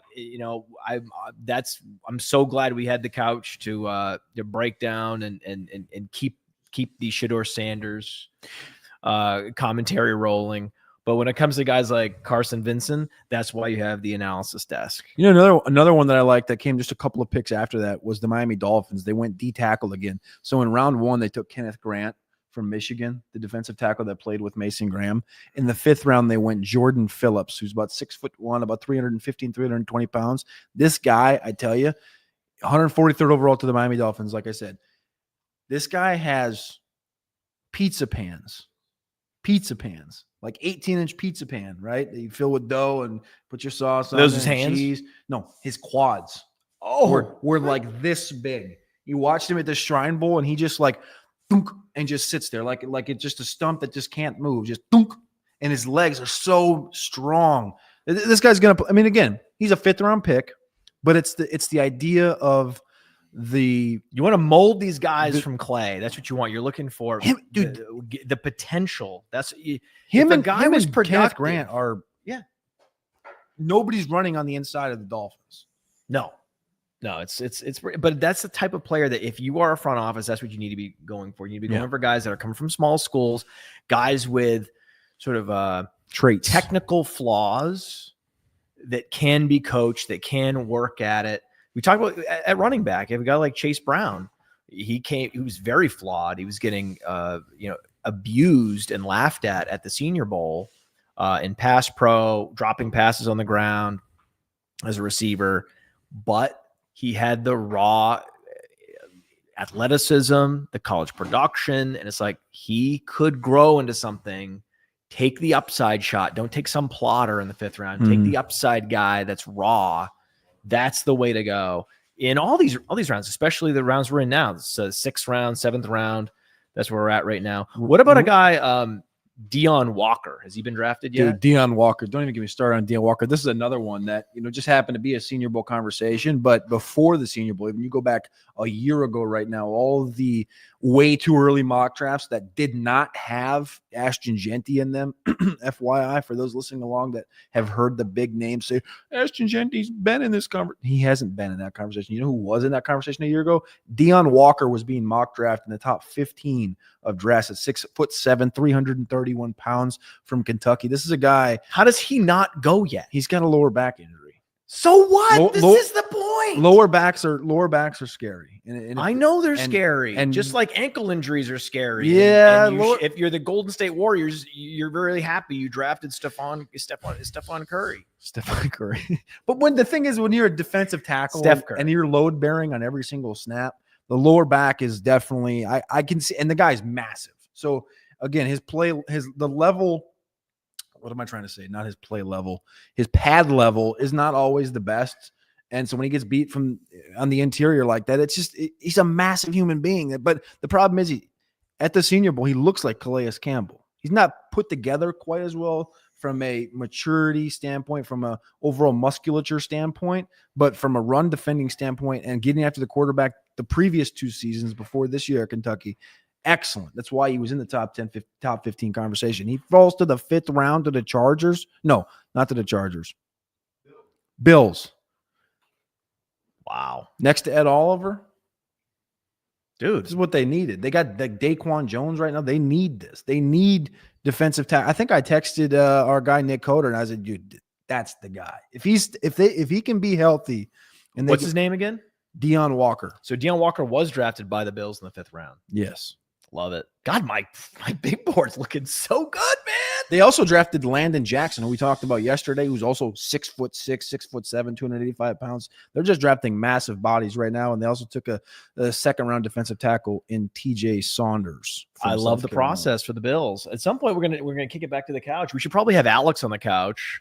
That'd be Jagger. 5th round is over now. 5th round just finished up. 5th round's wrapping up. Zoff Frazier from UTSA go. He's a big, long cornerback. Not quite the Tariq Woolen landscape there. We got Robbie Oots.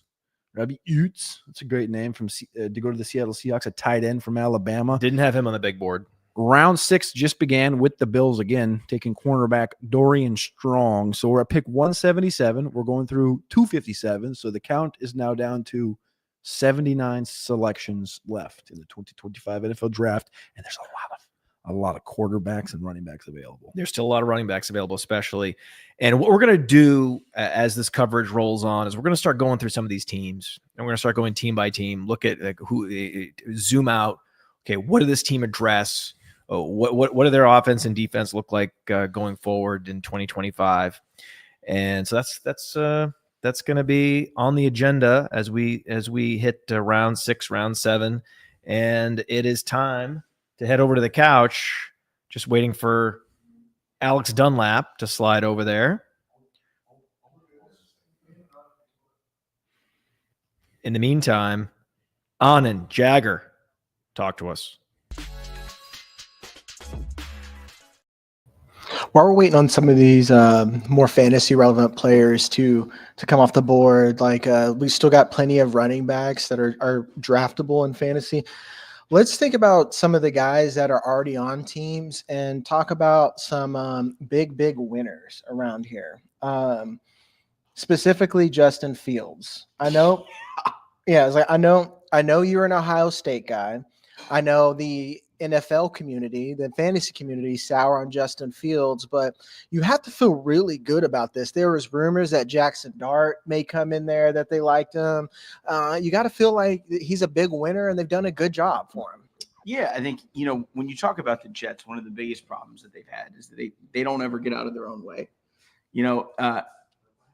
A lot of teams just draft best player available. The Jets have always drafted according to their own board, which has been one of the problems that we've had with their drafts in years past. And, I don't know that Justin Fields is necessarily the answer long-term for the Jets, but he's more interesting than a lot of the quarterbacks that they've started lately, whether it's Aaron Rodgers on one leg or any of the guys that they started before him. Zach Wilson comes to mind, Sam Darnold before him. When you look at Fields specifically, so much of what he does is very Jalen Milroe-esque, where it's a lot of the deep ball. That's the prettiest throw that he makes, and it's a lot of rushing. And so, adding field stretchers to that team, adding running backs to that room, building up the trenches, giving him the opportunity to kind of maximize what he does best.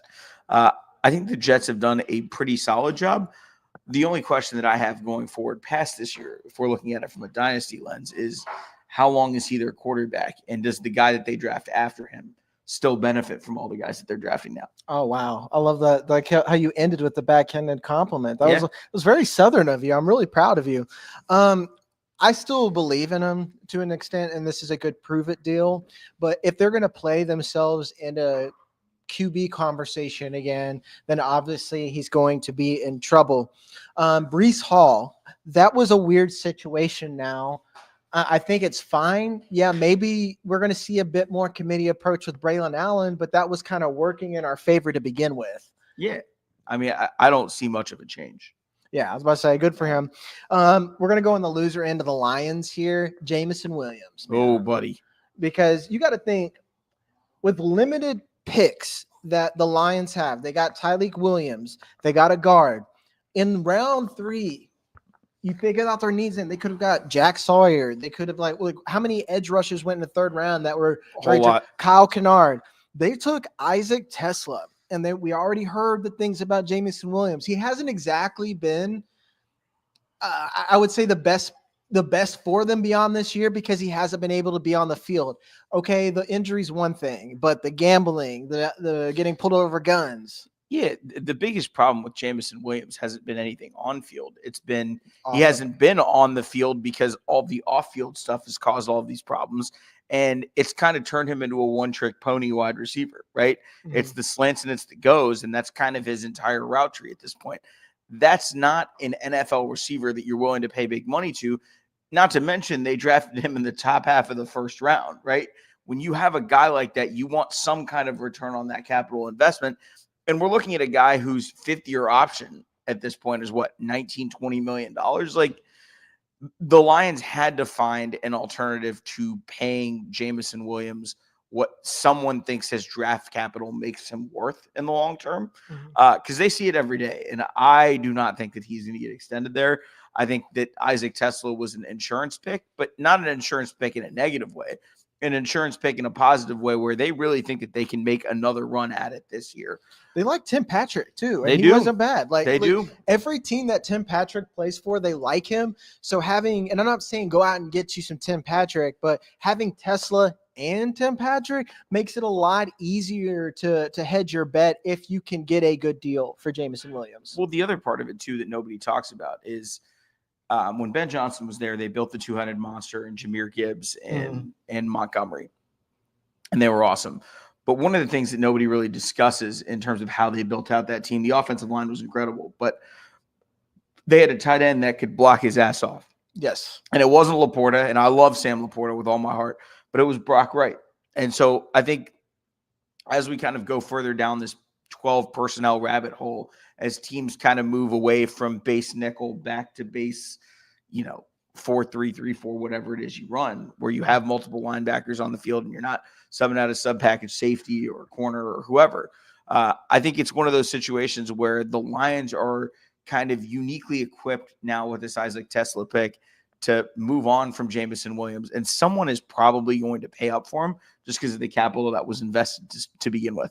Okay, we're talking smooth jazz here. I want to do some hard rock. Dolphins select Ollie Gordon. What?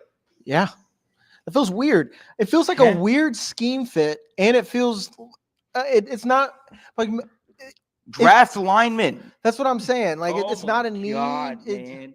He can't help himself here. I don't know. They did lose Raheem Mostert. Jalen Wright probably sucks. They were just gonna sign somebody that was already a 49er before. We've seen this movie too many times. Yeah. Why would you draft somebody when you could go get someone that was a Niner for $1.5 million? Does this make you feel hot and bothered, or just bothered for fantasy? No, just bothered. Yeah, just bothered. Yeah, exactly. I'm annoyed. Yeah. Look, I can hate your draft pick, and we're perfectly okay with that. I can love your draft pick. We're perfectly okay with that. Don't fucking annoy me. Yeah. That's where we are right now. I'm just annoyed. And there's some other ones that we're up. The Ravens select the corner, Bilal Khan. And then right after that, Cone. Nothing fantasy relevant. So we'll go back to smooth jazz here. Another huge winner, the Vikings. Because I'm looking at these teams that had few picks. How did they spend those picks? It's more telling here. You got J.J. McCarthy. They go get Sam Howell for the price of a washing machine, so that just to have a backup. Man, washing machines are expensive now. They are. They are. They go out and get a guard, Donovan Jackson, huge need. Then they get Ty Felton, even though they have an offense with Justin Jefferson, Jordan Addison, and T.J. Hawkinson. They have needs. They gave up so much on the ground. They have needs at defensive tackle. They didn't draft one in the 5th round. I mean, it's got to be wheels up for J.J. McCarthy. I'm not trying to be Thor Nystrom or anything about it. Shout out Thor. Love you, buddy. Thor. Yeah, love you, buddy. That's my dog. Yeah, Thor's a dog. But I say Thor's right now to be as excited. Now we officially can get super hyped. I know that last year a lot of people's very common the vernacular about the draft, especially when it came to Caleb Williams, is no rookie quarterback has ever walked into a better situation than this. Yeah. Everybody was that was the tagline. Everybody was using it. Except Caleb Williams. In this case, though, no one has ever had an offense constructed for them this specifically like McCarthy has. Yeah. Right? You have your all-pro running back in Aaron Jones. They're building out the line over and over and over again. Christian Darrisaw will be back. They were a 13-win team last year, and he missed half the season. One of the best tackles in the league, right? So you get him back. You draft Donovan Jackson, who I think potentially could play to an almost all-pro level at guard. And he's now your 6th offensive lineman.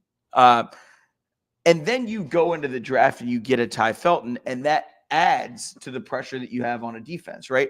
Are you going to try to take away Aaron Jones while the quote-unquote rookie? I know he's not actually a rookie. He's a second-year player.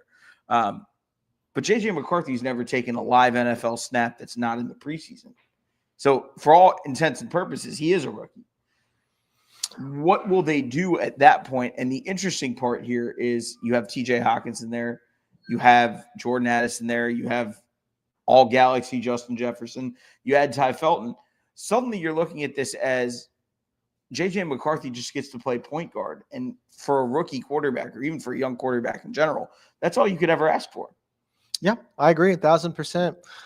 You said one interesting name there. Aaron Jones has been a massive winner. Right now, he's safe right now. Someone else who's safe, Chase Brown is safe right now. Again, there's a couple of backs that I think it's not like we're talking about high draft capital guys, but Martinez would fit into both of those. Trying to force that in there. So I'm not saying they're completely safe, but Aaron Jones, they really, really are going to ride him into the sunset. It feels like, because I have a share right now that's on the block, and I'm like, maybe I want to hang on to that share a little bit, just because it's a contending roster. And he's a receiving back, and they want to give him the easy targets, like you said, with having a tight end. Yeah. So I think when you look at McCarthy and what he does best, obviously as a Buckeye, I got to watch a lot of him. He was at his best on 3rd down, on money downs, and on 3rd and long, which for most quarterbacks is kryptonite. He happened to be really good in those scenarios. I'm going to stop you right there. Kyle McCord, your boy. What do you think is the best scenario for him to land? The best team? Somewhere that he can sit for a year. I don't direct team. Well, he's an Eagle, so he's going to sit for a while. I just wanted to give you that news right now. Great for That's the Eagles. so smart. Yeah, because he can develop there, and they're really good at develop. It's And almost that's like home for him. and it's like a side gig for them. They get these quarterbacks, they develop them, and they shift them off for more and extra picks, especially these middle rounds in here. Howie Roseman, I think, does a great job again, especially since they gave up Kenny Pickett. NFL Network, It's so funny. NFL Network calls that a loss. I think Kyle McCord is at least a safer QB with a better arm. Here's the funny part, right? So he went to St. Joe's in Philly. Yeah. Him and Marvin Harrison Jr., Mhm. who you might have heard of. He's pretty good Mhm. sometimes. Don't ask anybody that drafted him last year. But other than that, he's been pretty good. Mhm.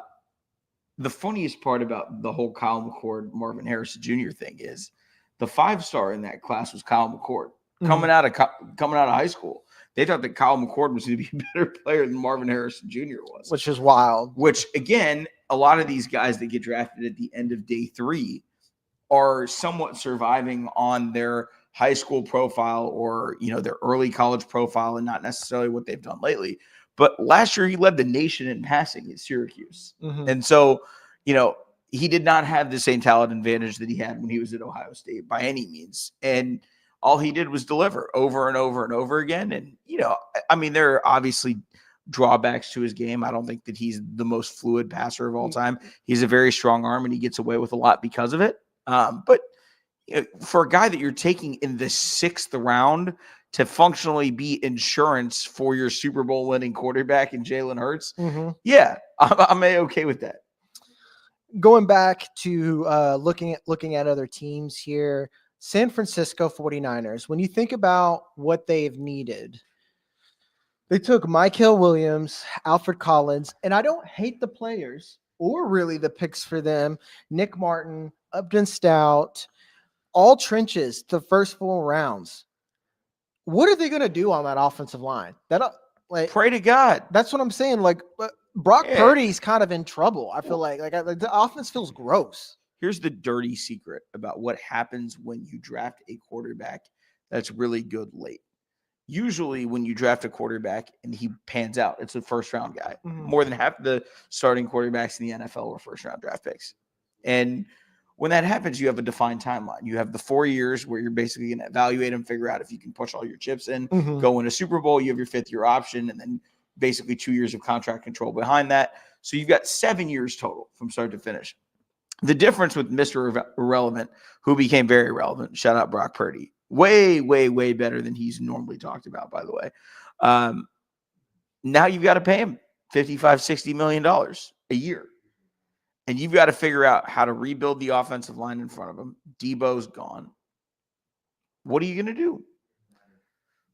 You're Christian gonna be all McCaffrey's in defense. his 30s. Yeah, it's Like they seem like they're going to be a defensive team that are going to throw very little or not effectively when they do. I mean, that's and that the question then becomes, right? Is McCaffrey the only player in that offense that you really want? Yeah. Because I think Purdy's going to be a value, but Purdy's not going to be a value like he used to be. and that's in redraft. Yeah. Like Dynasty, you don't even really want McCaffrey anymore, So You've got 1 year till the ship sails, Yeah. in my opinion. Yeah, Like, this is not good. He is a championship-only asset in Dynasty at this point. At best. Yeah. To me, that's the ceiling here. Yeah. Another team, the Pittsburgh Steelers. Ooh, baby, what is you doing, man? Like it's Aaron Rodgers, right? We love defense in Pittsburgh. It- And they love defense maybe a little bit too much in Pittsburgh, which we know is not sticky year to year and is much less malleable than offense is. Yeah. And now you're sitting there in a scenario where Aaron Rodgers has you by the balls. And we're not talking about all pro Aaron Rodgers, 37-year-old Aaron Rodgers, which would have been one thing. Yeah. We're talking about 41-year-old Aaron Rodgers coming off 2 of the worst seasons of his career, a torn Achilles, and God knows what ayahuasca trip he's on. I was about to say Mr. Alternative Facts going on, Right. Look, I'm just saying, I think it's more likely that he joins RFK's ticket in 2028 and wins there than that he wins anywhere on a football field this I'll year. take those odds. I'll take that bet. It's really gross because like I've been saying that who's gonna win Aaron Rodgers or lose Aaron Rodgers chicken, and it's Steelers, man. Like it's just like that's the one chess move because like they filled needs. You know, they needed more depth on the offensive line. I love the Jack Sawyer pick. I love Yaya Black. Caleb Johnson's a need, but you're rushing out Mason Rudolph. They're not going to do that. The thing to me about Pittsburgh is way too often, and it's also a good way to go about doing things when you're as solid an organization as Pittsburgh is. To me, I'm a Buckeye. I love Jack Sawyer with all my heart. He's responsible for some of the best moments I had last year. At the same time, Braden Swinson's a better edge rusher than he is at the NFL level if we're just projecting. And so I'm surprised that Pittsburgh went in that direction and took the guy that's basically the team captain and the rah-rah, we love this player guy instead of who I think is potentially the better prospect. This is big. Guys, our first kicker went for the Patriots. This is huge. Before Quinn Ewers, our first kicker went to the Patriots. Miami's kicker, Andres Borregales. Yeah, that's actually a huge need for the Pats. Like I'm a Patriots fan. It's been like rough since Gostkowski, I feel like. So if you are still playing in a league from 2005 and have kickers, that's something. That's something. Exactly. Shout out to the Jacksonville Jaguars for that one. Should we trade up to draft a punter next year? Maybe, dude. Maybe. Why not? Maybe not even two. What would Bill do? And probably draft him earlier. The Buccaneers are quietly having a great draft, and Baker Mayfield continues to be a fantasy discount. And I mean that in every sense. In redraft, he's great. You could get him later. And Dynasty, I think he's even cheaper because people think, well, that won't last forever. What happens? What happens when Mike Evans leaves? What happens when Chris Godwin leaves? Cool, you got Jalen McMillan and Egbuka right there in the waiting. They're taking luxury picks, getting Benjamin Morrison. That's a need right away. One of my favorite picks in the entire draft has been Morrison. Yes, and then they double dip at edge, which is a need. I think they should have went earlier, but corner was a need as well. This is really, really, really, really good.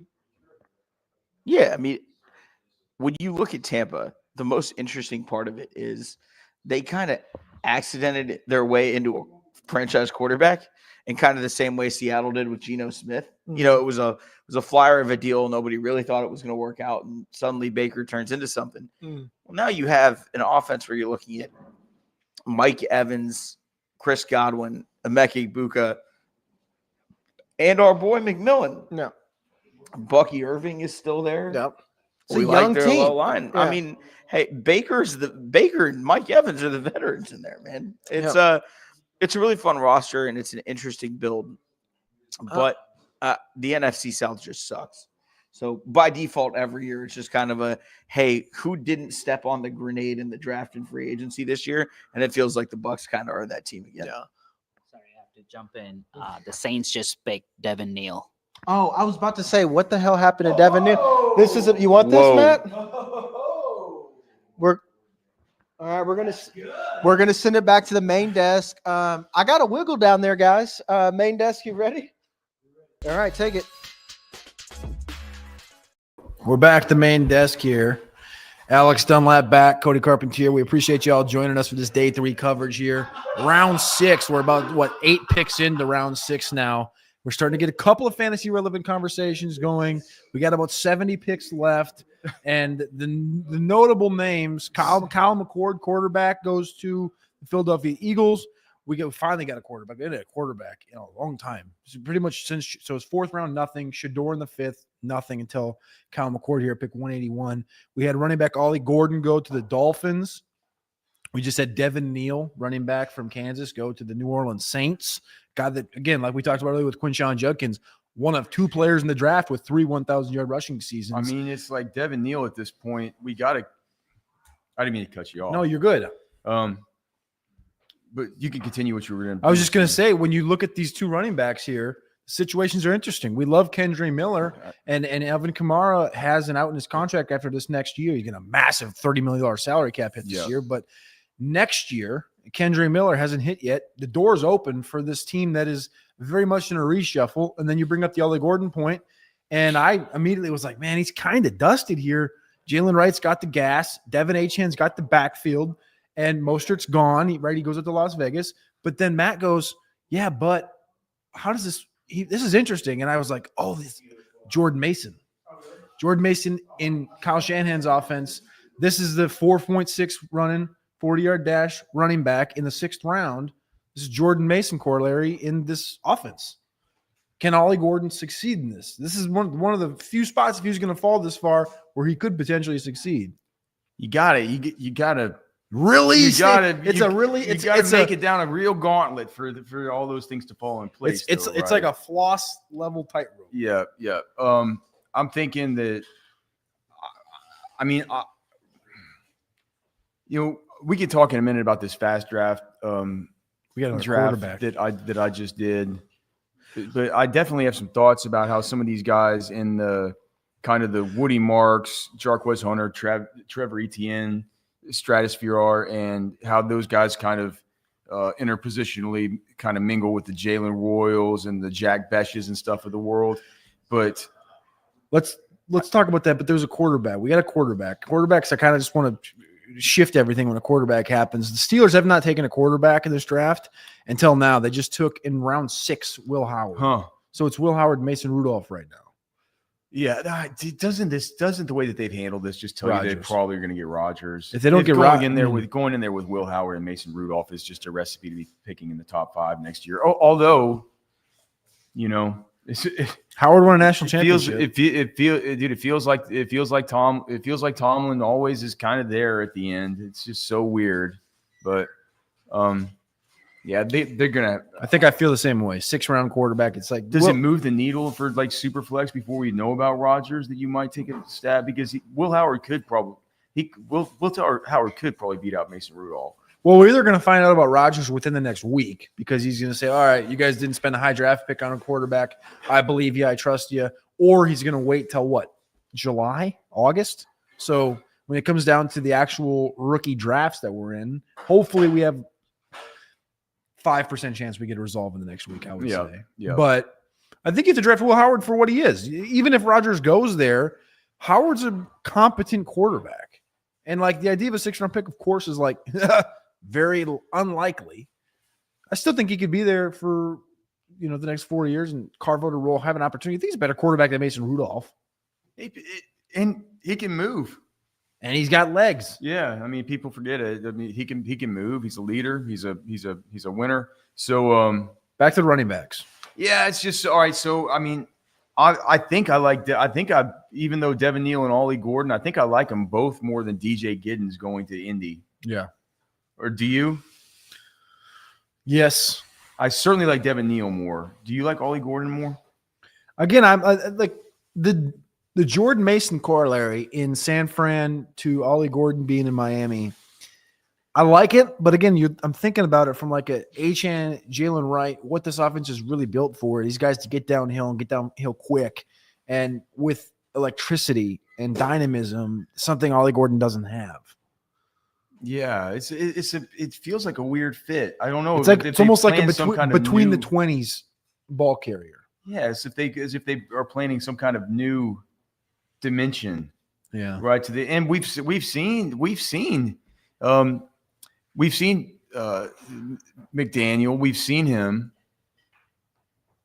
just kind of have to do things during I'm always reminded of what happened with Jonnu this last year, right? Yeah. It's like when have we ever thought or seen that? It's like, and by the end of the season, you had said, okay, I think he was like we kind of did it out of necessity to start, but by the end of the season, we realized, oh my gosh, he's actually good and he's fast and he breaks the Dolphins tight end receptions record and all this. So there are ways he can evolve. Although he's one of these coaches that. We do understand that there's, a long line of the way that he likes these offenses to operate. I'm still trying to think of has there ever been an Ollie Gordon through his whole time when he's coordinating run games?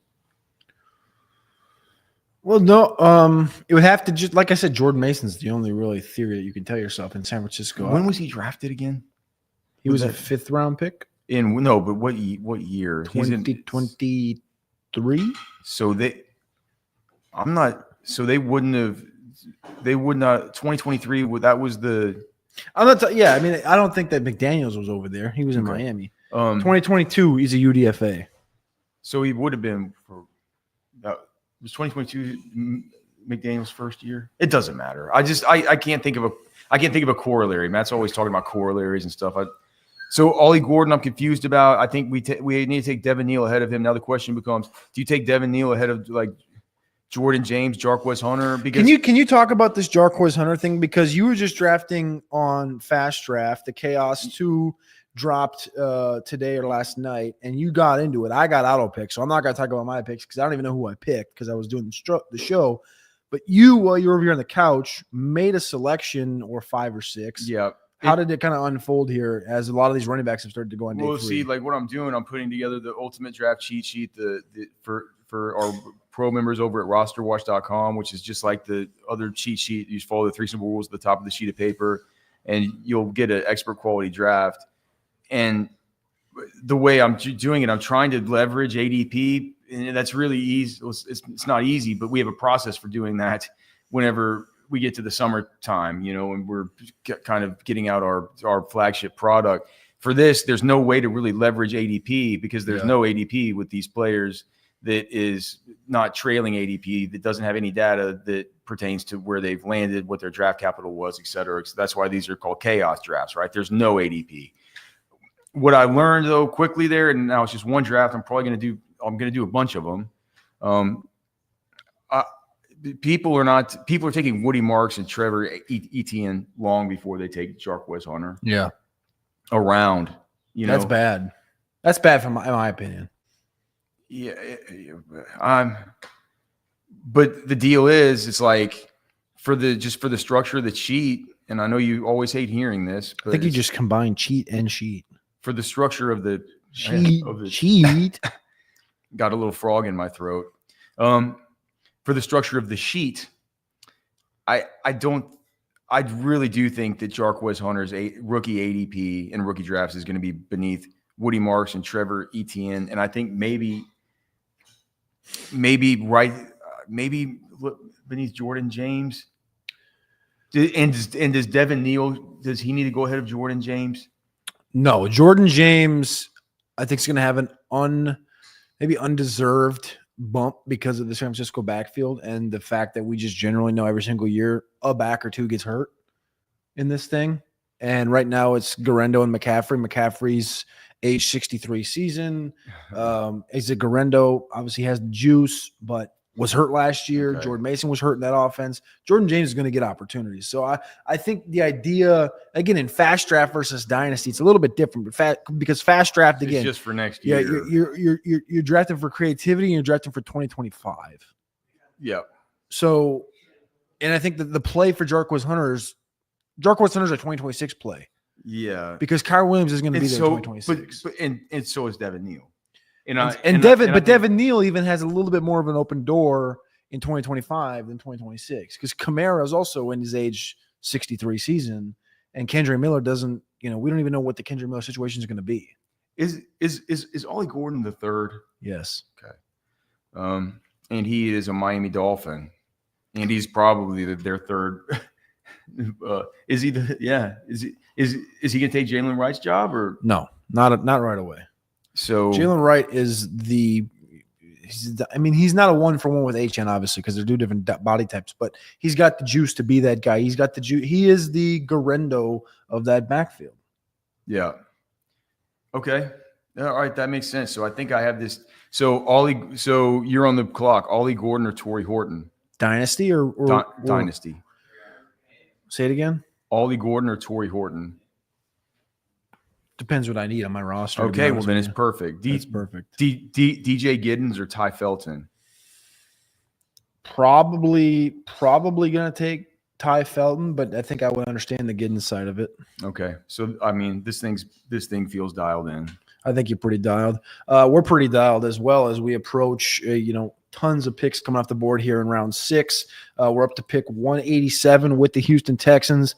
We got a safety, Jalen Reed from Penn State. After the second kicker of the round, Tyler Loop from Arizona comes off the board at 186 to the Baltimore Ravens. We heard the Baltimore Ravens were going to potentially be in the market for a kicker. If they could get the one they wanted, we were going to potentially see Justin Tucker lose his job for off-field issues. What's going on with these Longhorns and all these off-field issues lately, man? It's crazy. It's not as bad as Georgia, if we're being honest with ourselves. But, hey, things still happen. Let's talk about the best available players, Alex, because we're sitting here in round 6, and there's quite a few guys, especially from a fantasy football perspective, that are still available. But at quarterback, here's the thing. I want to have the quarterback conversation with you because right now, as we sit here at pick 188, with the Tennessee Titans on the clock, followed by the Colts ×2 and the Eagles and Seahawks, we have 7 quarterbacks off the board.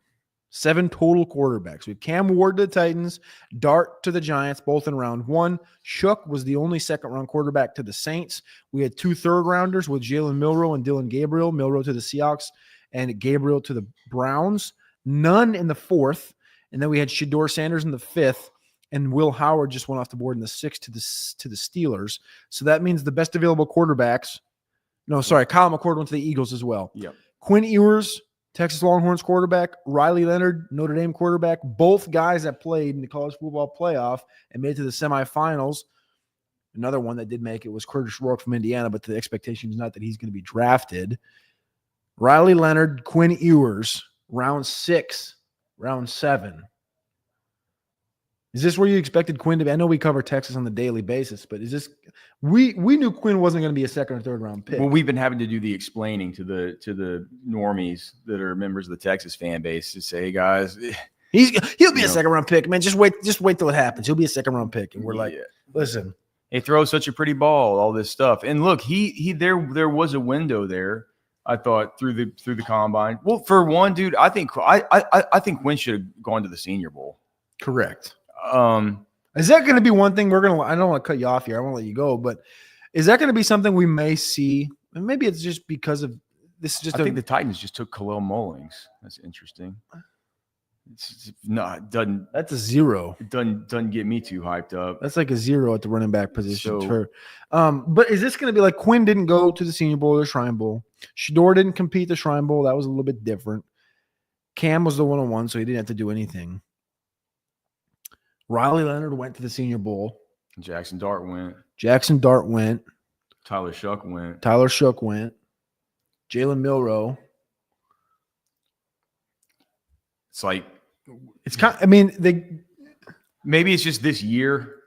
Dylan Gabriel went. Yeah, maybe just this year. That might be a thing. It's just this year, dude. Look, I don't think that there's any. I mean, look. Riley Leonard could end up going before Quinn Ewers. I think that Quinn Ewers would be the right pick here. I think the team drafting him in the halfway through the 6th round? Not quite halfway, but we're getting there. I think it's a pretty outstanding value for a guy who at the very least is going to be a long-term backup. Riley just went. Pick 189 to the Indianapolis Colts. The Colts. The absolute kind of perfect spot. That's actually it's not bad. I think I mocked him there in like the 3rd or 4th round on one of the mocks the last month. Daniel Jones and Riley Leonard came in right after Daniel Jones under Coach Cutcliffe at Duke. Oh, right. Yep. Similar play styles. Daniel Jones has a little more weight to him. I would say he's a little better runner, but Riley Leonard's a good runner. They've completely committed to this style of quarterback play. Mm-hmm. And I know people will say Daniel Jones and Riley Leonard are not the same conversation as Anthony Richardson, but they're running quarterbacks. Both of them can run, dude. And they can operate. You could argue that Riley Leonard is going to be the smartest quarterback in that room. He's smart guy. Daniel Jones went to Duke. So did Riley Leonard. He also went to Notre Dame. Yeah. So it's pretty. Yeah. Yeah. Riley Leonard's a smart dude too. So, I don't know, man. It feels like obvious. But with Quinn, I mean, what else was there that he could have? He can't come back to Texas. Well, rumors were floated out there in what, December? Yeah, but he could have come back to college, but he couldn't have come back to Texas. Well, correct. That's what I'm getting at, though. There was rumors that were floated out there in December and January that Quinn Ewers could have returned to college for umpteen $1 million. Yeah, $3 million. But I don't know what is. I probably should know just off the top of my head, but I'd have to look it up and just see what the salary scale is For quarterbacks? Yes, for 6th round. Oh, as far as the new rookie wage scale, 800,000. I think it might be a tick over that. It probably is, but it's ballpark. ballpark. It's just I don't know. Like, what are the upcoming teams here? Because I think it's definitely Quinn watch. So the Eagles have Kyle McCord. They're up right now. Seahawks took Jalen Milroe. They're up at 192. Bengals, Jags, Bears, Lions, who have Hendon Hooker behind Jared Goff. Denver Broncos obviously just got Bo Nix, Jordan Love in Green Bay. How about the Bengals? Would they see him as an upgrade on Jake Browning? Is he still the backup? I think he's still the backup. I think that might make sense. Vikings have 2 picks, 201, 202. But they took they didn't take a quarterback. But they traded for Sam Howell. Yeah. Gosh, the Bears sure would feel like a bad one. The Lions, I mean, I guess it's 204. What? 204. The Cowboys? That'd be something. Right? I don't know. I'm trying to think of I'm trying to think about like the GMs and the head coaches that were pro day. And it was, I don't think Caserio or certainly the Texans would have an interest. They were there. Green Bay was there.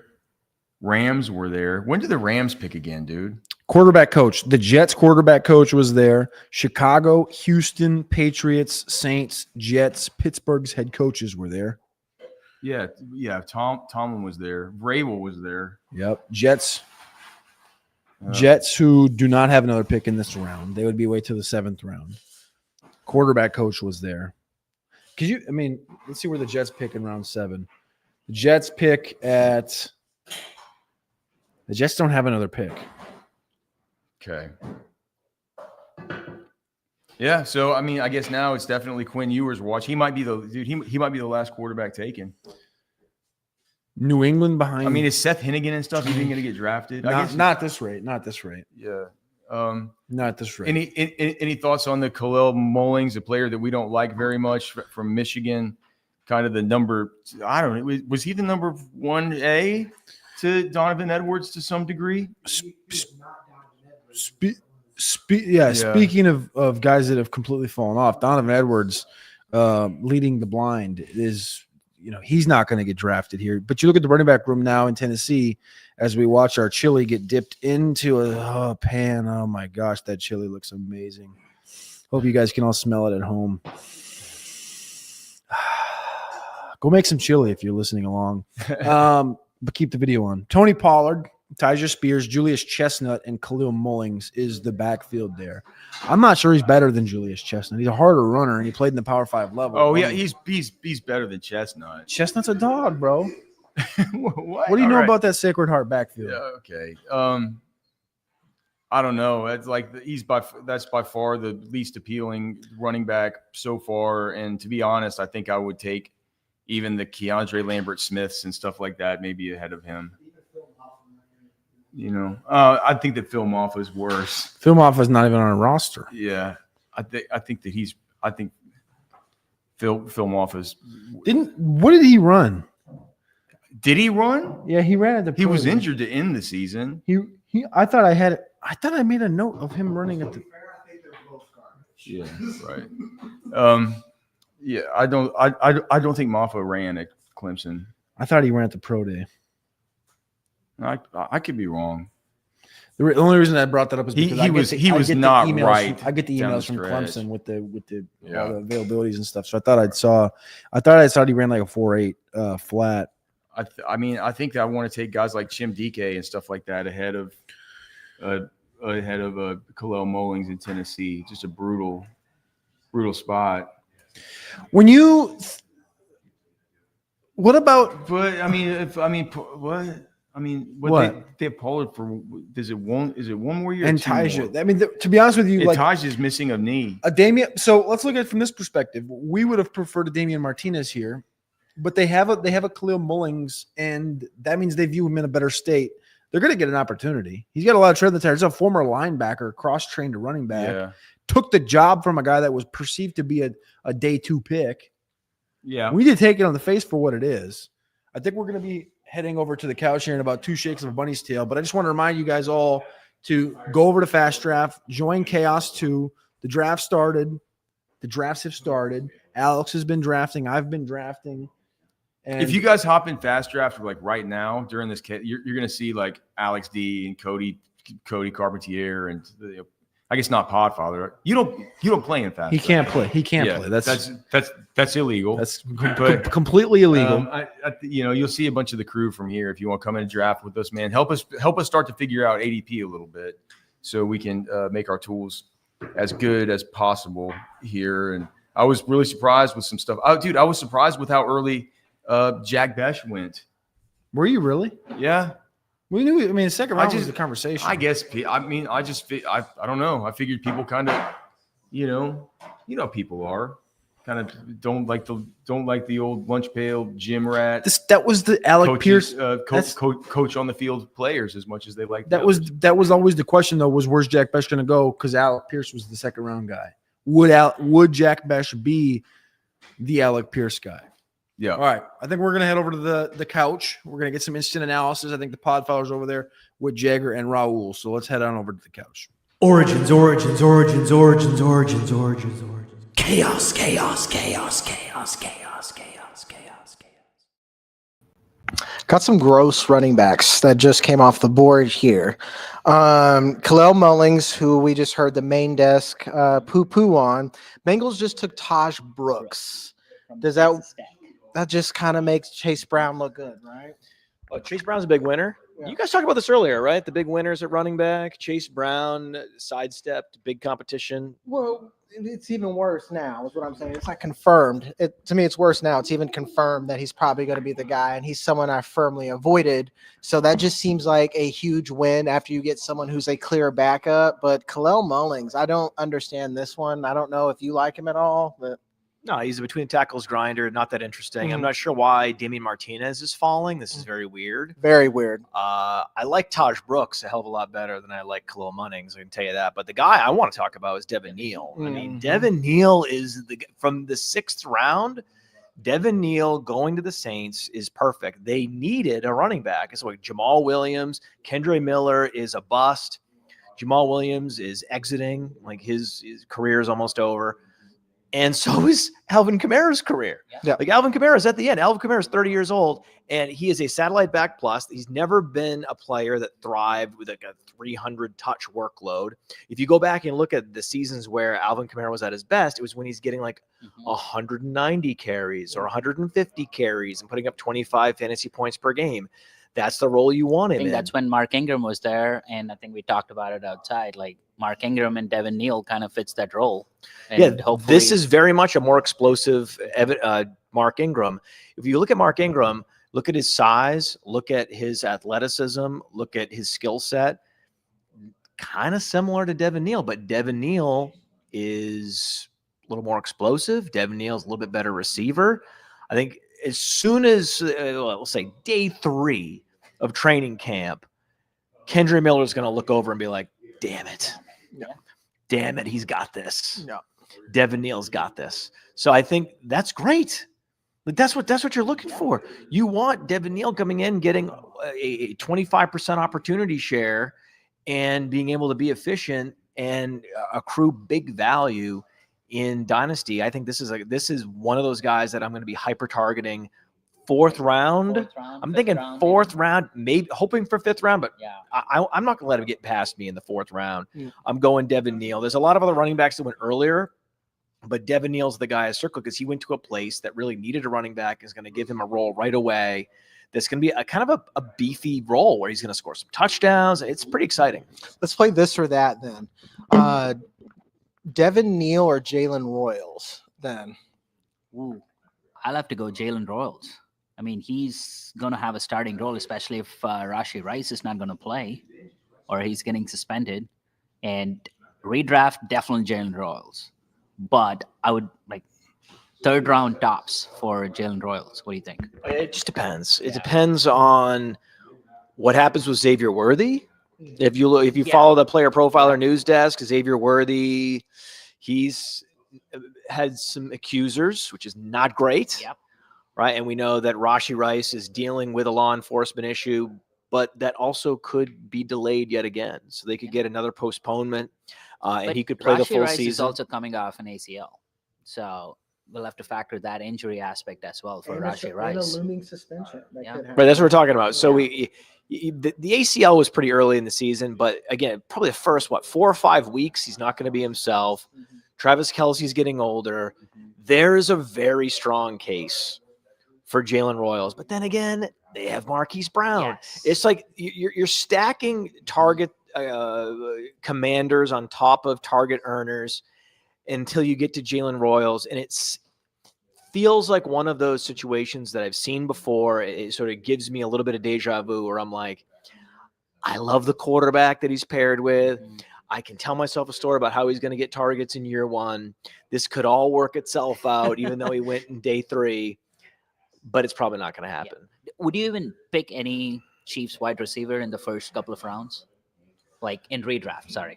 I not in the first couple rounds, but I think that Rashee Rice is a great pick. He's one of my favorite picks in the early to mid rounds, especially in best ball, because it could very easily shake out where this whole thing gets postponed. And we could be looking at Xavier Worthy getting suspended more games this year than Rashee Rice. That's a thing that could happen at this point, given how the news is breaking right now.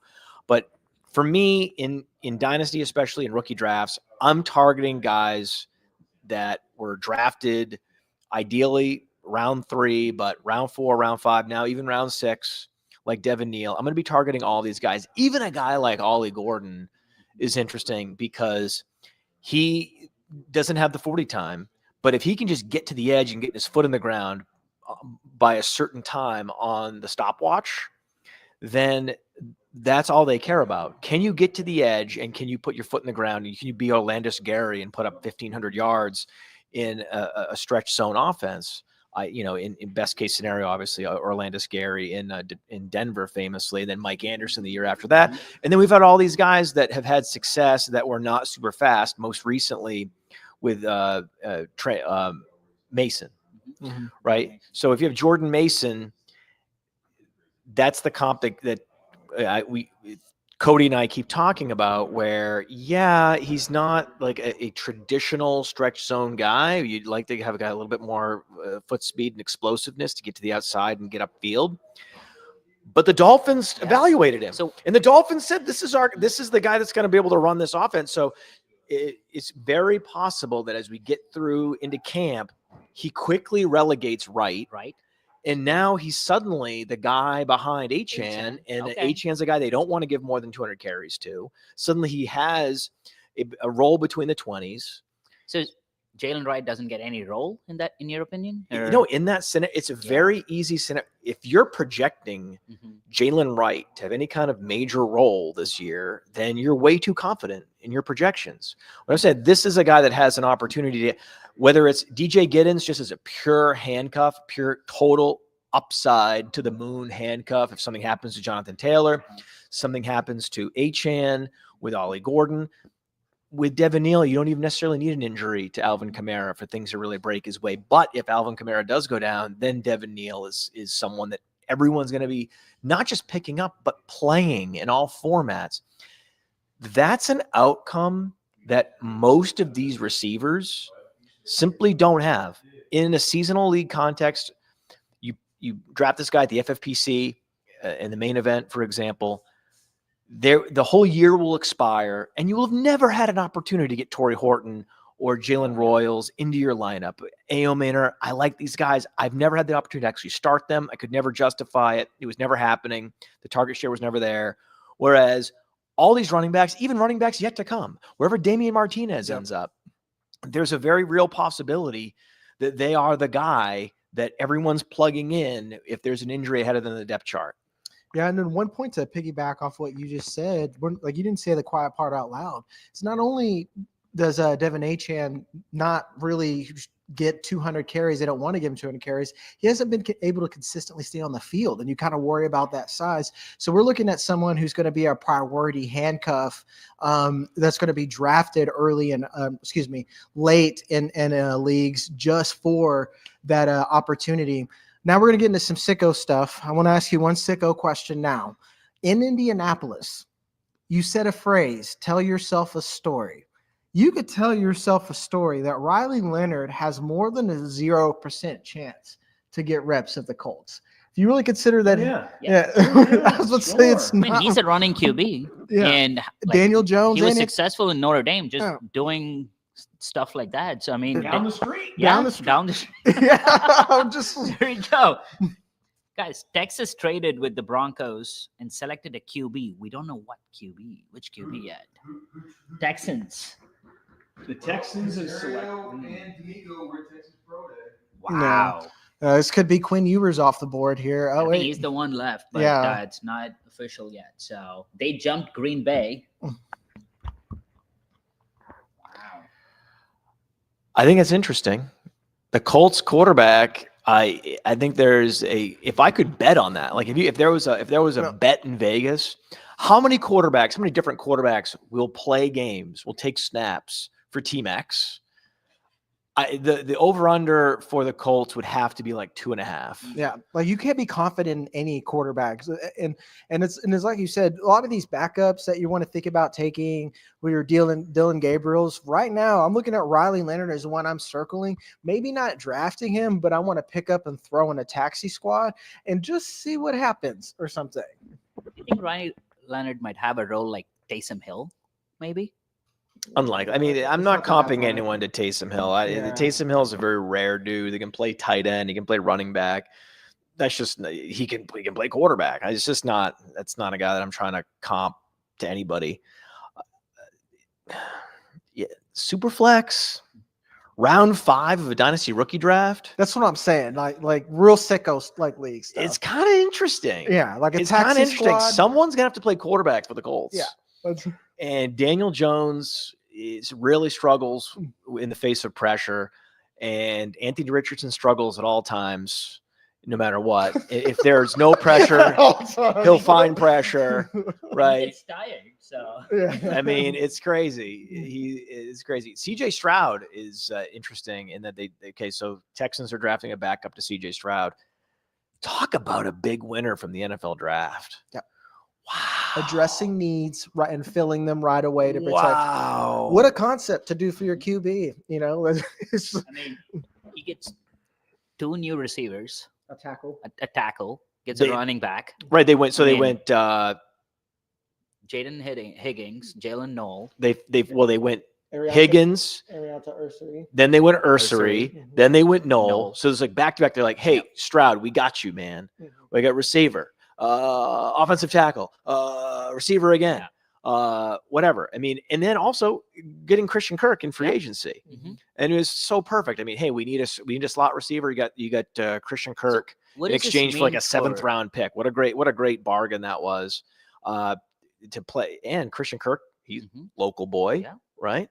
Local boy Christian Kirk coming in there playing slot for another year or two. Successful. I can see Christian Kirk kind of having a nice little easing out of an NFL career, playing the slot, 60% snap share, 20% target share. That's what Christian Kirk's going to give you. And who's that guy that's going to come in and be number 3 on the target totem pole? Depending on where you have Dalton Schultz, number 4 on the target totem pole. Is it going to be Knoll? Is it going to be Higgins? I can't wait for that camp battle. That is the camp battle to watch. I'm super excited for that. But Stroud, man, Stroud, he gets there with a few more touchdowns, makes all the difference for Stroud in year 1, and then some of those touchdowns go away in year 2. He craters. But if you go back and you just look at his production when Diggs was on the field, it was much better. In the second half, he really struggled with the lack of receivers. So that's what they saw. They said, hey, this guy really struggles if we don't give him high quality receivers. So they made a point to go do that.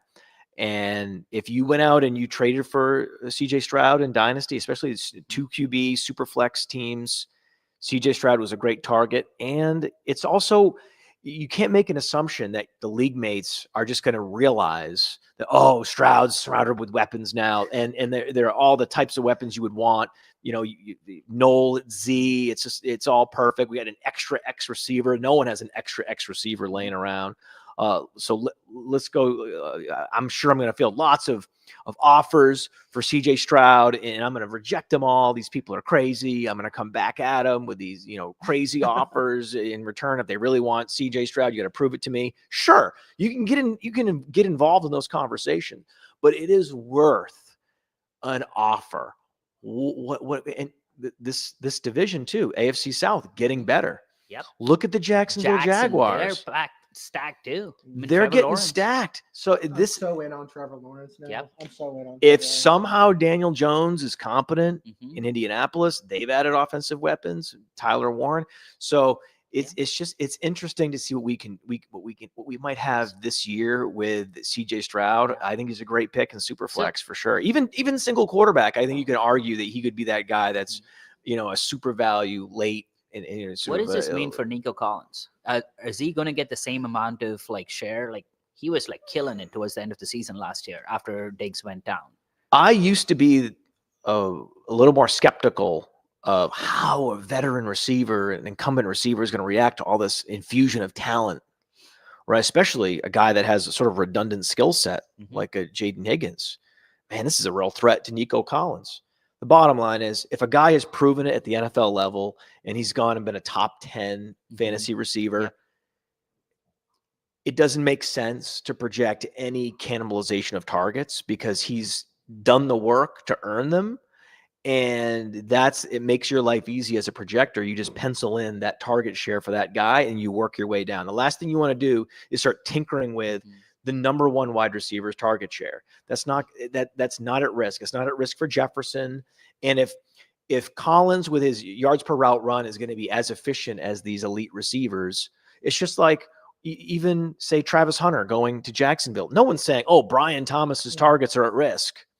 Right. But just because it took Nico Collins a couple of years to break out, people like me sometimes are a little bit like, well, Nico Collins, I mean, he's been in a great situation, but now I don't know. He's got a lot of target competition. And what was he doing those first 2 years? I don't know.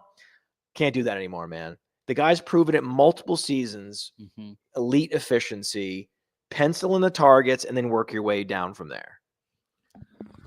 Another one we're going to shift over to, because like you said, a lot of this bringing in talent for people. And to give a real life scenario, we had 2 player profiler startups happen. We had some interesting debates in there. And to get something, Graham Mertz to the Texans. I liked Graham Mertz's tape for what it was in a terrible system where everyone played poorly. Not someone I'm going to actively target, and he's clearly just a handcuff. He's no Riley Leonard. Let's put it that way. So, well, anytime you tear your ACL and you miss most of the season, I'm interested. If it's round 6 and round 7, like that's just if I'm an NFL GM and I'm drafting in day 3, I am only drafting from small schools and guys that have been injured or had some intersection with law enforcement or whatever. Right. Misfits. I'm here for Shedeur Sanders. I'm here for everybody. Right. That could be, we talked about Torrey Horton. He had a knee injury and fell for whatever reason. I'm here for it. Like, give me those guys. Quinn Ewers is still out there, and Graham Mertz would you take him over? Quinn Ewers stinks.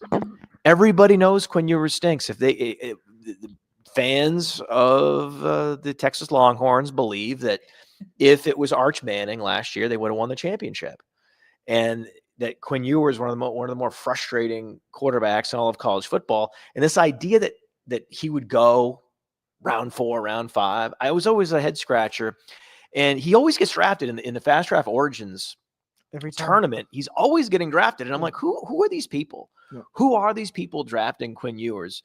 What do they think they're going to get? Do you think he's going to show up in camp and he's going to start throwing footballs around and they're going to be like, oh, we got to get this guy in there? That's not going to happen, man. That is not going to happen. And the Fast Draft Origins tournament is live right now. Chaos 2. You all did it. You forced us to roll out a second chaos because you filled chaos 1 before we thought it would fill, which is a good problem to have. So we rolled out another one, same prize pool, $5,000 prize pool. The code is draft to get a $50 deposit match. Also, it's still valid from yesterday and the day before. Couch Guy. Code Couch Guy gets you a $100 deposit match. We've already had some people using that deposit match and drafting against Cody, drafting against Alex in the Fast Draft Origins, taking advantage of the information that you have, because maybe someone's just they're going on with their day. They haven't been paying as close of attention, and that Devin Neal is in a great spot relative to other 6th-round pick running backs. And you decide to pick Devin Neal when everyone else has sort of pushed him down because they set their rankings before the draft pick came in. That's why it's chaos. And that's why those that are currently watching the draft, that are watching the stream, it's in their best interests to be drafting on Fast Draft right now and then have everybody drafting against each other. It's supposed to be fun. It's supposed to be all interactive, right? And whatever your favorite thing about this show is, your favorite personality, the thing you liked about the show the best, put it in the comments. Just put it in the comments. If you enjoy what you're watching, like the show, put it in the comments, make a comment, reply, retweet, whatever it is. But I'm interested to hear your take on the show, the thing you like best about the broadcast, the thing you like worst about the broadcast. We will be going through the comments after the show and improving for next year. Every year we try to get better and better and better. Try to have a nice balance of the type of analysts, the balance of any promotions that we're doing with the content, football content versus fantasy content, a lot of balancing acts. Matt, since you're in our fun couch out here, you have to join our segment. It's a vibe check. Just based on the name, no analysis, just based on the name. You'll have to let us know how long he's going to play in the NFL. First contract, second contract. Okay, I'm going to name a couple of players for you. Sure. First one, Tyler Loop. Just based on the name. 3 years. 3. Is that good? Yeah, for a kicker, yeah. He can bounce around. Oh, wait, I should guess the position too. No, I should guess the position. Yes. I would have said something else, but go ahead. Okay. Next one, Dorian Strong. Dorian Strong. Okay. Dorian Strong, linebacker. And Dorian Strong, probably 7-year career linebacker, back as a backup linebacker. Okay. He's a defensive back, cornerback out of Virginia Tech. Good.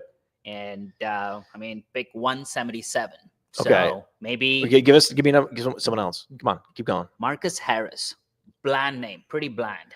Marcus Harris. Yes. Wow, Marcus Harris. We're gonna say Marcus Harris has got to be a safety. Right, I can see Marcus Harris safety from Cincinnati, and so Marcus Harris safety from Cincinnati. Marcus Harris safety from Cincinnati. He's definitely going to the Denver Broncos. So he went to the Titans, but close enough. He's a safety, and he's from California. Where is he from? California. Oh, California. Okay, give me another one. So I got the right position that time. Okay, we asked this to our panel before. Danny Stutzman. Okay, Danny Stutzman, great. Yes, we love that name. Okay, we feel the name stands great. Right. And the consensus was he's going to play for 8 years. Yeah, Danny Stutzman. I think. Oh, I didn't tell you how long that Harris would play. Harris would probably play 8 years. So Stutzman's going to have a 12-year career. Stutzman's a guard. Yeah. Stutzman's a guard from UT Chattanooga, right? And I can absolutely, and I think, he's a guard from UT Chattanooga. And he went to San Francisco. Yeah. Okay, this one's fun. Basketball reference. Chris Paul. Wait. So what was the real answer? What happened with Stutzman? Linebacker from Oklahoma. Linebacker. Yeah, okay, so it's a linebacker from Oklahoma. Okay, fair enough. Give me another one. Last one. This is a fun name. Chris Paul. Okay, Chris Paul. Yeah. Okay. He was picked in the 6th round. Chris Paul. Ooh. Chris Paul is a center. Chris Paul is a center from UW Whitewater. I'm impressed about the college. I know. That is pretty impressive. Right. Chris Paul is a center from UW Whitewater. And I think that he was actually drafted by the Saints. And he's going to have a pretty short career because he's going to get injured 5-year career. Okay. So you're pretty good so far, but this one you got all 3 wrong. It's Okay. a linebacker from Ole Miss. Okay. Got drafted by the Rams. Okay, so I was all wrong there. Yes. Give me one more. Give me Yes, one more. get one more. Tyler Barron. Tyler Barron. Oh man, Tyler Barron. That's a tough one. I don't know. Tyler Barron. I'm gonna go. Tyler Barron's a cornerback from Alabama A&M, and I think he's gonna have probably a 6-year career. Nothing too impressive. Mostly just kicking around the league. And he went to Cincinnati. Close. He's in the defensive side. He's like edge linebacker-ish. Okay, sure. And he's from Miami Mm-hmm. and went to the Jets. Okay, so I all mean, wrong. All wrong, but like, you kind of All wrong. It sounded good. It sounded good. This is a fun game. This Yeah, vibe it's a check fun game is a fun Okay, game. One more. One more. One more. Tim Smith. Tim Smith. Yes. I mean, Tim Smith sounds like a middle linebacker. I think Tim Smith, middle linebacker from Utah. And, I think he's going to have a pretty long career. Did Tim you pick Smith. Utah because of Dan Smith from the Keel and Peele skit? We don't know why. We ultimately don't know why. And I think he's the perfect fit for the Steelers, and he'll have an 8-year career. Ooh, defensive, linebacker from Alabama, though. Okay. And went to the Colts. Okay. There it is. Yeah, there it is. Pretty Fine. good. Cody's Yeah. ready for us. Indiana. Cody's ready for us, and we're going back to the main desk. Origins. Chaos.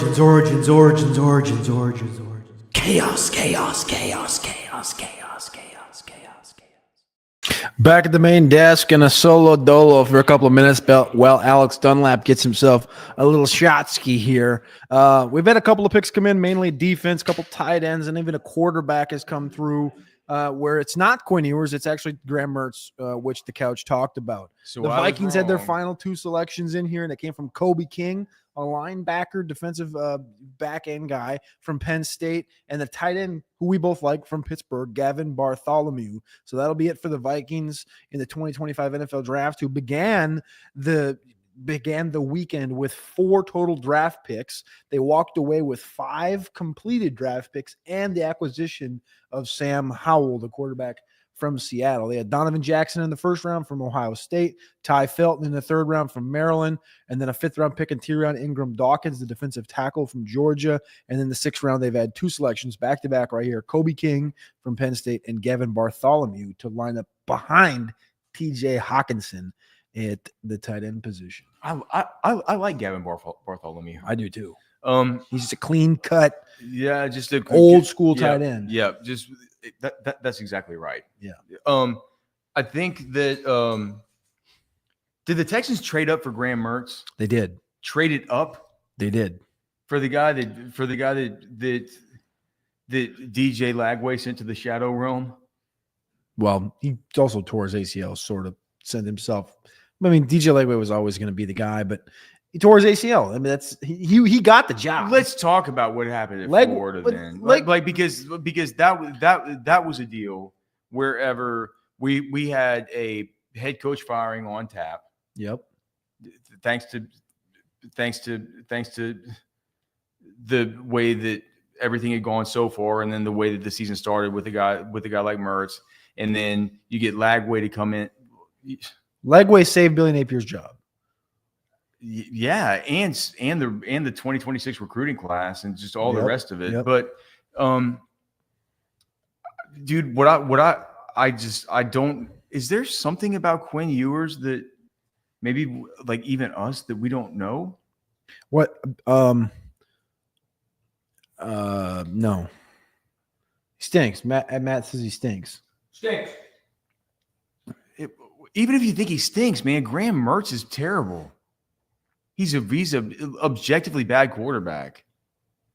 I don't really know. I don't really have a lot to say about what could be question marks around Quinn, because the thing is, we talked about it already. We talk about it, I feel like, on end, trying to explain this whole thing to people from the Texas Longhorns perspective. But he's a good backup quarterback. Yes. With the arm with like.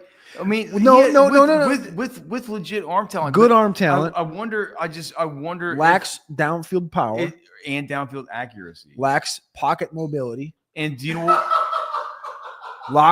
Lacks health and availability. Yep. Lacks ideal size. Yeah. Lacks vocal leadership. It's all the same. I mean, these things are all true, but. And so dude, here's what I'm saying. You can't just like, to me, I find it weird. And trust me, I am no Quinn Ewers apologist as far as him as a football player. As far as him as a dude, I will admit that I'm an apologist for Quinn as a guy, right? I think that the whole thing about the vocal leadership, I totally get it. Like I don't need to explain it to you, right? But I feel like I need to explain to. Well, I don't think you have to explain it to me because I think I said it, but yes. To the people who are watching. Well, no, but they and you know what? Maybe people who are watching this don't care about the Quinn Ewers fall. Well, it matters. It's a guy that was one. I mean, it was Spencer Rattler went in the 5th round last year. It's just to me, it's just it's really, I think it's just as over. I was sitting outside talking to Anand about like the quarterback class this year. It's just been so weird how this thing has kind of unfolded. Now, I think that the story of round 6. If he's Mr. Irrelevant, can we do everything in our power to force the hand of having Arch Manning be drafted next year, just so that Texas could have a quarterback drafted with the last pick and the first pick? Do you know what? Back-to-back selections. Can I just put this out there? I've tried this too. Let me put it out there into the world. Thank you. PSA. Have you already done it? I do it on every show I'm on. But yes, okay, PSA. So can I put this out into the world? Just breaking news here on the Player Profiler YouTube. Arch Manning's family and his father Cooper Manning have been very, very, very intentional in the way that they've handled his time at the University of Texas. They, for example, they did not allow Arch Manning to take any NIL money until he was the presumed starter, right? AKA this spring. And honestly, and what you'll hear from people is like, dude, that comes from a family that has a ton of money. That comes from a privileged family that says, hey, you're a freshman, don't take your $2 million. Whatever. It's like, so I get that, right? But it is what it is. It is what it is. Okay. And so this is part of their process, and it's what they've been very intentional and very serious about. Do you know what the next thing is? Is Arch Manning is not coming out in the 2026 draft. He's just not. Because his family believes in the old Bill Wall Archibald, who he's named after, believes in the old Bill Walsh. I don't know if it's a truism or whatever it is. Pablum, 30 starts for a quarterback. I think the Bill Walsh number was 25, but the merit still stands. Yep. Well, from the reporting that we've gotten, it's 30. Yeah. So, but they believe in something like that, right? What is it? A pablum? A rule of thumb. 30 starts. They believe in that. Arch Manning will be at Texas, barring completely unforeseen circumstances, not only for the 2025 season, but for the 2026 season and come out in the 2027 season. So with Quinn, he was always good. He was never gonna. This has always been the plan. Yep. He was never gonna come back to Texas. I don't know, dude. Let me just can we? What I think is the most interesting thing besides all this out of the Texas bubble, this pick 193. Taj Brooks from Texas Tech goes to the Bengals. Back-to-back 1,000-yard rusher. Are you kidding? The bowling ball, Taj Brooks. So what we have is in the Bengals a team that has 48% of their salary cap tied up in one quarterback and 2 wide receivers. And the way that they've justified that in the media is by saying, like, look, we have these guys on cheap contracts. We have Chase Brown, right? We have Amarius Mims, right? We have these players who we feel like are our building blocks that we have on cheap contracts for a little while. As they come up, we're going to deal with this stuff. We'll deal with renewing them later, but like we can get production out of these dudes. That had led me to believe for a certain amount of time that Chase Brown in some ways was protected.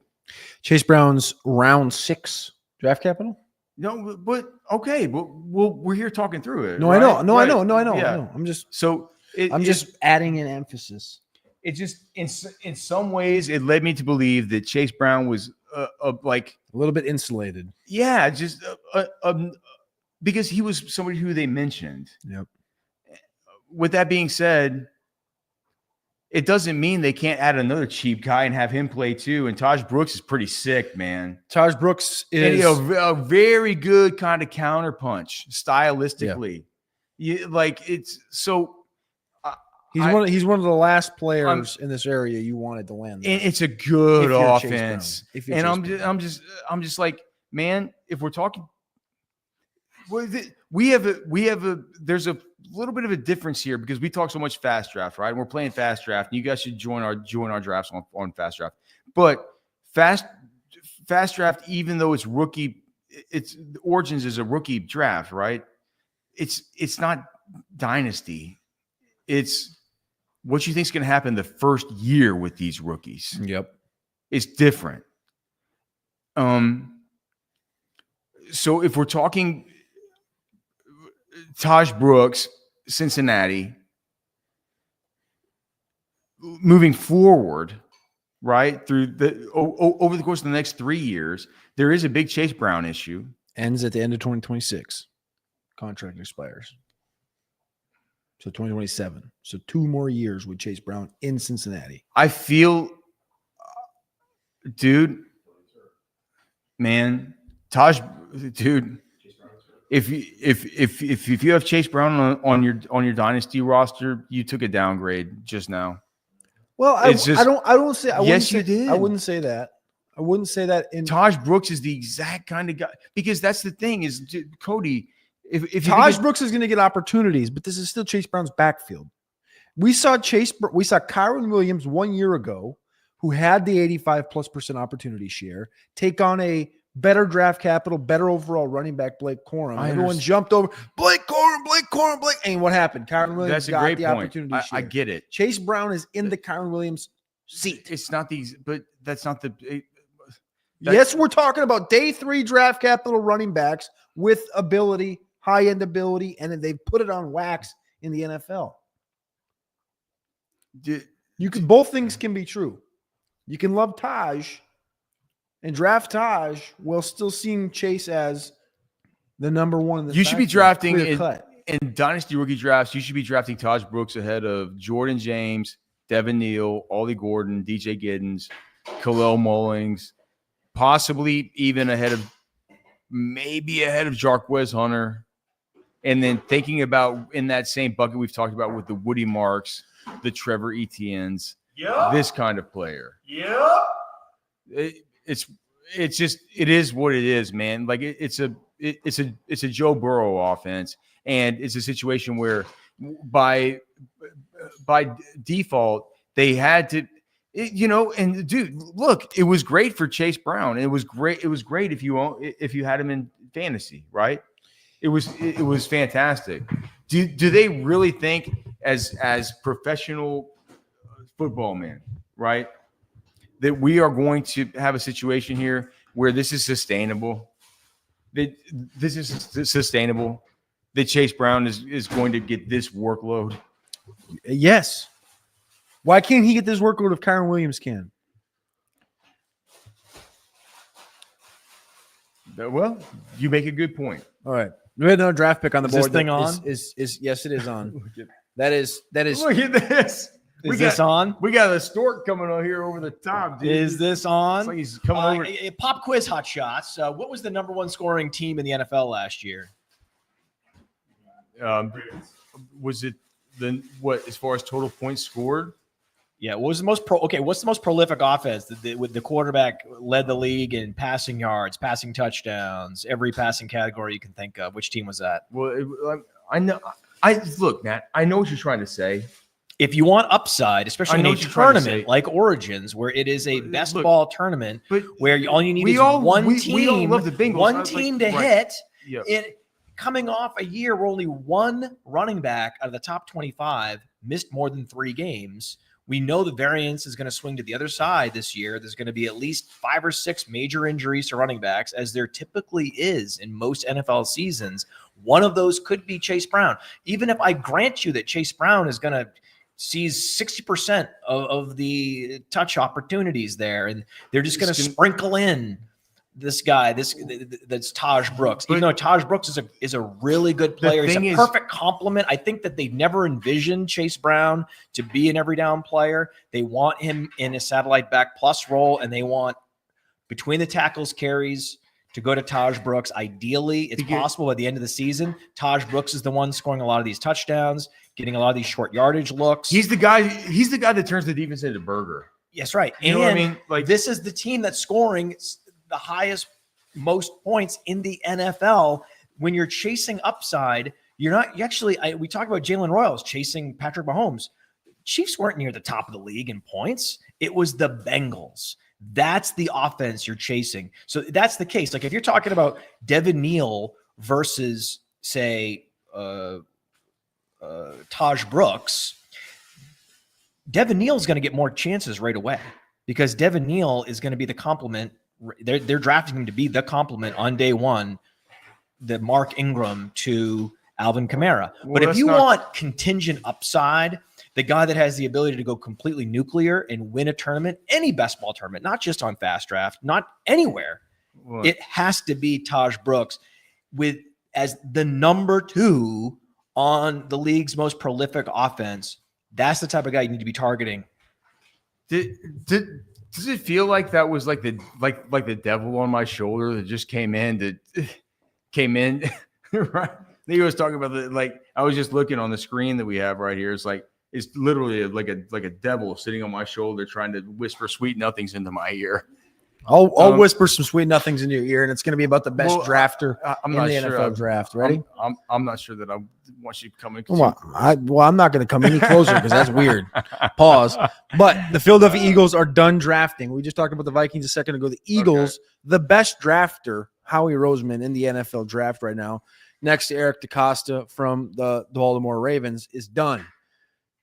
The Philadelphia Eagles accomplished that with 10 picks. Yo, dude, we had both Colorado guys come off and Cam Williams. We'll get to it because we talked about that pick. That's what I want to get to. All right. So, Howie Roseman takes Jihad Campbell at the end of round 1. Great value. Andrew Makuba in round 2, pick 64. Well, it depends on whether you think that the whole thing with Jihad Campbell could be like a Miles Jack with the shoulder injury. Well, it's a great value. He's picked 31 for a top 15 player. Yeah. Andrew Makuba, the safety from Texas, in round 2.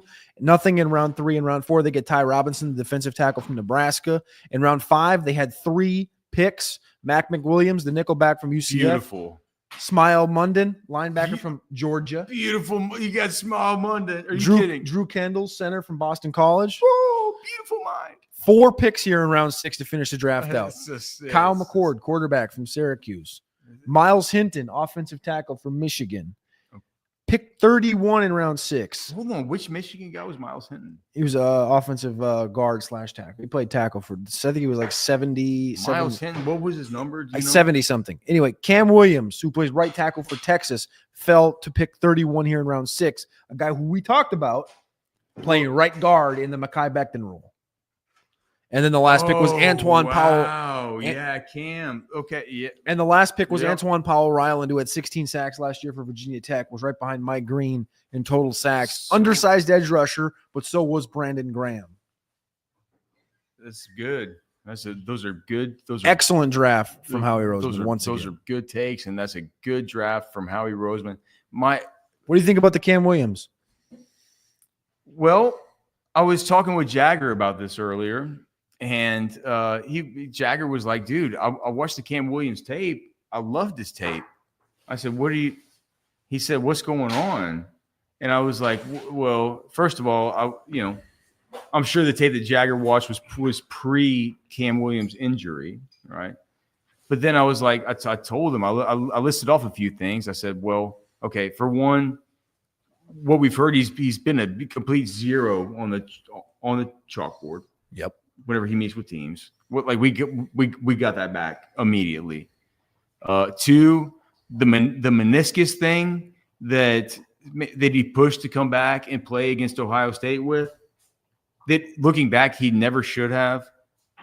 Texas backup offensive tackle Trevor Gooseby that backed up not only Kelvin Banks at left tackle, but Cam Williams at right tackle through the course of the season, will be a first-round pick next year as a junior, based on just what he was able to do against, all these guys, right? In the SEC championship game, in the, all the best guys, the Shamar Stewarts of the world, the Nick Scortons of the world, the Shamar Turners of the world, the Jalen Walkers of the world, the Michael Williams of the world, right? You saw he was able to do that and hold up well.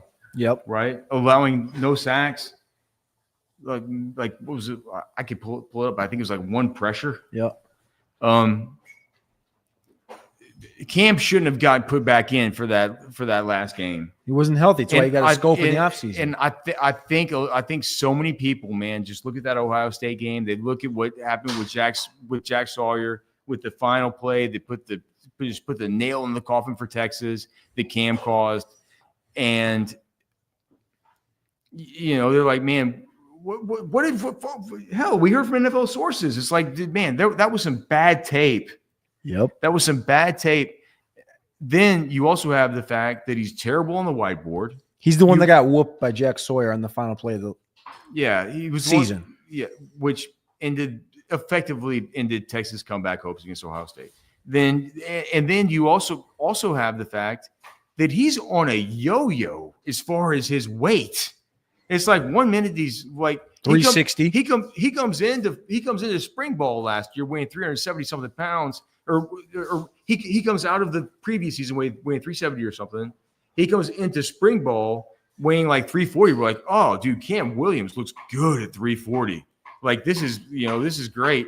And now through the course of the season, at the end he's down to 307 pounds, and you're just like, well, what is this weird yo-yo? And the people we talked about at the combine said that was actually a big issue. And then there's the other thing with like the knee thing. We heard it was just a meniscus, and some people say it's like I'm like, I talked to Cam at Pro Day, like he's like, I'll be fine. It's gonna be fine. I'm like, but dude, you're still not doing any working out or anything. And the most frustrating thing about it is that if Cam Williams were to work out, nobody's ever going to know. He worked out. The kind of no. Test. Yeah. Like if he ever were to test, people would realize that this guy is like, he'd be on. Does Player Profiler have all offensive linemen on the pages? He would be on there, and he would be one of these guys that was like an uber athletic, one of these awesome offensive line athletes. We have offensive line. Yeah. But he was unable to test. So he falls this far. It feels like the Eagles. I love, Cody, what you said, that he's the same kind of guy. He's the same kind of oversized, just monster of a Mekhi Becton type. That's where you plug him in. They said put him at guard. But he's so long, dude. His wingspan is like 85 inches. Holland Pierce, who's 6'8", Cam Williams, Kelvin Banks, top 3 wingspans. Yeah. Okay. What about Hayden Connor just went? How about that? Talk about him. Hayden Connor just went at the end of round 6 here. Oh, geez. Pick 211. So quite literally, 4 picks after Cam Williams. That's something you would have never in a million years found on a bingo card. Hey, had it on to the list of things coming into the 2024 football season. Yeah. That I would have never expected. You used to tell me Hayden Connor gets picked 4 picks after Cam. Yeah. And we're talking 7th round now? 6th. The end of the 6th. The end of the 6th. No Jake Majors yet. Hayden either. Conner to the Cardinals with Christian Jones. Another, just like Christian Jones, another Kyle Flood, offensive line coach and offensive coordinator at Texas, success story as far as his development of a player. And we're starting to be able to see now, in the case of Hayden Conner, I believe he was a Rivals 3-star. Yes. Like, so now we're starting to see it with Christian Jones, with Hayden Conner. It's not the whole narrative about Kyle Flood had always been that he can develop them, but he can only develop these sick 5-stars that Alabama gets, right? We're starting to get out of that Because that's where Kyle Flood was, just for reference. Okay, I'm sorry. No, you're good. So Kyle Flood was with Saban and Sark and all them at Alabama during that time. Whenever Sark comes to Coach Steve Sarkisian, who's the head coach of Texas, whenever he leaves Alabama, brings some of the staff there with him. He brings Kyle Flood. Kyle Flood, for my money, and is somebody that attends multiple, offensive line coaching clinics every single year. The best teacher of offensive line in the country as things currently stand. I think it's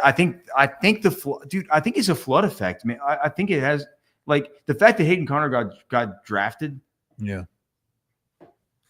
Especially just with the trouble that he had on, like, last year was just trouble in outside zone. That first step with his left foot on whenever it was the play side to the left side. Whenever he took, like, his first step, his issue was allowing his play side shoulder to get penetrated up through an outside zone. And Texas is a team that majors in outside zone, and that's right next to Banks because he's left side. It was always an issue, man. It was such a grace to him to have a guy like Kelvin Banks that could have his backside arm to be able to sort of help on a 3-hand technique, right?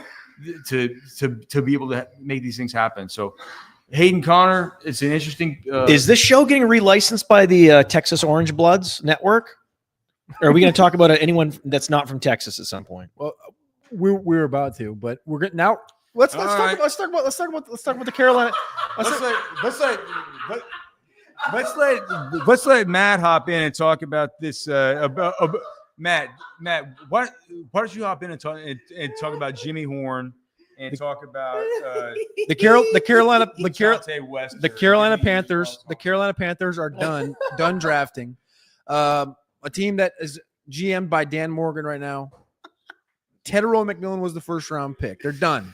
They went back-to-back edge. Nick Scorton, Princely Umanamillion, Trevor Etienne running back in round 4 with Lathan Ransom, the safety from Ohio State.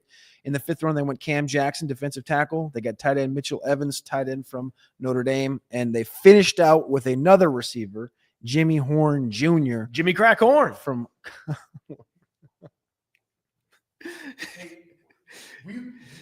Will you look at the combine on-field grades and look at Jimmy Horn? I feel like he was up so high. He was number You're 1. Off camera, Alex. He was number. You have to get on the get over here. You have to get on the devil mic. Get on the mic. Get on the guest mic. So You're off camera. You're off camera. You got to go over my shoulder. Here you go. I was just asking Cody to pull up the on-field grades from the combine that Cody and I take. And because I remember Jimmy Horn having a super on-field performance. Right. And so I wasn't sure exactly where he ended up. I love whatever question you're asking because it's about a non-Texas player. You're talking about a guy that went to Colorado.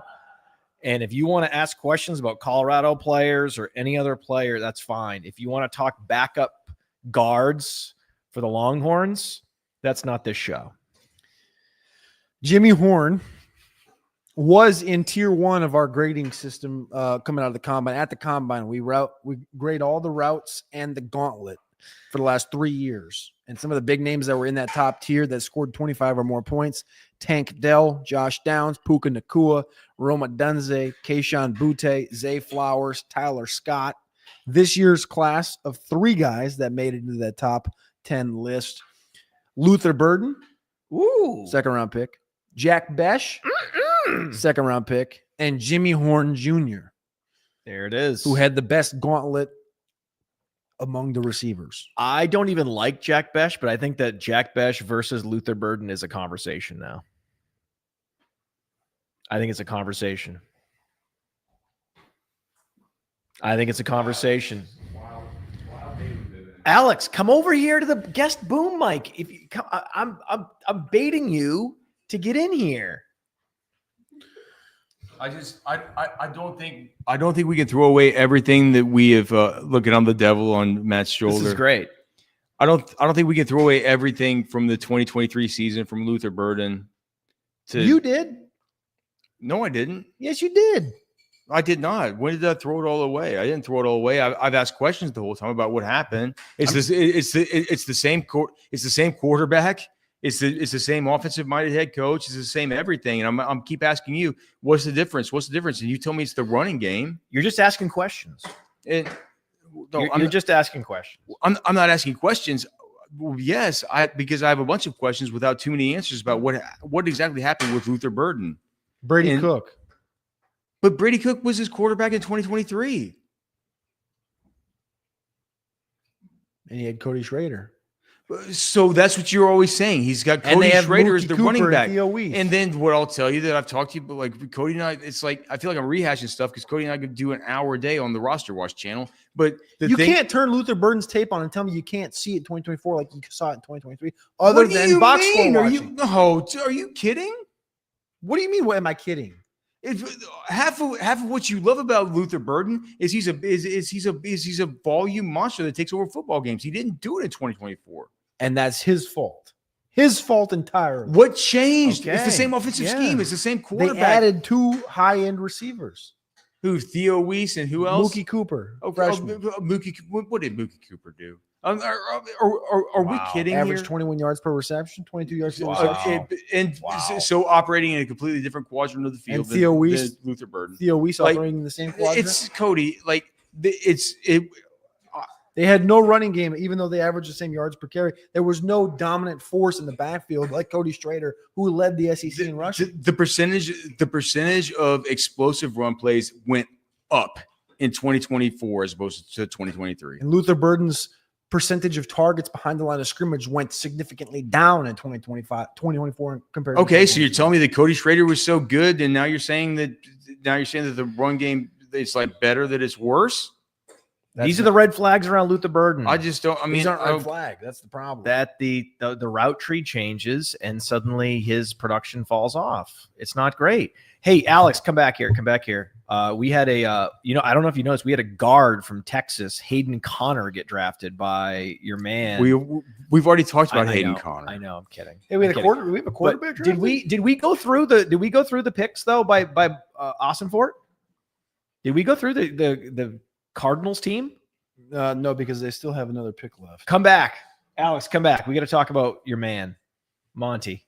Boston Fort. Hey, we got a quarterback from Montana State went out instead of Quinn Ewers. Sorry. A quarterback / receiver. Weapon X went. So just to recap, the Cardinals. First pick, he got Cody Simon too, huh? I totally missed that one. Sorry. You like to just read. 16th pick in the first round, Walter Nolan, D tackle, Mississippi, just a complete disruptor. Incredible value in round 2 on Will Johnson, a first round talent, cornerback from Michigan. Jordan Birch, a guy that Cody and I both had in our big board high. Edge rusher from Oregon, underrated.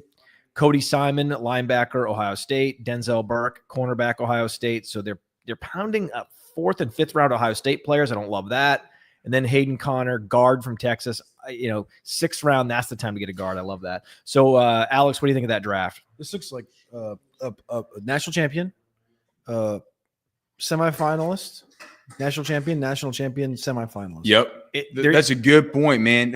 Hey, taking that Eagle style, right?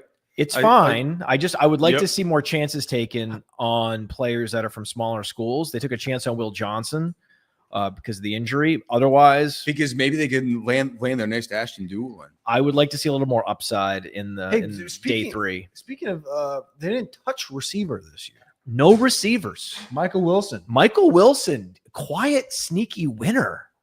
Michael Wilson. We should do that. We should go through all the sneaky winners. Buffalo Bills. Did they draft a receiver? I don't think so. Buffalo Bills drafted one offensive player, tight end Jackson Hoss. Okay, he's a hoss. No receivers drafted. So Khalil Shakir, big winner. Keon Coleman. Keon Coleman, he's a winner, but also not good. So he's sort of a Jesus. He's not wrong. Wait, what do you mean? Is that he's not that good? He's also number 0. So, but Khalil Shakir in line for a huge year, absolute huge year. Buffalo needed receiver talent and refused to push the button, probably because they knew it was a weak class and they wanted to tap into position groups that were stronger relative to the class, and that makes sense. So, okay, so Khalil Shakir, under the radar, big winner. James Cook. James Cook comes out of this unscathed. We thought maybe James Cook would get some competition. Not the case. Dolphins. We thought maybe Achane would escape. He did not. He now has serious competition from Ollie Gordon for between the 20s carries, which isn't typically a big deal, but Achane's always a threat to score from there. So it's just a lesser carry share. Did the Dolphins pick a receiver at all? No. So that's good for Malik Washington. Bingo. Malik Washington, quiet winner. Tyreek Hill, he's at the end of his career, and there's some volatility around Tyreek Hill on and off the field. And Odell Beckham, he won't be in the league by the end of the year. So by the end of the year, Odell Beckham will be retired. So this is all teeing up for one Malik Washington. So that's really good news. And Jonnu Smith. Jonnu Smith gets no competition in the tight end room. He's a quiet little winner. That's pretty good, man. I'm liking what I'm seeing here from the Bills, the Dolphins, Patriots. Ramondre Stevenson. Did he get any competition for touches? Nuked. Ramondre Stevenson. Yeah, Ramondre Stevenson's in a tough spot. I think that Stephon Diggs, Demario Douglas, they got the bare minimum. The bare minimum. Yeah. Wide receiver talent injected into that team. I think that they got off really lucky. So this is the one rare situation where obviously there's a new coach in there, but there's a lot of conversation. And Elliot Wolf, the de facto GM right now, said it about 3 months ago. He said, like, Jalen Polk and Javon Baker didn't quite get the full-blown opportunity that we wanted them to really see what they are. We're going to give them that opportunity, and hopefully one of them can rise up. He's phrased it that way, which I thought was weird. Maybe one of them will rise up.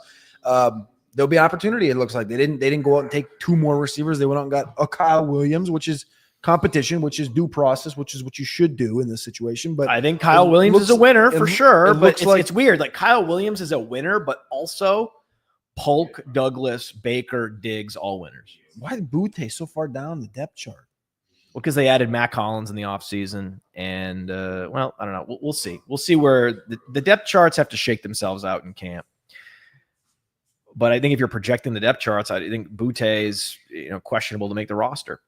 I don't know about that. Jets, Fields, big winner. Fields, massive winner. No competition in the backfield for Fields. No competition in the backfield for Breece Hall. But the offensive line gets shored up. They got bookend tackles now, and the favorite little flat target in Mason Taylor. The security blanket in Mason Taylor. Armand Membu, just the no-brainer pick at 7. You love to see that from Missouri for the Jets. The Jets not being the Jets. Mason Taylor, Membu, Azariah Thomas. These are not typical Jets picks. I'm liking this. I'm liking this a lot. And then Arian Smith, who cares? That's no competition for Garrett Wilson. So essentially everyone except Jeremy Ruckert was the big winner from the Jets. The Jets really did well. Good for them. And there was really no one on this roster at tight end, so it's now wide open for Mason Taylor. Absolutely wide open. We do have another quarterback come off the board here at the end of round 6. We have 1 pick left in round 6 with the Denver Broncos. At 2:13, Tommy Mellott, the quarterback / receiver from Montana State, goes to the Raiders. And at 2:15, they stay in the Plains, and they get Cam Miller, quarterback from North Dakota State. So 2 quarterbacks now join the Las Vegas Raiders. Again, the round six, not the round 6, is about to close out here with no Quinn Ewers, but 2 quarterbacks from the Plains where they also do some hunting. You drafted on Fast Draft, Alex? Is there one going on? Yeah. You're in the queue? Okay, as soon as Alex is in the queue, go jump into Fast Draft, Origins Chaos 2, and draft against Alex, and he'll come over to the mic and he'll let us know the picks as they're coming in, as he's making them, and what his process is as he's going through those picks. And I want to look at Baltimore right now. Lamar Jackson, no threat for competition for Lamar Jackson. No threat for competition for Derrick Henry.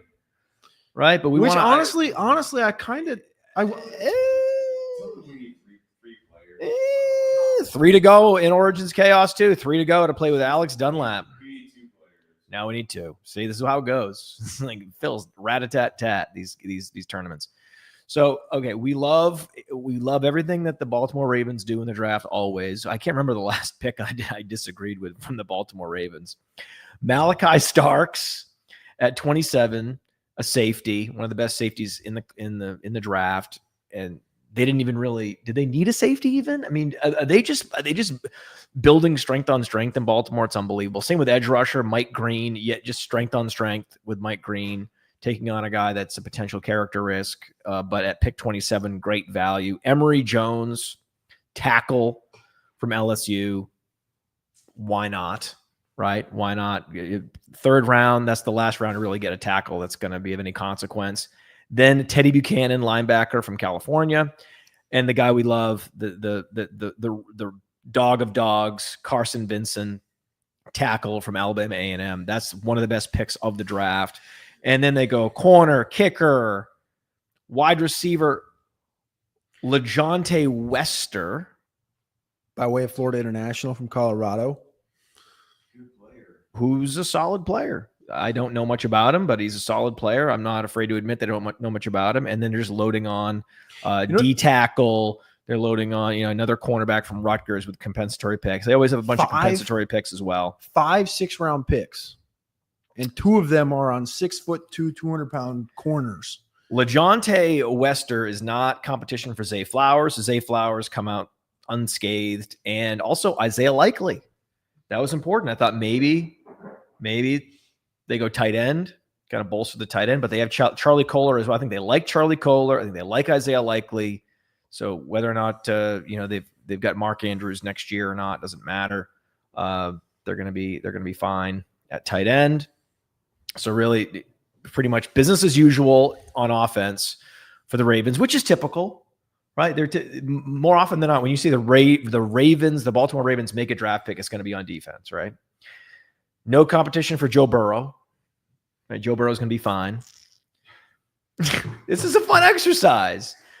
Bengals, okay. Who the Bengals? They put Samar Stewart, which is that's where you want to take an edge rusher with upside is in the back half of the first round, not the first half of the first round. So that was good. And then a linebacker from South Carolina. That's just a very Bengals move. Can I take this for Fast Draft? I need to use my cheat sheet. Oh, now we the Fast Draft is about to start, and Alex needs his cheat sheet. Alex, Alex, why don't you he is stand in front of that absolutely destroying it. Get in front of this microphone and draft. How many left? Wait. I thought it filled, but there's still one more spot. I thought it said that it filled. So sorry. When it fills, come on over. Come on over when it fills. It just filled. It just filled. So come on over. Taj Brooks. Taj Brooks comes in as competition for Chase Brown. Can you pull it up on there? What do you want me to pull up? The team by team picks, so he can read them off as opposed to here on this one. I have them. I'm fine. You can take this computer. I'm fine. We're live right now. We're live. We're on air. Yep. Okay. So we talked about this. Taj Brooks. He's going to be getting the between the tackles touches. Wait, are we live? Okay, so Cam Ward goes off 1 in this first draft. In this first one, I'm going to go Ashton Genty here at the 102. I don't believe you. Look, you just got Ashton Genty at the 102. Son of a happened. bitch. You son of a. How does this happen? Chaos. That's what it is. Chaos. That's what the show is. The show is chaos. Wait, The show's actually very well organized compared to previous years. Like we're actually live. We're live. Okay. We're live. And you got another Genty share. You. Dirty dog, You. So this fast draft has started out Cam Ward, Ashton Genty, Ted McMillan, Omari, and Hampton. Oh my God. Wow. Judkins is begging to be drafted. Right Judkins goes before Travion Henderson. Makes sense. That makes sense. This is a tournament, though. I would lean more upside, but this is a tournament. Taj Brooks goes to Cincinnati. We talked about this a little bit earlier. He's going to get touches. He's going to get touchdowns right away. He is someone that you should be targeting, Alex. And Alex is probably going to draft him on Fast Show. We'll see if Alex gets Taj Brooks. But I like it a lot. This is one of those players where in any other year, he would have gone a couple rounds earlier and there would have been a little more buzz. But because these guys were going up against so many RJ Harveys and DJ Giddens, they got pushed down. Not his fault. He's a good player. And you're not allowed to be surprised when he's a big-time fantasy contributor as early as this year, because in the context of this offense, at wide receiver, all the wide receivers came out unscathed in Cincinnati. It's expected. They love their receiving room. They outside of Jermaine Burton, they don't love him. But Iosovich. They love Yosivas. They love Charlie Football. Iosovich. Yo, what do you guys think about Colson Loving going to 108 in this fast draft? I think that's absurd. I think that's way too high. That's an auto pick, isn't it? No. That was somebody that picked it. You don't understand. People are drafting live. They're drafting the guys they like. No, they're not. There's inefficiencies to be exploited in fantasy football. That's one of the beauties of playing. I would rather have Harold Fannin in 2025 than Colson Loving in 2025. I'm sure this Are person you kidding me? Dead ass. Didn't Fannin go to Cleveland? The third pick in the third round. There's no other receivers that were added. Mike Woods Woods is a starting receiver in Cleveland right now. I'd rather have Elijah Arroyo. Dude. Harold Fannin. Dude, hey, I hope that the player profiler crew, that he has all these minions that do clips and stuff. I hope that they don't put a pin in that and put a pin in it. Harold Fannin Jr. with the third pick in the third round and give you that Browns. whenever Colston Loveland does his best Brock Bowers impression. He will outscore Colston Loveland in 2025. Matthew Golden is just like a mid-second round pick on fast draft. I guess so. According to you, he should be going before Loveland, but he's not. Tyler Shuck again, right here in the second round. Ooh, you didn't get him, did you? No. Who's top of your queue right now? I think it's going to be Emeka Egbuka. No, but Omega just went. Hasn't been drafted yet. It's going to be. I'm hoping I can get Cam Scadaboo or Bashal Tootin. Oh, Bashal Tootin would be my pick easily. So yeah, wide receivers, Yoshivas. You know, we asked them about Yosivas, and they brought up Charlie Football. They love Charlie Football. They love Charlie Football. Get ready for some Charlie Football this year. In that offense, one injury away from having some serious relevance, Charlie Football. All right. And also, wait, they didn't draft a tight end, did they? Bengals drafted a tight end? They did not. Ooh, look at this. Very interesting. They still have Gesicki, right? Yeah, they extended Mike Gesicki. They just extended him, and they have Eric All. They must like Eric All as well. That's good for Eric All. So Eric All, another under the radar winner. What about the Pittsburgh Steelers? Derek Harmon, such a Pittsburgh play at pick 21, great pick, and then Caleb Johnson in round 3. They trade their second rounder and they draft the running back they would have picked in the second round. And they get DK Metcalf. Oh, the Steelers every time. This is the thing. If you're the Browns, you have to go against two of the best drafting teams in the league, in the Ravens and the Steelers. Every year, the league just lets them do whatever they want. And so if you're the Browns, you're like, how is this even possible? It's pretty epic, to be honest with you. You think back to what the Steelers have done just the last 2 years on the offensive side of the football, offensive line, getting Broderick Jones, Zach Frazier. They added Mason McCormick. Like, they've added draft picks in the first 2 rounds the last 2 years and hit. All of a sudden, the entire offensive line is rebuilt. And now they come to the defensive side today, or this year, right outside of Caleb Johnson. 2 D tackles, and an edge rusher from the national champion Ohio State Buckeyes. I had Jack Sawyer in my top 100, and they got him at pick 123. How is this possible? I was considering Yaya Black in my top 100. He went at 164. Yeah, that would have been minus points. I mean, luckily I didn't. But like, I'm just saying. But I was number 4 in the big board contest. This is how you do it, though. You draft based on what you, and also the thing you have to really like. What have we known Pittsburgh for? Right? It's always the trenches. It's a steel curtain on defense, and it was the pouncy guys on offensive line, all this different stuff. And their offensive line needed to be rebuilt for the last 3 years. They finally did it. Now they shift their attention to the defensive side of the football, where Cam Hayward's getting up there in age.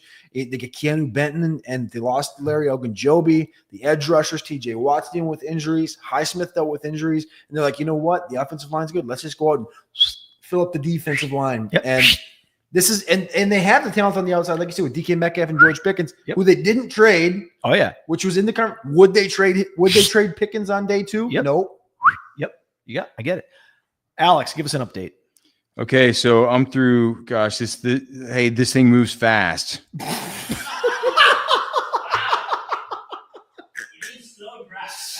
It's not called slow draft, is it? So Jaden Blue actually just went ahead of Dylan Sampson in this one, which I thought was going to happen, as I have on the cheat sheet. Yeah, makes sense. So what I have so far is all running backs. I'm going to go all running backs here. Give us an update. Who have you picked? I picked Ashton Genty at the 102. Bullshit. I've taken Cam Scadaboo at 19. Fine. I've taken Dylan Sampson at 29. Ooh. And I've taken Woody Marks at 32. Ooh, Woody Marks 32 is my favorite pick so far. I mean, other than Ashton Genty at that 102. And then after Woody Marks, dude, Taj Brooks has made a big jump here. We have this guy, Justin Jaska, who just took Taj Brooks directly after Woody Marks. Smart, because he's in the right offense. offense. This is a tournament. Play. I think, and where I have Taj Brooks right now on the cheat sheet is below ETN and Jarquez Hunter. Now this is different because we're talking 1 year as opposed to straight dynasty. But with running backs, all you care about is next year anyway. Well, I do think that some of these guys have definite 2026 upside. Okay. You might have thought that about Blake Corum. Now, how do you feel about Blake Corum? Now that they took Jarquez? Yeah. That's a good point. So, but that's a fair point, but it does not mean that I need to get off my complete ideology for how that stuff works. Okay. You can continue to be wrong if you want. Okay. The Tennessee Titans added 2 receivers. Yes, they did. That was nice. Treylon Burks did. Treylon Burks, bye-bye. DK, again, situational field stretcher and player. Is A-Manor better than Burks? Player X. Yes. He has to be, right? Probably, maybe. I think. I don't know. Well, I think Burks is done. Burks is cooked. A.O. Manor has potential. Kind of. Rookie connection? Yeah. Yeah. It's interesting. Someone had to stop the bleeding in round 4 with A.O. Manor, and they did it. And again, he looks like, I think that the NFL evaluators, I think they might have got A.O. Manor wrong, and I think it's going to be interesting to see him paired with Calvin Ridley. He went to a place, 4th round wide receivers rarely can get opportunity. I think A.O. Manor is in a nice spot. I mean, Tyler Lockett, he's at the very end. He's not the type of player that whose game ages that well when you rely on quickness and downfield speed. So I think that the things are gonna open up this year for A.O. Manor. Best case scenario, I think. If you fall to the 4th round, this was best case scenario for him. So go somewhere where it's just completely wide open. You know what, man? Didn't Tony Pollard quiet winner? Tony Pollard could have got more competition than I'm just taking Jim. I'm just taking Jimmy Horn Jr. You took Jimmy Horn Jr., a wide receiver. Yep, or at least I thought I did. He's a 6th round wide receiver. Did I not? Oh, time's up. I thought I selected him, but what I did was I added him to my queue. So maybe I did select him. Okay, you want to hit the draft button up the plus sign. Yep. So who's on your team now? Oh my gosh, I got Isaiah Bond.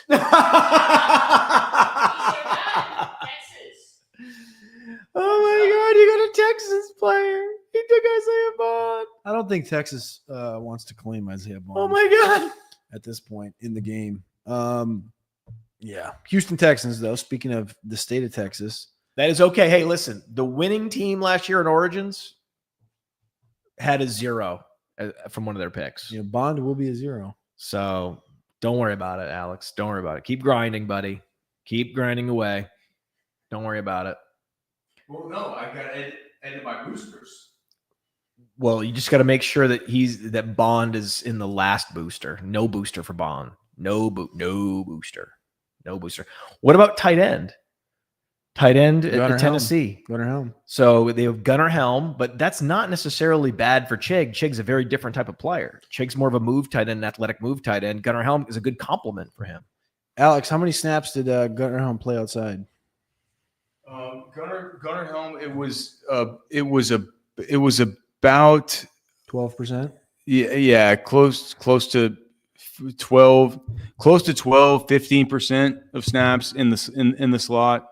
Mainly, it was like 40%, 40, probably 45 or so percent at H back, 35% or so in line, and about 10 to 12 or so split out in the slot. Terrible.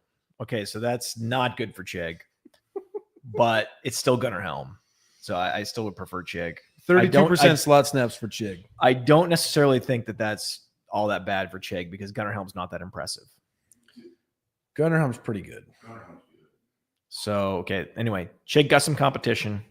It's unfortunate. Gunnar Helm really is more of a move tight end. H-back move tight end. He's more of like a Jonnu Smith type. No. Based on the way he was using it. Kind of like a Kelsey type, where you can do both. I know he has size, so I didn't envision. Yeah, you can talk Texas in this particular situation. As You're far allowed as, to talk Texas when we're talking about Gunnar Helm already. As far as then you can talk Texas. If you want to start to meander off into backup guards, we're not. But what about Hayden Connor?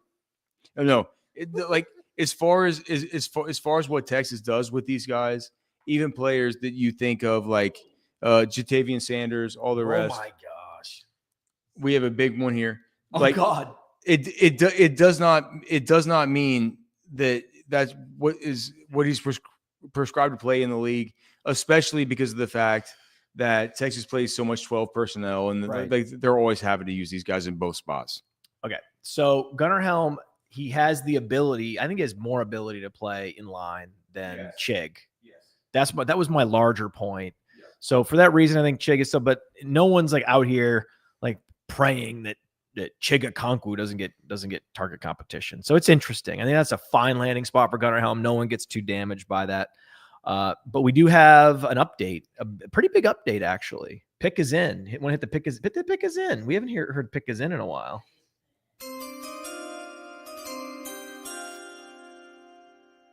Blake Martinez. Nope. No.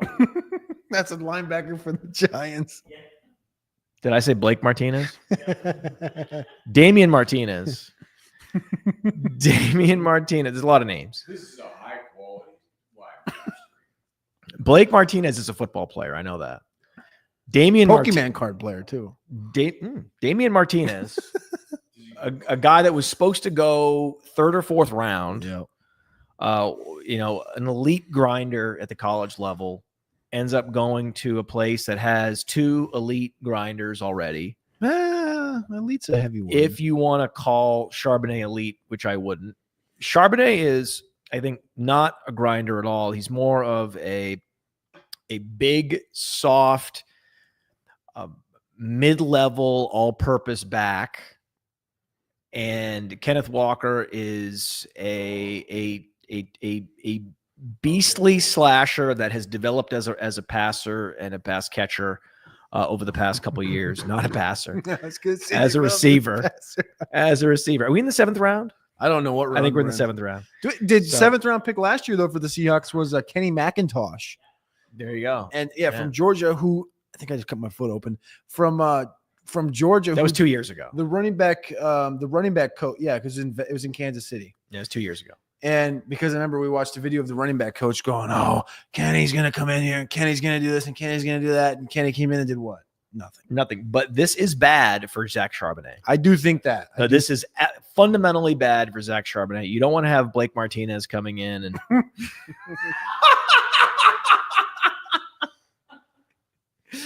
no, but it's not good. It's not good because Zach Charbonnet is good, but not great at a lot of things, but he's not great at anything. At least we know Kenneth Walker is great at running the football, especially to the outside and scoring on long runs. That's something that we know he can do. And now we know he can catch the ball a little bit, which is kind of cool. So I'm not worried about Kenneth Walker here. I am worried about Charbonnet. Charbonnet is going to take a hit in the dynasty rankings. Some of the best available players still. Where'd that list go? I just had it up. I don't know where it went. Doesn't matter anymore. Some of the best available running backs. So there's another Texas player went off the board. Former Texas player. Oh, no. Kitten Crawford, safety from Alex, Nevada. stay away. Alex, stay away. No longer plays at Texas. Former. Alex, can you go to the store and get some milk? All right, so we're on network. We're technically in round 7. We're around pick 223. So that means we got about 30 picks left, 34 picks left. So we're kind of on UDFA watch. Which one of these guys? Which of these guys is going to be drafted? Which of these guys is going to fall through? Best available receivers right now for us for fantasy football conversations that people may know: Nick Nash from San Jose State, Xavier Restrepo from Miami, Tez Johnson, the tiny 156-pound receiver from Oregon, Ricky White from UNLV, Juice Wells from Ole Miss, Konata Montfield from Pittsburgh, and then it kind of drops off from there of just a couple of guys that could be drafted in round 7.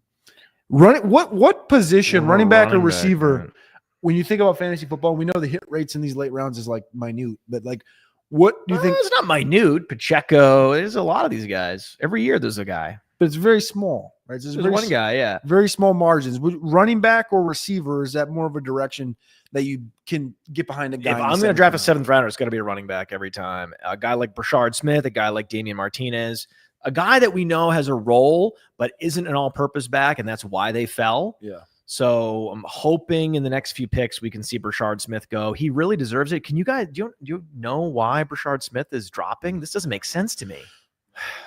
Probably because he's 194 pounds and he played receiver, so he's not the most developed running back. Even though he had 1,000 yards in SMU this last year, I think this year has been maybe more different than most. It feels like at least the last couple of years where guys are falling and we don't exactly have an answer.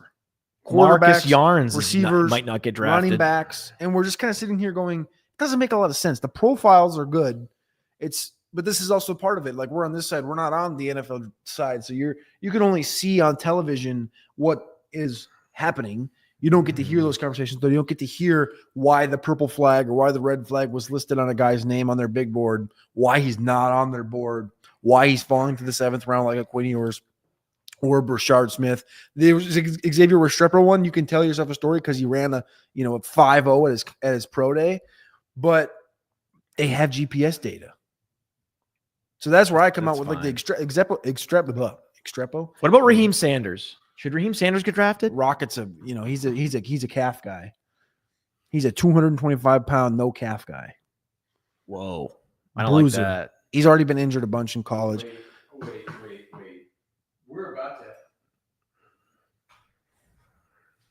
We're about to have Byron Lambert from Rosterwatch show up here. He just said he's about 30 minutes out, so he might be here for the end of the thing.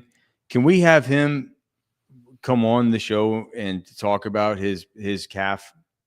Yes. His whole calf theory. Yes. His whole calf theory? The calf theory is Byron's. Yeah. Okay, so I often get credit for it. Alex gets credit for it, but his originator was Byron. That's great. The Darren McFadden story. I've got a nephew who is like 7, who has bigger calves than I do. And he's an incredible athlete. The guy is like Spider-Man. The calf corollary. It's unbelievable.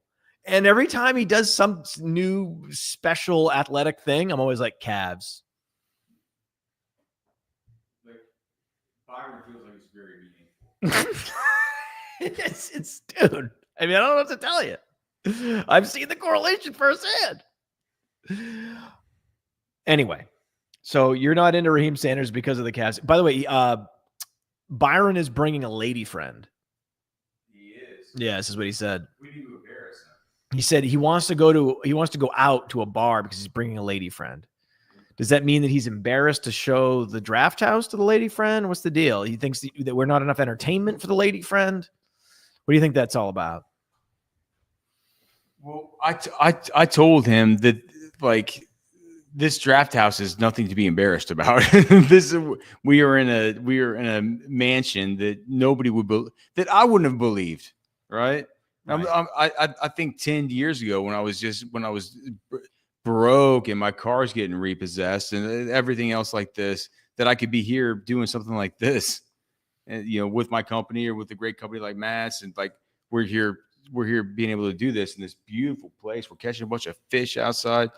You're drafting fantasy teams, and this is our job. Or like, are you kidding me? So it's crazy. Yeah, I think Byron is good. I think Byron will be very impressed with what we have going on. Well, the question is, will his lady friend be impressed? I mean, if she's not, he doesn't need to be hanging out with her. Well, he is the king, man. This guy's the king. He's always fishing. He's catching fish and ladies. Just to lay the land for those listening, we do have about a couple gallons of chili being cooked right now. Just to give you an idea, there's 10 men here and a bowl of chili. It's like arm's length away. It's like, oh, I can smell it. But hey, discipline. We're gonna wait till the show's over to have the chili. It gets better and better every minute it goes by. It gets better and better. It's Billy's special chili, and he has chili dogs too. So he has all the fixings for chili dogs, including the queso. All right, we got a couple of picks in. Another quarterback goes off the board, this time round 7. We've heard this one before. Yep. San Francisco 49ers go Curtis Rourke. Another quarterback goes off the board before Shadur Sanders. Nope. Quinn Ewers. No, I know. Good thing. I know. It's a joke. All right. Joke. New England Patriots. Brown selected Shador. Potentially our last trade of the draft. Mm-hmm.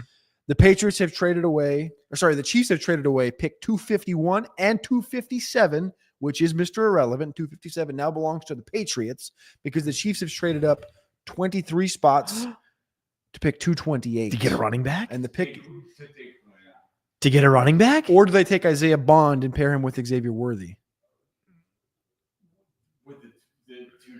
Wow. Yeah. Wow. No, that's not going to happen.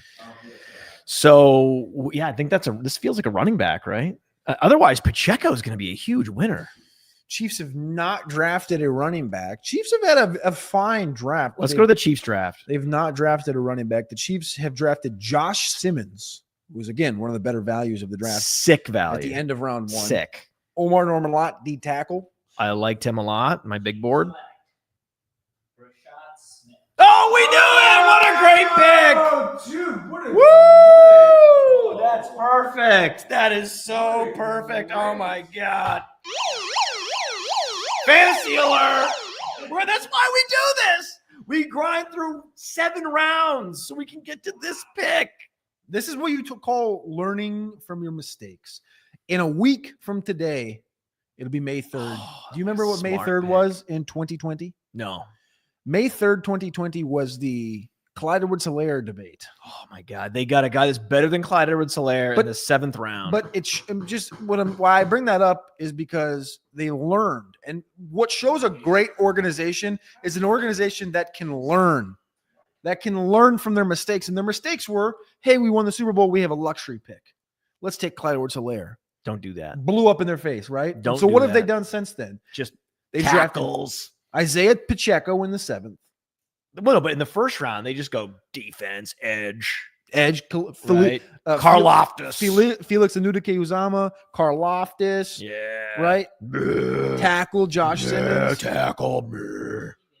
Important positions, and with the running back position, you completely shift. You go blew up in my face. All right, let's go Pacheco. Let's re-sign Kareem Hunt. Let him take some carries. Let's go get Carson Steele. Carson Steele, he's not dead yet. Right. Well, Carson Steele's a winner. Rashard Smith, 7th round. But this is how Carson you do it. Steele's a winner from this. A guy that had 1,500 yards from scrimmage last year at SMU, a playoff team. Dude. More than 15 touchdowns last year, a position switch. A guy that played receiver at Miami, goes to SMU, plays running back. They traded up for him. They traded away 2 picks in the next 20. Wow. For Rashard Smith right here. Cool. Which is, again, You could have just sat back, probably got him, but they went out. They said, "We got it. It's a 7th round. This is great. We got to make sure we get him. We don't want to make him fall to 251. It's 20 This more is picks. why Origins Chaos is live. Run that Chaos sounder. Run Chaos right now. Let's just. What's a chaos sound? What is it? Origins. Chaos.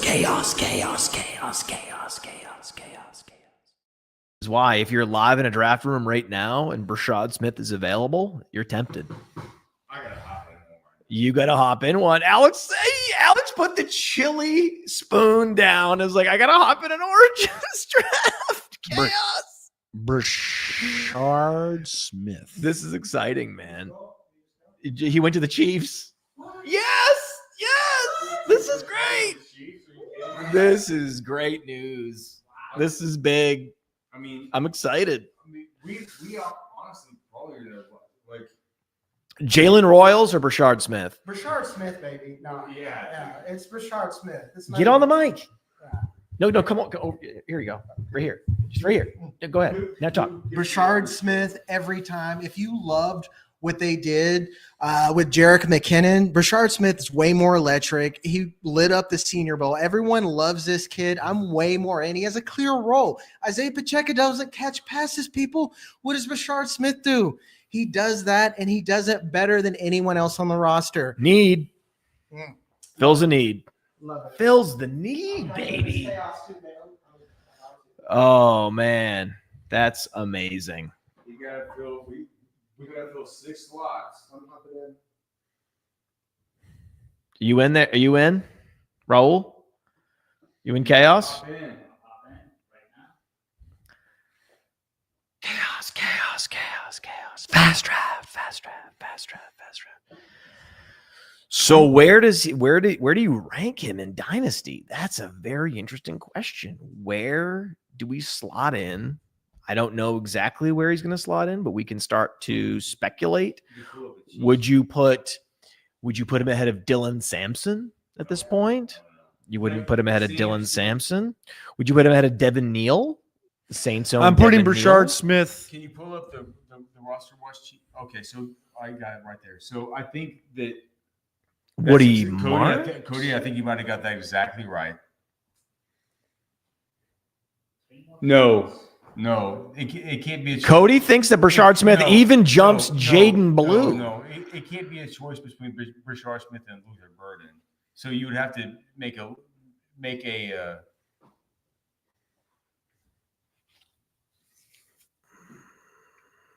I think that's right. Which makes Brashard Smith, as far as Dynasty rookie drafts. So it's going to be pick. It's going to be pick. You pick between Brashard Smith and Trey Harris. That's what it's going to be. If you need receiver, you go Harris. When you need running back, you go Brashard Smith. A 7th rounder. We just brought him a minute ago. This is unbelievable. Pacheco's a 7th rounder that's done you so well. I know, man. He does not have the same well-rounded skill set. I don't hate this. I don't hate this at all. Draft capital doesn't matter as much for running backs. It just doesn't. Wow. We're at pick 231 now, so we have 27 to go. We have 27 picks to go. That's it. We're down to the nitty gritty. That's it? I was like, wow, that's a lot of picks to go. No. So we were talking about Houston earlier. We were. CJ Stroud gets incredible weaponry upgrade. I mean, across the board, Woody Marks, who was a receiver and has a 70+ catch season in college. That's a nice upgrade, nice role player. Again, it's this AFC South, AFC West. They're really filling out a lot. These teams are really filling out a lot of needs in their running back rooms, wide receiver rooms. Nico Collins, Christian Kirk, and John Mechie, Xavier Hutchinson. They add, my God, Jaden Higgins and Jalen Knoll to that group. They're going to have to duke it out. Poor John Mechie. John Mechie, not going to happen. We're going to see what happens with Higgins and Knoll in preseason. So it'll be one of the interesting camp battles. And then at tight end, did they draft a tight end at all? Or is Dalton Schultz fully safe? Dalton Schultz is fully safe, I guess, if you consider Dalton Schultz. Cade Stover, though. I mean, Alex will tell you Cade Stover is he's the hay bale tossing. This is 4.68 running. every year you get Chew some, spitting, you get some Jag players, bench that end up- pressing. yeah, he's dancing around raindrops, man. This Dalton Schultz, no competition. This was a team that needed a tight end, and they decided not to, or they love Stover. Whatever, it doesn't matter. They wanted to upgrade the receiver position. This is perfect. Come on in here. Come on in here, Raul. Big news. Oh shit! You know, Go ahead. the Dolphins select quarterback. Is this guy injury prone too? Whoa! Put the pick is in. Pick us in. Run the sounder. If their pick is Run the sounder. I hope he's not as injury prone as Tua.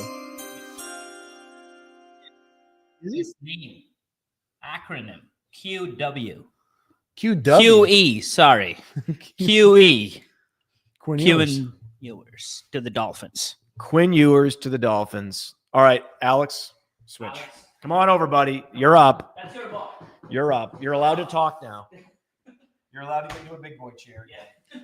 So is this the this has got to be, this is Mike McDaniel's Brock Purdy 7th round pick on an offense that's played in the Big 12 at one point. Alex is Give me 1 second. up and he's out. Quinn Ewers goes here at pick 231 to the Miami Dolphins. Again, if you're just looking positionally at just quarterbacks in the 2025 NFL draft to this point, I think he comes at the board at quarterback 12. So we had Cam Ward as the first quarterback, Jackson Dart, Tyler Shook, Jalen Milroe, Dylan Gabriel, QB5. Shador was QB6, McCord, Will Howard, Riley Leonard, Graham Mertz, Cam Miller from North Dakota State, Curtis It's Rourke. embarrassing. Quinn Ewers was QB 13 in the 2025 NFL draft to the Miami Dolphins, a redshirt junior, now behind Tua Tagovailoa and arm talent Zach Wilson. I don't know what happened. We listed off the problems. Okay. Do you want to list off the problems with did you hold on, wait. Was Curtis York drafted? To the 49ers in the same system. Some North Dakota State wide receiver / like No, that was Montana State. That was Tommy Malloy. Graham Mertz Graham Mertz. with Also torn ACL. with his haircut and his torn ACL. With his haircut, yeah. Quinn, that's a good landing spot for Quinn. It's one of the spots we talked about. I pride myself on knowing what's going on with these players, right? You do too. Well, and to me, like, I feel like it's so weird, Cody. I feel like it's a situation where Matt, that's starting to finally look like chilly, right? This is a situation where it's like what I was trying to alert Texas fans to. Yep. Where they're like, Quinn is going to be, Quinn's going to go top 15 or whatever. And eventually we talked him off that. We're like, dude, he's probably going to be day 2, whatever. And then we said, maybe he might not be day 2. He could be more of a kind of day 2-ish to day 3-ish pick. And that's where I ended up. Mm-hmm. That's where I ended up. I thought that the Los Angeles Rams had those picks at the very end at 96, 98, whatever it was.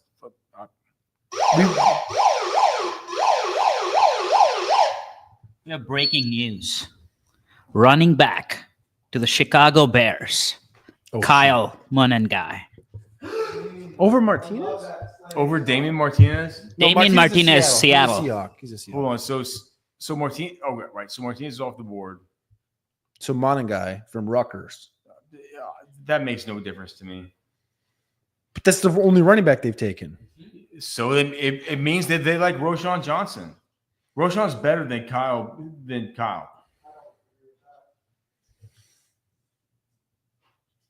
And people can agree or disagree, but the people who disagree are wrong.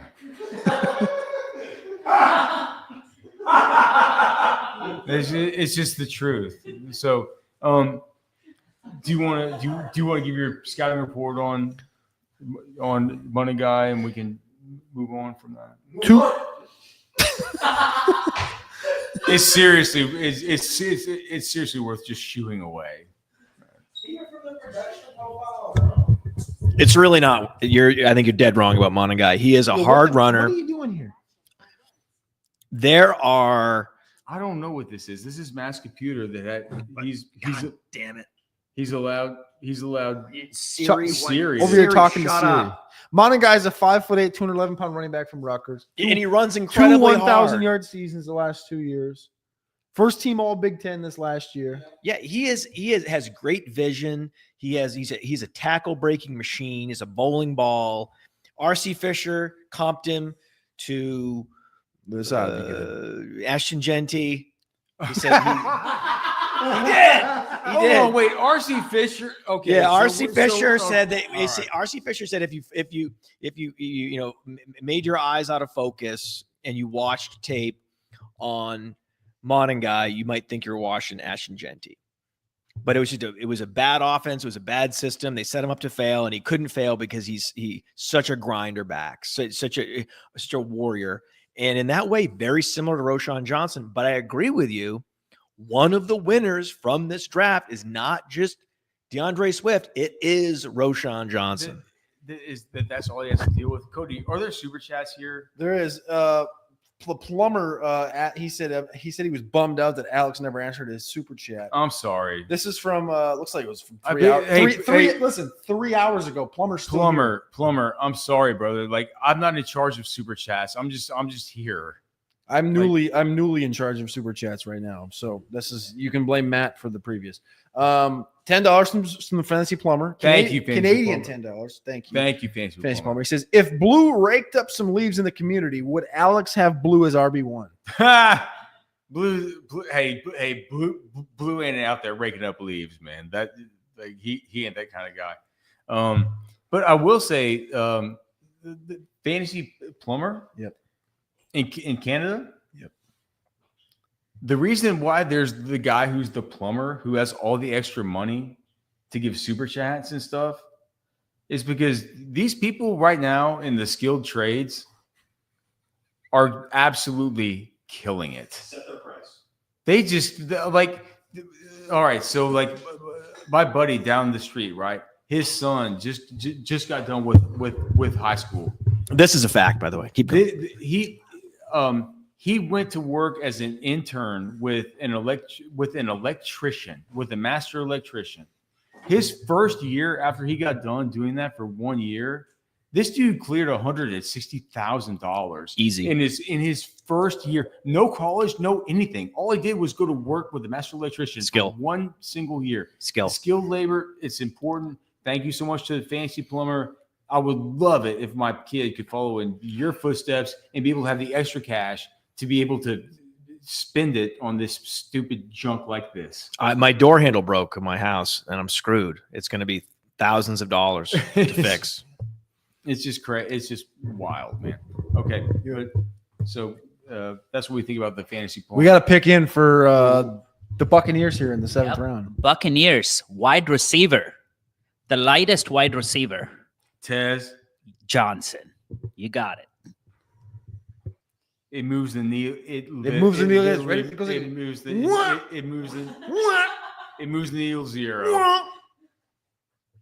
Here's the thing about Tez. He's not Tank Dell at all. This is the conversation we had last year. Matt right? Kelly and I and Cody and Trash Man, we had a conversation about these 160-pound. Or wait, is he 150 something? 156. We had the conversation about these guys got to be Either something else. Yeah. And you know what? To our credit, we came to the fact it's like we think Tank Dell might actually kind of be that guy. And he was. And he was. Tez is not that guy. He just isn't. And all the buzz and all the healing that he got from the Senior Bowl just had to do with the fact that at the Senior Bowl, when you do these one-on-one drills and you're in 7-on-7s and you're in the slot and you have a two-way go against these nickel corners, you're always going to kind of look open. And so you always have to think about that, man, during that time, during that evaluation process, is this a Tank Dell? Or is this more of a Calvin Austin Jr. Cavante Turpin. And it feels to me like this is more of a Calvin Austin. And I'm not sure how excited you are about him in fantasy. Well, Calvin Austin's got calves. He has calves. Look when Allen sucks. Easy. But he goes. Sorry. He was one of the first players I wrote up this year. He stinks. But he can catch. Sure. And where does What do he you go? have? 64 receptions last year. And where does he go? Jacksonville Jaguars. And so now, how are you feeling about Bashal Tooties now? well, you can't feel better about Bashal Tootin now. No, you can't feel better about him. They're investing in the running back positions in a couple leagues. So what Matt Kelly is saying off camera as he's testing the chili, and it's better now than it was whenever you ate it before, isn't it? Yeah. Because the chili's got to cook down, right? Cody and Matt were eating it earlier when it looked like soup. I'm sorry, I'm 260 pounds and hungry. A couple bites. It's starting now to look like chili. It's chill. I'm gonna eat the shit out of it. Okay. Your thoughts on what? Look when Allen is a Jacksonville Jaguar. What did I just say? You think he stinks? You think he stinks? And it doesn't matter. I don't think it matters. I don't think it matters. Does it tell us anything that they took 2 running backs? Yes. Yeah, that's a new regime. Dude, Travis Etienne, as far as his time at the Jacksonville Jaguars, him and Big Tanks is done. like as sand through the hourglass. These are the days of our lives, and it is all going to dust. Tootin'. It's just it tells us that. Tootin'. Does Tootin' go up? No, he goes down. Tootin' goes up. Below Rashard Smith? But below Jaden Blue. And Rashard Smith. Stop it. Hey, remember your Tootin' and Burden conversation? Okay. But wait. But Dylan Sampson should be ahead of Rashard Smith. I think. Right? I think. Where's the conviction? Well, I don't. There's no ADPs. There's nothing. We're talking. We're creating the ADP. This is our job. It's our job to create the ADP. Shouldn't. Hold on. Is this somebody left out here?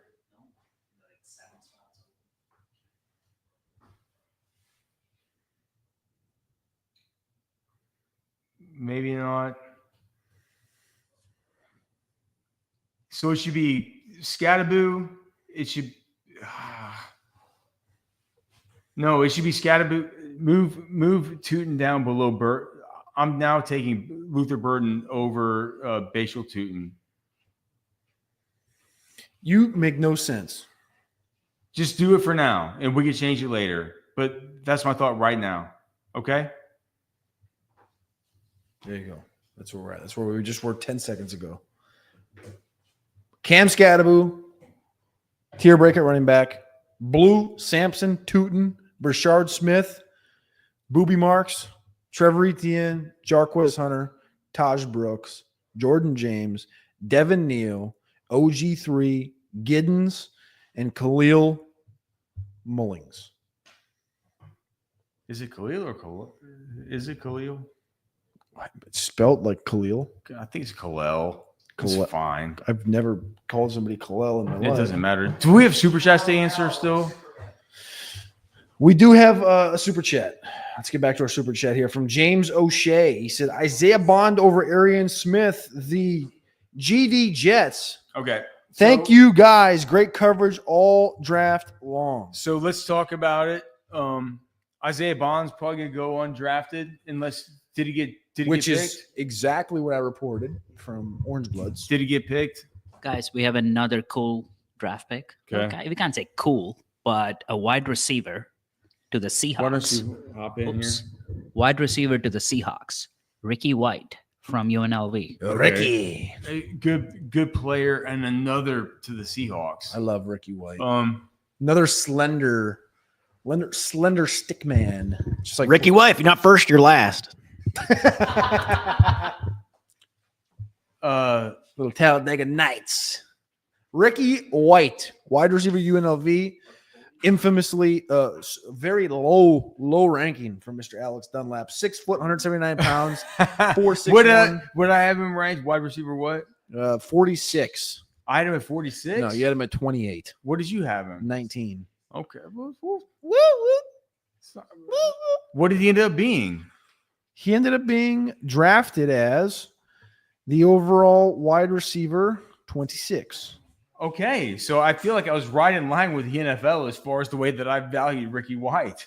I had him at 28. He went at 26. I'm sorry, I'm 2 spots low in the 7th round. Isaiah Bond over Arian Smith. You want to go back to that? Do we have another pick? Another receiver? We have another pick, running back to the Cowboys, Phil Maffa. Okay, so dude, all right, so here's what just happened is that Jaden Blue, Phil Maffa, this is the new backfield because we know that Javonte Williams has completely turned to dust and Miles Sanders now sucks. So what we need to think about now is how the dynamic of these two could work. And Cody, I will admittedly hand this to you as far as Maffa is when my personal opinion of what I watched of him was all towards the end of the season as Clemson was making their push towards the CFP. And Phil Maffa at that point had been banged up. Yeah. He had he had been trying to kind of get through games. At a certain point, they just took him out and didn't play him. By the time we got to the CFP, they put him back in there and acted like he could play, but he couldn't play. So where are you on Maffa? Because this is a key landing spot. It's a key landing spot, but it's literally one of the last 15 picks in the draft. But Phil Maffa, and he's going there. Yeah, he's not going anywhere else. That's part of getting drafted. Do we have another pick? No, but Bills select a wide receiver, I wish they would have taken a running back. Caden Prater.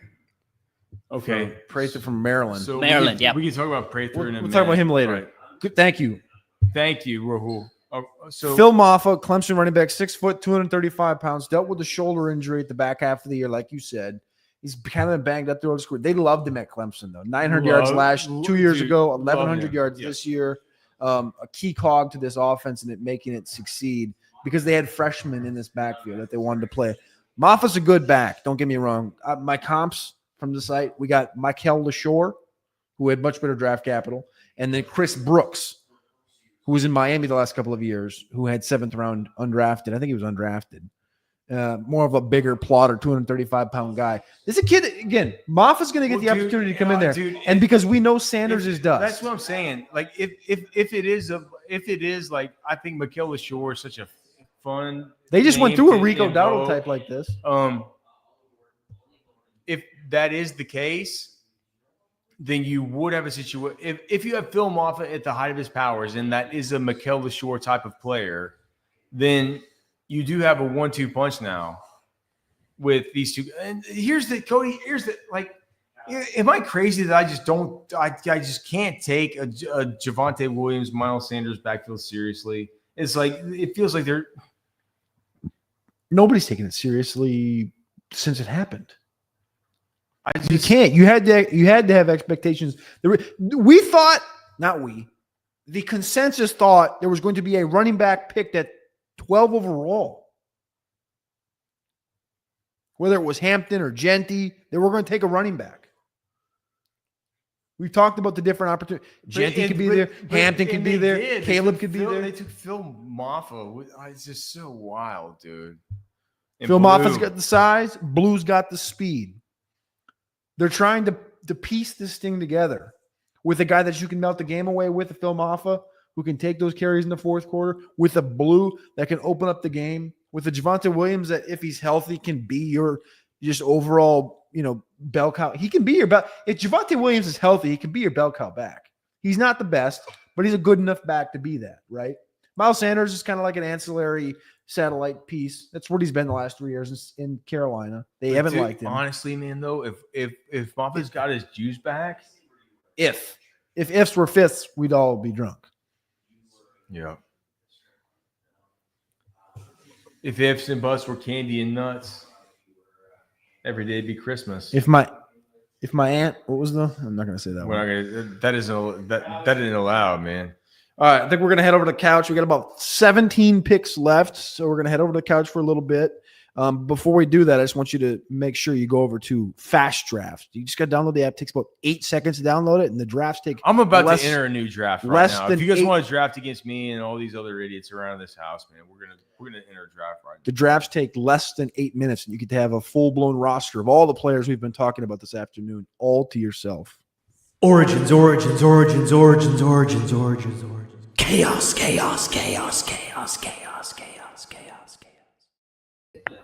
Bradley, you're back. He went on a hang gliding trip. He hasn't seen what's happening. He just showed back up, didn't check his phone.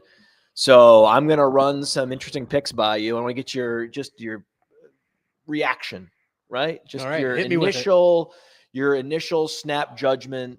When I say a name and I say the team he gets drafted by is all day 3 picks. You tell me what you think, okay? All right. Hit me. Jaden Blue goes to the Cowboys. Oh, there we go. Right? There we Good, go. right? That's This what is they very need. good. Big filling of a need. So we have satellite backs in day 3 going to teams that have big time offensive potential that need satellite backs, that need pass catchers out of the backfield. What if I told you Brashard Smith is a Chief? Oh, here we go. This is it. Right? Isn't that good? Where would you even guess you would rank among rookie running backs Brashard Smith as a Chief? 15, 12, somewhere I there. think you can't go high enough. Pretty much. Look, it's hard to go high enough. I think you basically you're going up to like RJ Harvey. Anything below RJ Harvey is probably fair. It's possible. Yeah, it's very possible. Patrick Mahomes has made Damian Williams a thing. That's right. No, it's very exciting. This guy is a pure pass catcher. He was a receiver, but we've seen receivers more easily make the transition, like Cordarrelle Patterson, Tavon Austin, to running back. It's much easier to go that direction than it is the other direction. So, yeah, J.D. McKissick, Theo Riddick, there's just so many of these guys. They have success. They have RB1 seasons in the NFL. A lot of these guys. Chris Thompson had an RB1 season in Washington. Guys that have that kind of body type and skill set. And we don't have a lot of confidence about what the rest of the Chiefs' backfield looks like. Kareem Hunt, Isaiah Pacheco. No, it's great. Yeah. And Brashard Smith's actually faster than a lot of the guys we need. Yes. Brashard Smith is seriously explosive. I think we're going to see some big plays from him on Sunday this year. It's very exciting. Okay, what if I told you on the other end of the spectrum, big grinder back, Damian Martinez went when he got drafted by Seattle. Oh, buried. Not good, right? Buried. However, who do you think is most affected by that? Kenneth Walker? No. I think this is very bad news for Zach Charbonnet. You think it's Charbonnet? I think it's very bad news for Zach. I think that fantasy gamers see Zach Charbonnet getting these games sprinkled in as a free square running back in DFS, and they remember, hey, this guy put up 24 fantasy points for me. But if you go back into the numbers and you look at the elusiveness, you look at what exactly he did with all those touches, essentially the bare minimum. He was hit and miss. He definitely went through streaks where he disappointed us, and that cut deep for some of us. He's just not that. He is a very solid, like a lesser Melvin Gordon, right? A lesser Melvin Gordon is a lesser Melvin Gordon in the NFL, but he's not a guy that's special. Yeah, he's not. He doesn't have any special traits. Yeah. A running back lacking any special traits is always at risk. And a guy like Damian Martinez comes in now. Okay, Kenneth Walker tears his groin again.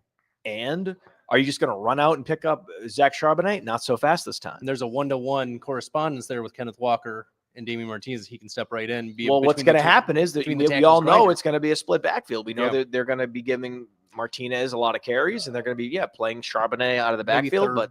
Third down back. Yeah, third down passes out of the backfield, but it's not going to be the same. No. It's not going to be the same. They needed a third running back. Yes. This is what we talked about. Not Kenny McIntosh. All these number 2 and number 3 running backs are at risk. Guys like Kenny McIntosh were going to be trying to get their real estate license after this draft was over. That's a great example. Okay, here's one. The Bears. The Bears select a running back. Kyle Monangai. They needed a running back. They have a running back now. They have a now third have running their back, Third finally. running back. Their replacement of Khalil Herbert is complete. Yes. I believe this helps Roschon Johnson. I believe that we came into this draft thinking Swift and Johnson were dust, that it was going to be. And you know who survived? DeAndre Swift. That's what I'm saying. Roschon Johnson. This is what I'm saying. I think if they wanted to replace them, they would. It was supposed to be Genty. It If wasn't she wanted Genty. to, she would. It was supposed to be Caleb Johnson. It wasn't Caleb Johnson. It was supposed to be Yes. all these guys going to the Bears. And at every level, the Bears are like, no, we're actually fine at running back. No, we're actually good. Every round goes by. No, we're actually good. No, we're actually They good. weren't No, we're good at actually tight good. end. They weren't good at wide receiver. Like, that's how they played it. And yes, they're good at running back. I can't believe. Yes, that's right. You think about it. The Bears go down and they're like, hey, we're going to go receiver and tight end, actually. We're not going to go running back and just fool everyone. Yes. So this is very good news because, yes, I think Monangai is a very strong runner. He's a hard-nosed guy that is going to grind out yards, get extra yards. He's a great number 3 running back for sure. Not better than Roschon Johnson, especially as a receiver. Right. So Roschon Johnson lives to fight another day. Now, Roschon Handcuff. Johnson, I think you're going to have to put him ahead of a guy like Blake Corum. I think so. Because now Jarquez Hunter goes to the Rams. Could be a thing. Jarquez Hunter is good. Yeah. Right. Jarquez Hunter is essentially just another Blake Corum where you can't say that about Monangai. No. Roschon Johnson's far superior in every way to Monangai. So I love to see my top truthers live to fight another day. And thinking about wheels up for Roschon, wheels down for Blake Corum. That's right. Any other teams that drafted a running back that might be interesting? How about the Miami Dolphins? They drafted a running back. Oh, really? Yeah. Guess who they drafted? Who is it? It's not an explosive one-cut runner. Oh, it's not actually. I mean, he's a one-cut runner, but he's not explosive. Okay. That leaves Ollie Gordon. Ollie Gordon. Ding, ding, ding, ding, ding. That leaves Ollie Gordon. Okay, so again, Jalen Wright, very bad news, right? Very bad news. Very bad news for Jalen Wright. This is the message to Jalen Wright saying, Alexander Madison and now Ollie Gordon. Poor Jeff Wilson, he's going to hang around. Jeff Wilson hanging around. Can't hang around. Jeff Wilson's one of those guys that is, again, we're expediting the process of becoming a real estate agent. Right is wrong now. Ooh, that's good. That's good. I do believe this does impact Devon Achane. Devon Achane is now going to have less opportunities between the 20s for those long runs. That is going to happen. Now, the offense might be better this year, but what happens if the Dolphins implode, as many are predicting them to go the way of how, as Tyreek Hill goes, so goes the team. As Tyreek Hill and Tua go, so go the team. So if Tyreek Hill goes down or just decides he doesn't want to play football, same with Tua, he goes down, he decides he doesn't want to be there, whatever it is, McDaniel's gone, gets fired. There's worst case scenario, very much in the range of outcomes here for the Dolphins. We're talking like worst team in the league, worst case scenario. It's possible. If that happens, that's pretty bad for Achane. Well, that's and not good. That Achane means has dealt with injuries and soft tissue issues, and that's been a thing. And then he's been scoring fantasy points on his own with big plays. Yes. But when those big plays don't materialize and your offense can't get you inside the 20, where do the fantasy points come from? They don't. And then you look at a player like Ollie Gordon, who followed almost the same pathway as Chuba Hubbard. Same college, same dip his final year in college, and then day 3 back. This is the Chuba Hubbard pathway. It's going to take a couple years to see Ollie Gordon materialize. Ollie Gordon is going to get touches. He is going to siphon some touches that could be long runs away from Devon Achane, and Devon Achane is going to be stuck behind a bad offensive line in a bad system. He's on my do not draft list. I think it's official. Achane, not just because of Gordon, but for a lot of reasons. This was just the next thing, the next domino One to more fall. tick. Yeah. That Achane at his ADP, so inflated, can't do it. Can't do it, won't do it, can't do it. It's risky business drafting a running back that high on a bad offense. That's right. Have you peeked at any of the other picks in round 4 that were interesting to you at all? Hit me with one. I don't have that many. We're at the point in the draft where we're running on fumes. We were going through all the teams, trying to find the team, kind of celebrating some of the players that dodged any competition. Sure. 2 of those guys are James Cook and Ray Davis. Yeah, Ray Davis is a big winner. No running back competition. And guess who else on that team? No competition. Khalil Shakir and Keon Coleman. You look up and the Bills are like, we're good in our skill group. We're good. There was a lot of chatter about Keon Coleman getting replaced in the first or second round by the Bills. And look, that didn't happen. That's what happens when a team like the Texans grabs multiple guys and they layer touch competition or target competition on top of touch competition and target competition. That's how you get to that point where, some guys are going to come away unscathed. It's pretty cool. A team we knew wasn't going to draft a running back, didn't draft a running back, the Buccaneers. Yeah. So that was the one team we knew not going. But we also have I think this might be maybe the most important of all. The Bengals drafted a running back. Oh, really? Do you know who it is? Can you guess? No, hit me. Hey, Jagger, who'd the Bengals draft? Damian Martinez? No. Who'd the Bengals draft? I was out hang gliding. He was hang gliding. Does anyone know who the Bengals drafted? No. Who'd the Bengals draft? The Bengals drafted a running back. Does anyone know? Oh, Taj Brooks. Taj Brooks. Oh, baby. I thought you meant besides that. Come on, man. Taj Brooks. Taj Brooks, man. That is confidence in Chase Brown. Jarquez Hunter and Taj Brooks were 2 of these like compact, low to the ground, low center of gravity running backs.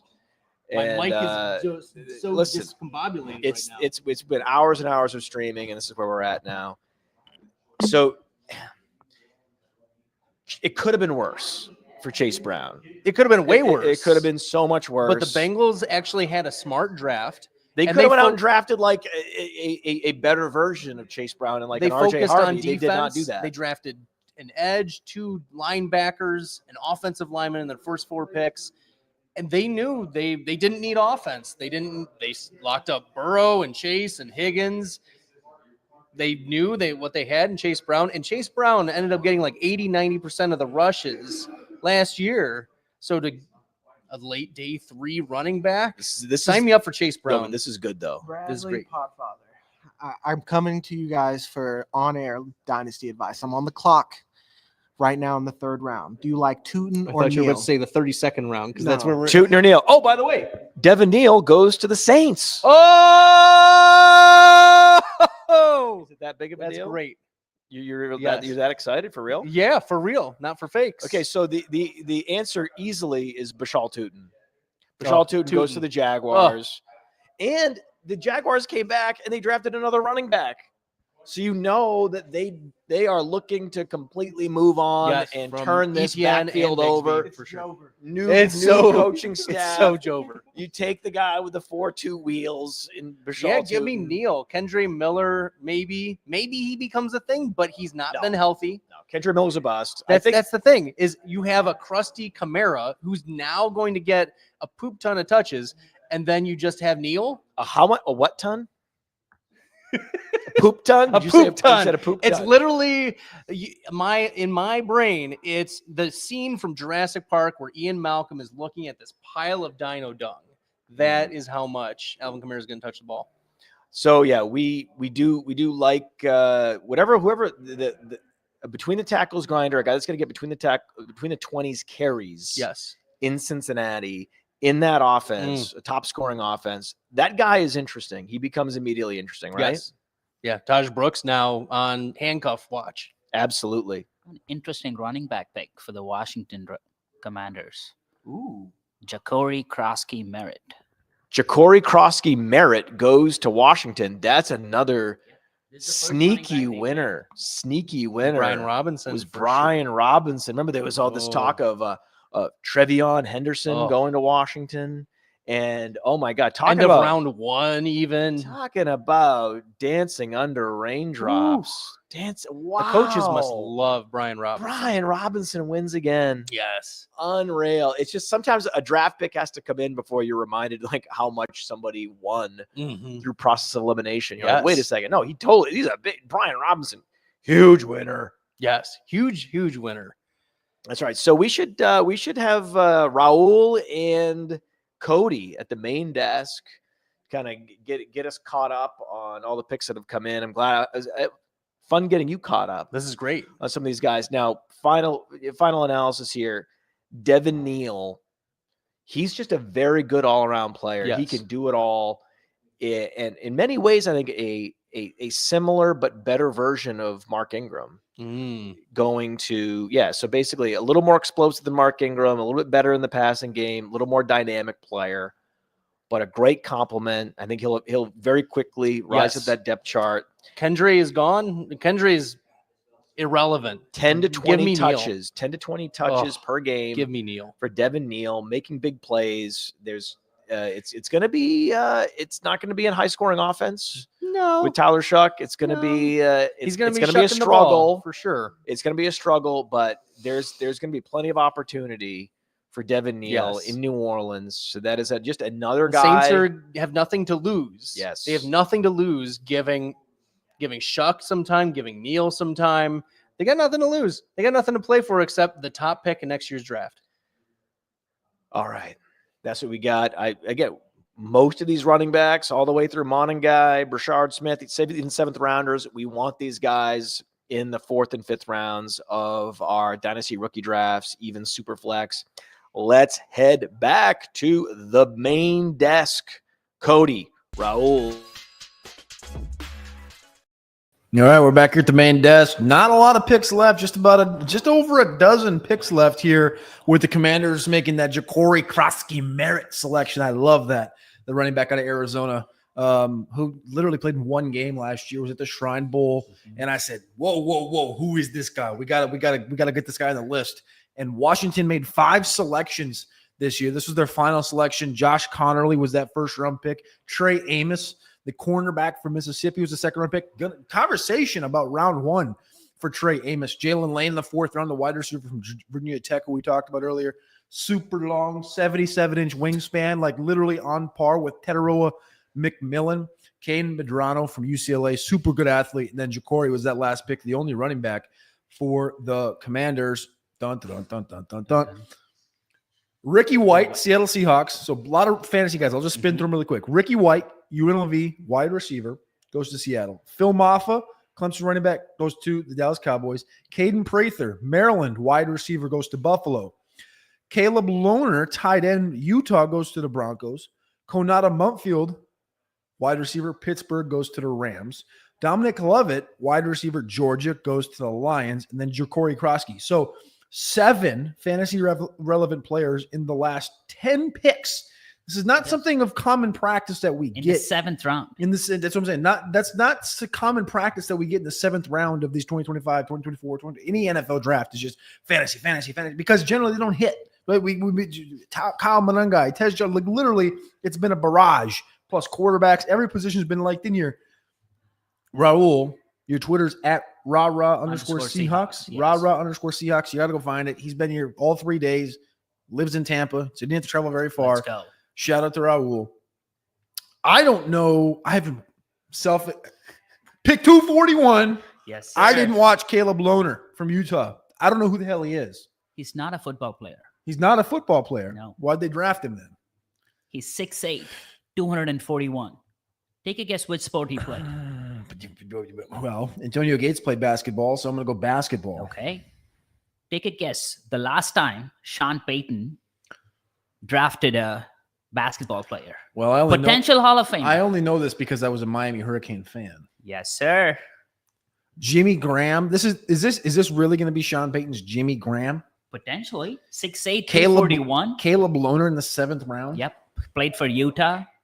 Pretty good player for Utah, but but never played football in his life. That is interesting. 7th round. I don't know how he found him.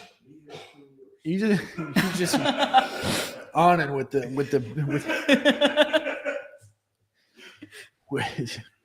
brutal. A tight end that did play football because he's a tight end. Malachi Maraveo, Sean Payton's former team, the New Orleans Saints, take him here in round 7, pick 248. We are 9 picks away from the finish line.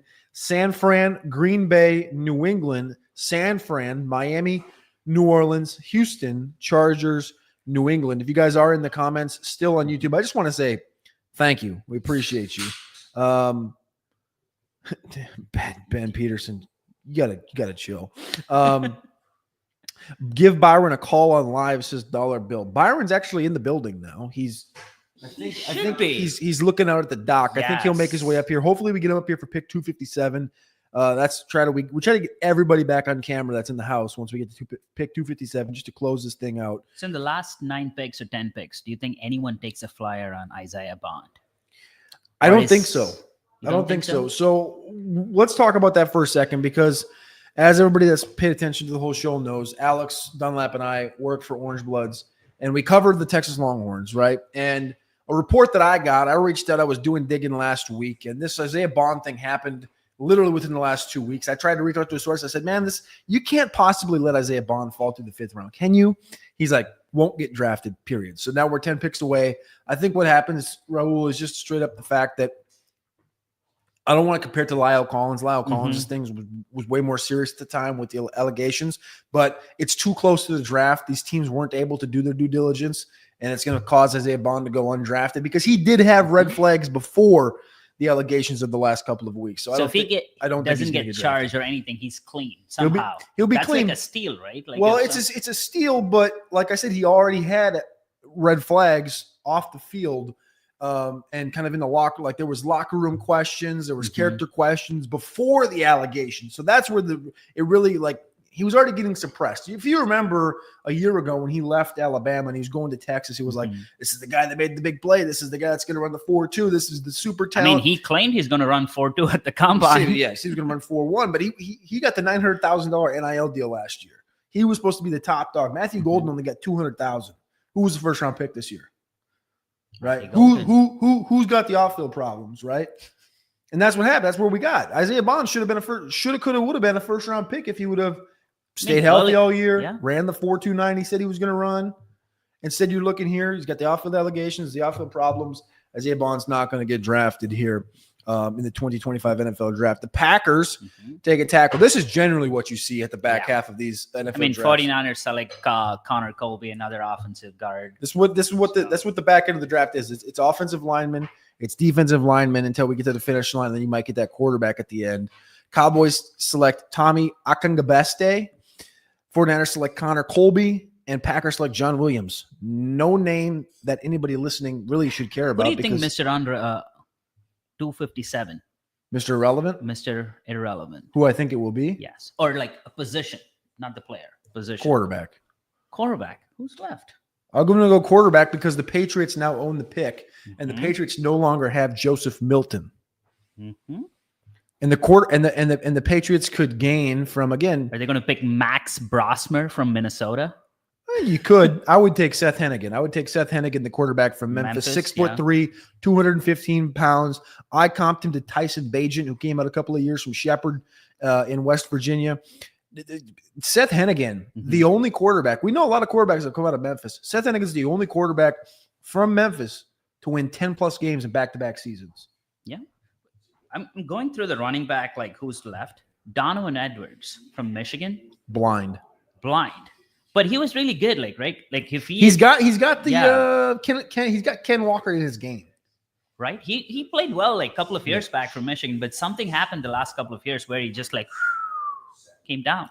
Which is weird because it was we talked about Blake Corum earlier. Blake Corum got that ACL injury. That's when Donovan Edwards was able to kind of step up into that role. And then now Khalil Mullings this year, Jordan Marshall's now the running back going forward. They're continuing to hammer through, but Edwards has taken one of the bigger kickbacks that we've seen. When you came into the season, he was on the cover of NCAA, all these different things, 5'11", 205, 10-inch mitts, runs the 4.44. We really did think the roller coaster was heading back up for where is the stock market, whatever, for Donovan Edwards is going back up. I guess the roller coaster wouldn't make a lot of sense if it was going, maybe whatever. He disappointed last year. That was not great. So just. I like him. The comps are wild. The comps make a ton of sense. Ronald Jones. I just want to talk about something real quick. Look where you are, Raul. Look where you are, man. You're at the main desk. Love it. This is just what grinding looks like. You reach out to us. You can email me, matt@rotowonderworld.com, rotowonderworld@gmail.com, support@rotowonderworld.com. And you can say, I want to be a producer of a show on Player Profiler. I want to write news for the news desk.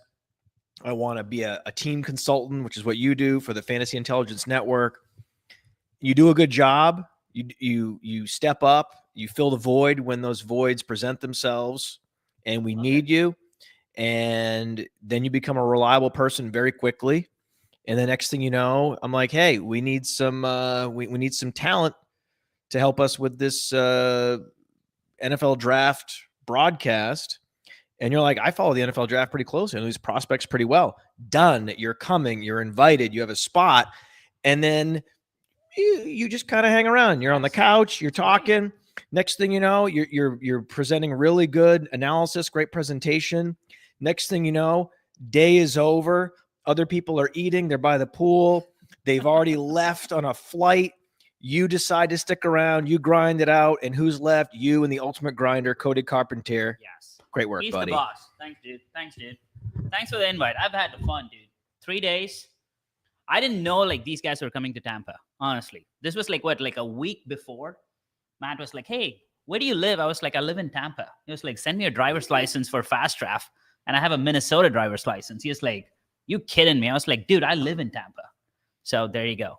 All worked out. Love it, man. You guys have been great. And Matt, Cody, you guys, awesome, dude. We've had a couple of these draft houses the last 5 years, and generally there's a lot of people moving around the house and flowing through, kind of like Matt said, and not everybody that comes even just for the day visits. You're not staying overnight because you live in town. Yeah. But they come like one day and they hang out. They don't last. They peter out. They leave. I will give you your flowers. All 3 days, grinded through it. And we're here. Man. Well, we got 5 picks left in the 2025 5 picks. Yes, NFL draft. More offensive linemen come off the board here at pick 251. The Patriots take Julian Ashley. There's a senior Anand is back me and look. Well, I just want to say shout out to the chat, man. You're the real sickos. We're into round 7, 250 picks in. Thank you for allowing us to do this, right? I mean, he's here because all of you support the show, support the chat, have helped us build Fast Draft into what it is. Shout out to Matt for having all of us out here. And shout out to Cody, man. Matt said it best, the ultimate grinder. This dude does so much work behind the scenes that you guys don't get to see for the stuff that you do get to see. So shout out one time to Cody and shout out to Alex Dunlap as well. Yes, sir. Okay, we have another wide receiver. What we got? We got Junior Bergen from Montana. So that's 2. That's 2 now. That's 2 now. Montana draft picks. I'll be interested to get through. When we get through the draft, go back and look at how many Power 5 schools didn't have 2. Yeah. Because I think Arizona State only sent 1 player to the combine. I think Montana and Montana State both just had a player drafted. I'm really surprised Nick Nash is not drafted yet. I mean, he should be a 7th round pick at least. He has the talent. I'll give you that. But the one thing I'll say about Nick Nash, everybody was pushing for Nick Nash to be in the Biletnikoff Award conversation this year from San Jose State. Yep. And when I saw him at the Shrine Bowl, I like the tape. When I saw him at the Shrine Bowl, the features on this guy were middle schoolish. The arms, the hands, the calves, Small hands? the feet, everything was He's like a big calf guy. It was big calf guy. It was like, what? Like I just thought Nick Nash at 6'2", 205 pounds was gonna just be this. He's a guy that when you get up on the next week, I went to the Senior Bowl. Jaden Higgins is there. And Jaden Higgins, you're like, man, tape's good. He's fine. You get up on him, stride it out, Mm-hmm. big hands, muscles, fit, great catch radius. Everything's there when you get up there. That's the best part about going to these events in person. Nick Nash, you get up on him and you're like, it's bigger than that in middle school. He's got 8.5-inch hands. He's wearing size 8 shoes. 27-inch arms. Right? Those are unofficial He's numbers. 6'3", though. He's tall. I mean, that's crazy. But okay, Junior Bergen, though. Let's talk about this kid for a second. Junior Bergen. So I don't rank 112 wide receivers, admittedly. Dane Brugler has him as his 112th ranked wide receiver from Montana. 5'9", 184, 4.53 40-yard dash, 10-inch broad jump, 6'9", 3-cone, which is pretty fantastic. Junior Bergen. Wow. 112th overall. So that was pick. Who drafted him? Niners? Niners. That was pick 252. So now we're up to pick 253. We got 5 selections left. Dolphins, Saints, Texans, Chargers, and Mr. Irrelevant, 257. I went quarterback. You going quarterback at pick 257? Nah. I think it's going to be a wide receiver. So you think the Patriots are going to go with their second receiver at pick 257? Yeah. You got a name? Yep. Are you going? Wait. You brought this all up just so you could say Nick Nash, didn't you? No. I do like. Okay, I do want You walked me into this thing. So it's either Nick Nash or Xavier Restrepo. Oh my gosh. I mean, Restrepo, to be honest with you, yes. would be a maniacal selection at 257. Maniacal. What?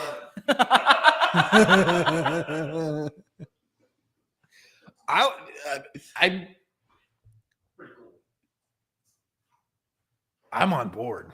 Dude, he's like 5'10", 210. And he played. He had good stats. I mean, he played well for Cam Ward. Like He had 1,100 yards and 11 touchdowns. He is the most prolific Miami Hurricane wide receiver in the history of the program. Matt, The quintessential Mr. Irrelevant would have to be Restrepo. Right? best comparable players: Wes Welker. Ooh. Ooh. Oh, whoa. New England Patriots right there. That's not my comp. That's Alex Dunlap's comp. James Prochet, Sterling Shepard, Anthony Gonzalez, Roman Wilson. Like this is Prochet. Yeah, Prochet's a good one. Okay. Who? Luke Lachey from the Texans. So the Texans. So Dalton Schultz does not make it through unscathed. He gets a 7th round. Luke Lachey from Iowa. He gets a Big Ten. He gets a 7th round partner from Iowa. If you went back 1 year and you got on the old X machine, people were labeling Luke Lachey like this is the guy in 2025. Yeah, the next George Kittle, next T.J. Hawkinson, next Sam Laporta. That's what they were. That's doing. what they were saying. But 7th round pick to the Houston Texans, not the 1st, 2nd, 3rd, 4th, 5th, 6th, 7th, 8th, 9th, or 10th tight end off the board. But he goes to pick 255 two more to the Chargers. Houston Texans. We have Two two more. selections left until Mr. Relevant, Chargers, and then the Patriots. And we know the Patriot pick will take a couple of minutes because They have to do all the even though shebang. I've hardly watched any of this television stuff this year. It looks Oh like my looks like they God. have Who is that lady? fans of the year. It looks like every team has a fan of the year on television right now announcing the picks. The Texans is being announced on television by a lady with a horned cowboy hat Red on one side, blue on the other side. for the Houston Texans. We do have to mention like the couple of picks we missed. The Dolphins select Zeke Biggers, D tackle, and I like the enunciation on that. Zeke. How do you pronounce it? No. Zeke. No, it's perfect. Okay, love it. Fadil Diggs. Fadil Diggs. Is that Quandre Diggs' brother or cousin? No. Fadil was the fastest edge rusher, I think, at the combine this year. Really? I got to pull up the exact number because I don't want to be wrong on He it. went to Syracuse. You got a 6'4", 257. I want to make sure I'm not wrong on this because I'm pretty sure Fadil ran like a 4.58. Where's this at here? 6'4", 257, run a 4.57, 1.6, 10-yard split, which is fantastic. Diggs ran the third fastest 40-yard dash for defensive end at the combine. Third fastest. Yep. James Pierce beat him. And maybe Jalen Walker could have beat him. I don't think Jalen Walker ran. Definitely James Pierce. James Pierce ran a 4.47. He beat him by a tenth. Mhm. All right. So that was pick 253 to the Dolphins. So now we're up to pick 256. Have you seen this one? Have you seen this one come in yet? Yeah. I would love this to be, this could also be a like a party's going on outside. I know. I think people are jumping into the pool right there. Chargers and then Mr. Irrelevant right here. All right. So these are the names to look for. So the biggest thing about the end of the draft, after the draft is over, is obviously UDFAs, undrafted free agents. Yes. Some of the names to look for that could still potentially have fantasy football relevance. Again, if Seth Hennigan doesn't get drafted, he would be one to watch. The quarterback from Memphis. Running backs. Marcus Yarns. Goes where? Undrafted. Oh. Donovan Edwards from Michigan. Montrell Johnson from Florida. Corey Kiner from Cincinnati. Marcus Yarns, the aforementioned, from Delaware. Rocket Sanders from South Carolina. Wide receivers. You brought up Nick Nash a second ago. Ja'Cory Brooks from Louisville. Ja'Cory Brooks. You mean? Got a lot of buzz. He was once at Alabama. Mm-hmm. I mean, what the hell happened to Ja'Cory Brooks? Off field. Off field? Yeah, he had a 1,000-yard season this year, but he's got off field question marks. That's why he left Bama. It's like 6'2", good size. I mean, Juice Wells, Isaiah Nair, 6'3", 222 pounds. This is the guy I like to throw a dart on. I think Matt would agree with this one. So Isaiah Nair had a long career in college, redshirt senior, sixth-year guy. I think it was 2 or 3 seasons at Wyoming, spent 2 seasons at Texas. Now he's at Nebraska. 6'3.5", 222, 9.5-inch hands, 83.5-inch wingspan, which is by far the longest. Wow. Again, this is like an inch shorter than most offensive linemen, or I should say an inch shorter than the longest offensive lineman. Ran a 4.40 at 6'3", 222, Isaiah Nair did. Broke out at Wyoming, went to Texas, didn't quite get the opportunity, went to Nebraska this past year, Isaiah Nair did, and he went for 455 yards and 5 touchdowns. Kind of a this is the ultimate, like, ready? Tariq Black, Josh Gordon, Brian Quick. Those comps are pretty wild. Pretty wild. All right. Okay, we have the Chargers pick us in. It's a safety. I don't want to butcher his first name. Bridges. Oh, this is a 100% butcher incoming. Okay, let's try it out. Trickweezy. Finish it. Trickweezy Bridges. Trickweezy Bridges. Trickweezy Bridges. That's a tongue twister for me. For me. Cornerback from Florida. 6'2.5", 196 pounds. Was at Oregon for 5 years. Now at Florida. They're drafting him as a safety, though. That's what they announced. All right. Yeah. I mean, Well, that's a Charger play. Nazir Adderley was a guy they got from Delaware that cross positional. Really? 2 quarterbacks. We have Max Brosmer. DJ Uigalele. DJ Uigalele. He signed with the Houston Roughnecks. Come on over. I'm coming. Tom Pelissero is reporting that DJ Uigalele signed with the Houston Roughnecks. The Chargers signs with the Chargers. And then we have another quarterback signing Max Brosmer, University of Minnesota, staying in Minnesota. Whoa, Vikings, eh? Yeah, the Vikings. Their third QB. Those they get are with JJ, Sam Darnold, and Max Brosmer. Those are the 2 that I see come in so far. Okay. News desk out. All right, Mr. Irrelevant. Okay, we need our team here for the last pick. No one's here. Yes, I mean everyone's outside. I think outside of the main 5 that are in here. I mean, like, guys, come on over. Like, for our last pick, it's gonna be amazing. Okay, the selection is in. New England Patriots. Select. Dun, dun, dun. Let me run this thing for the last time. Yes.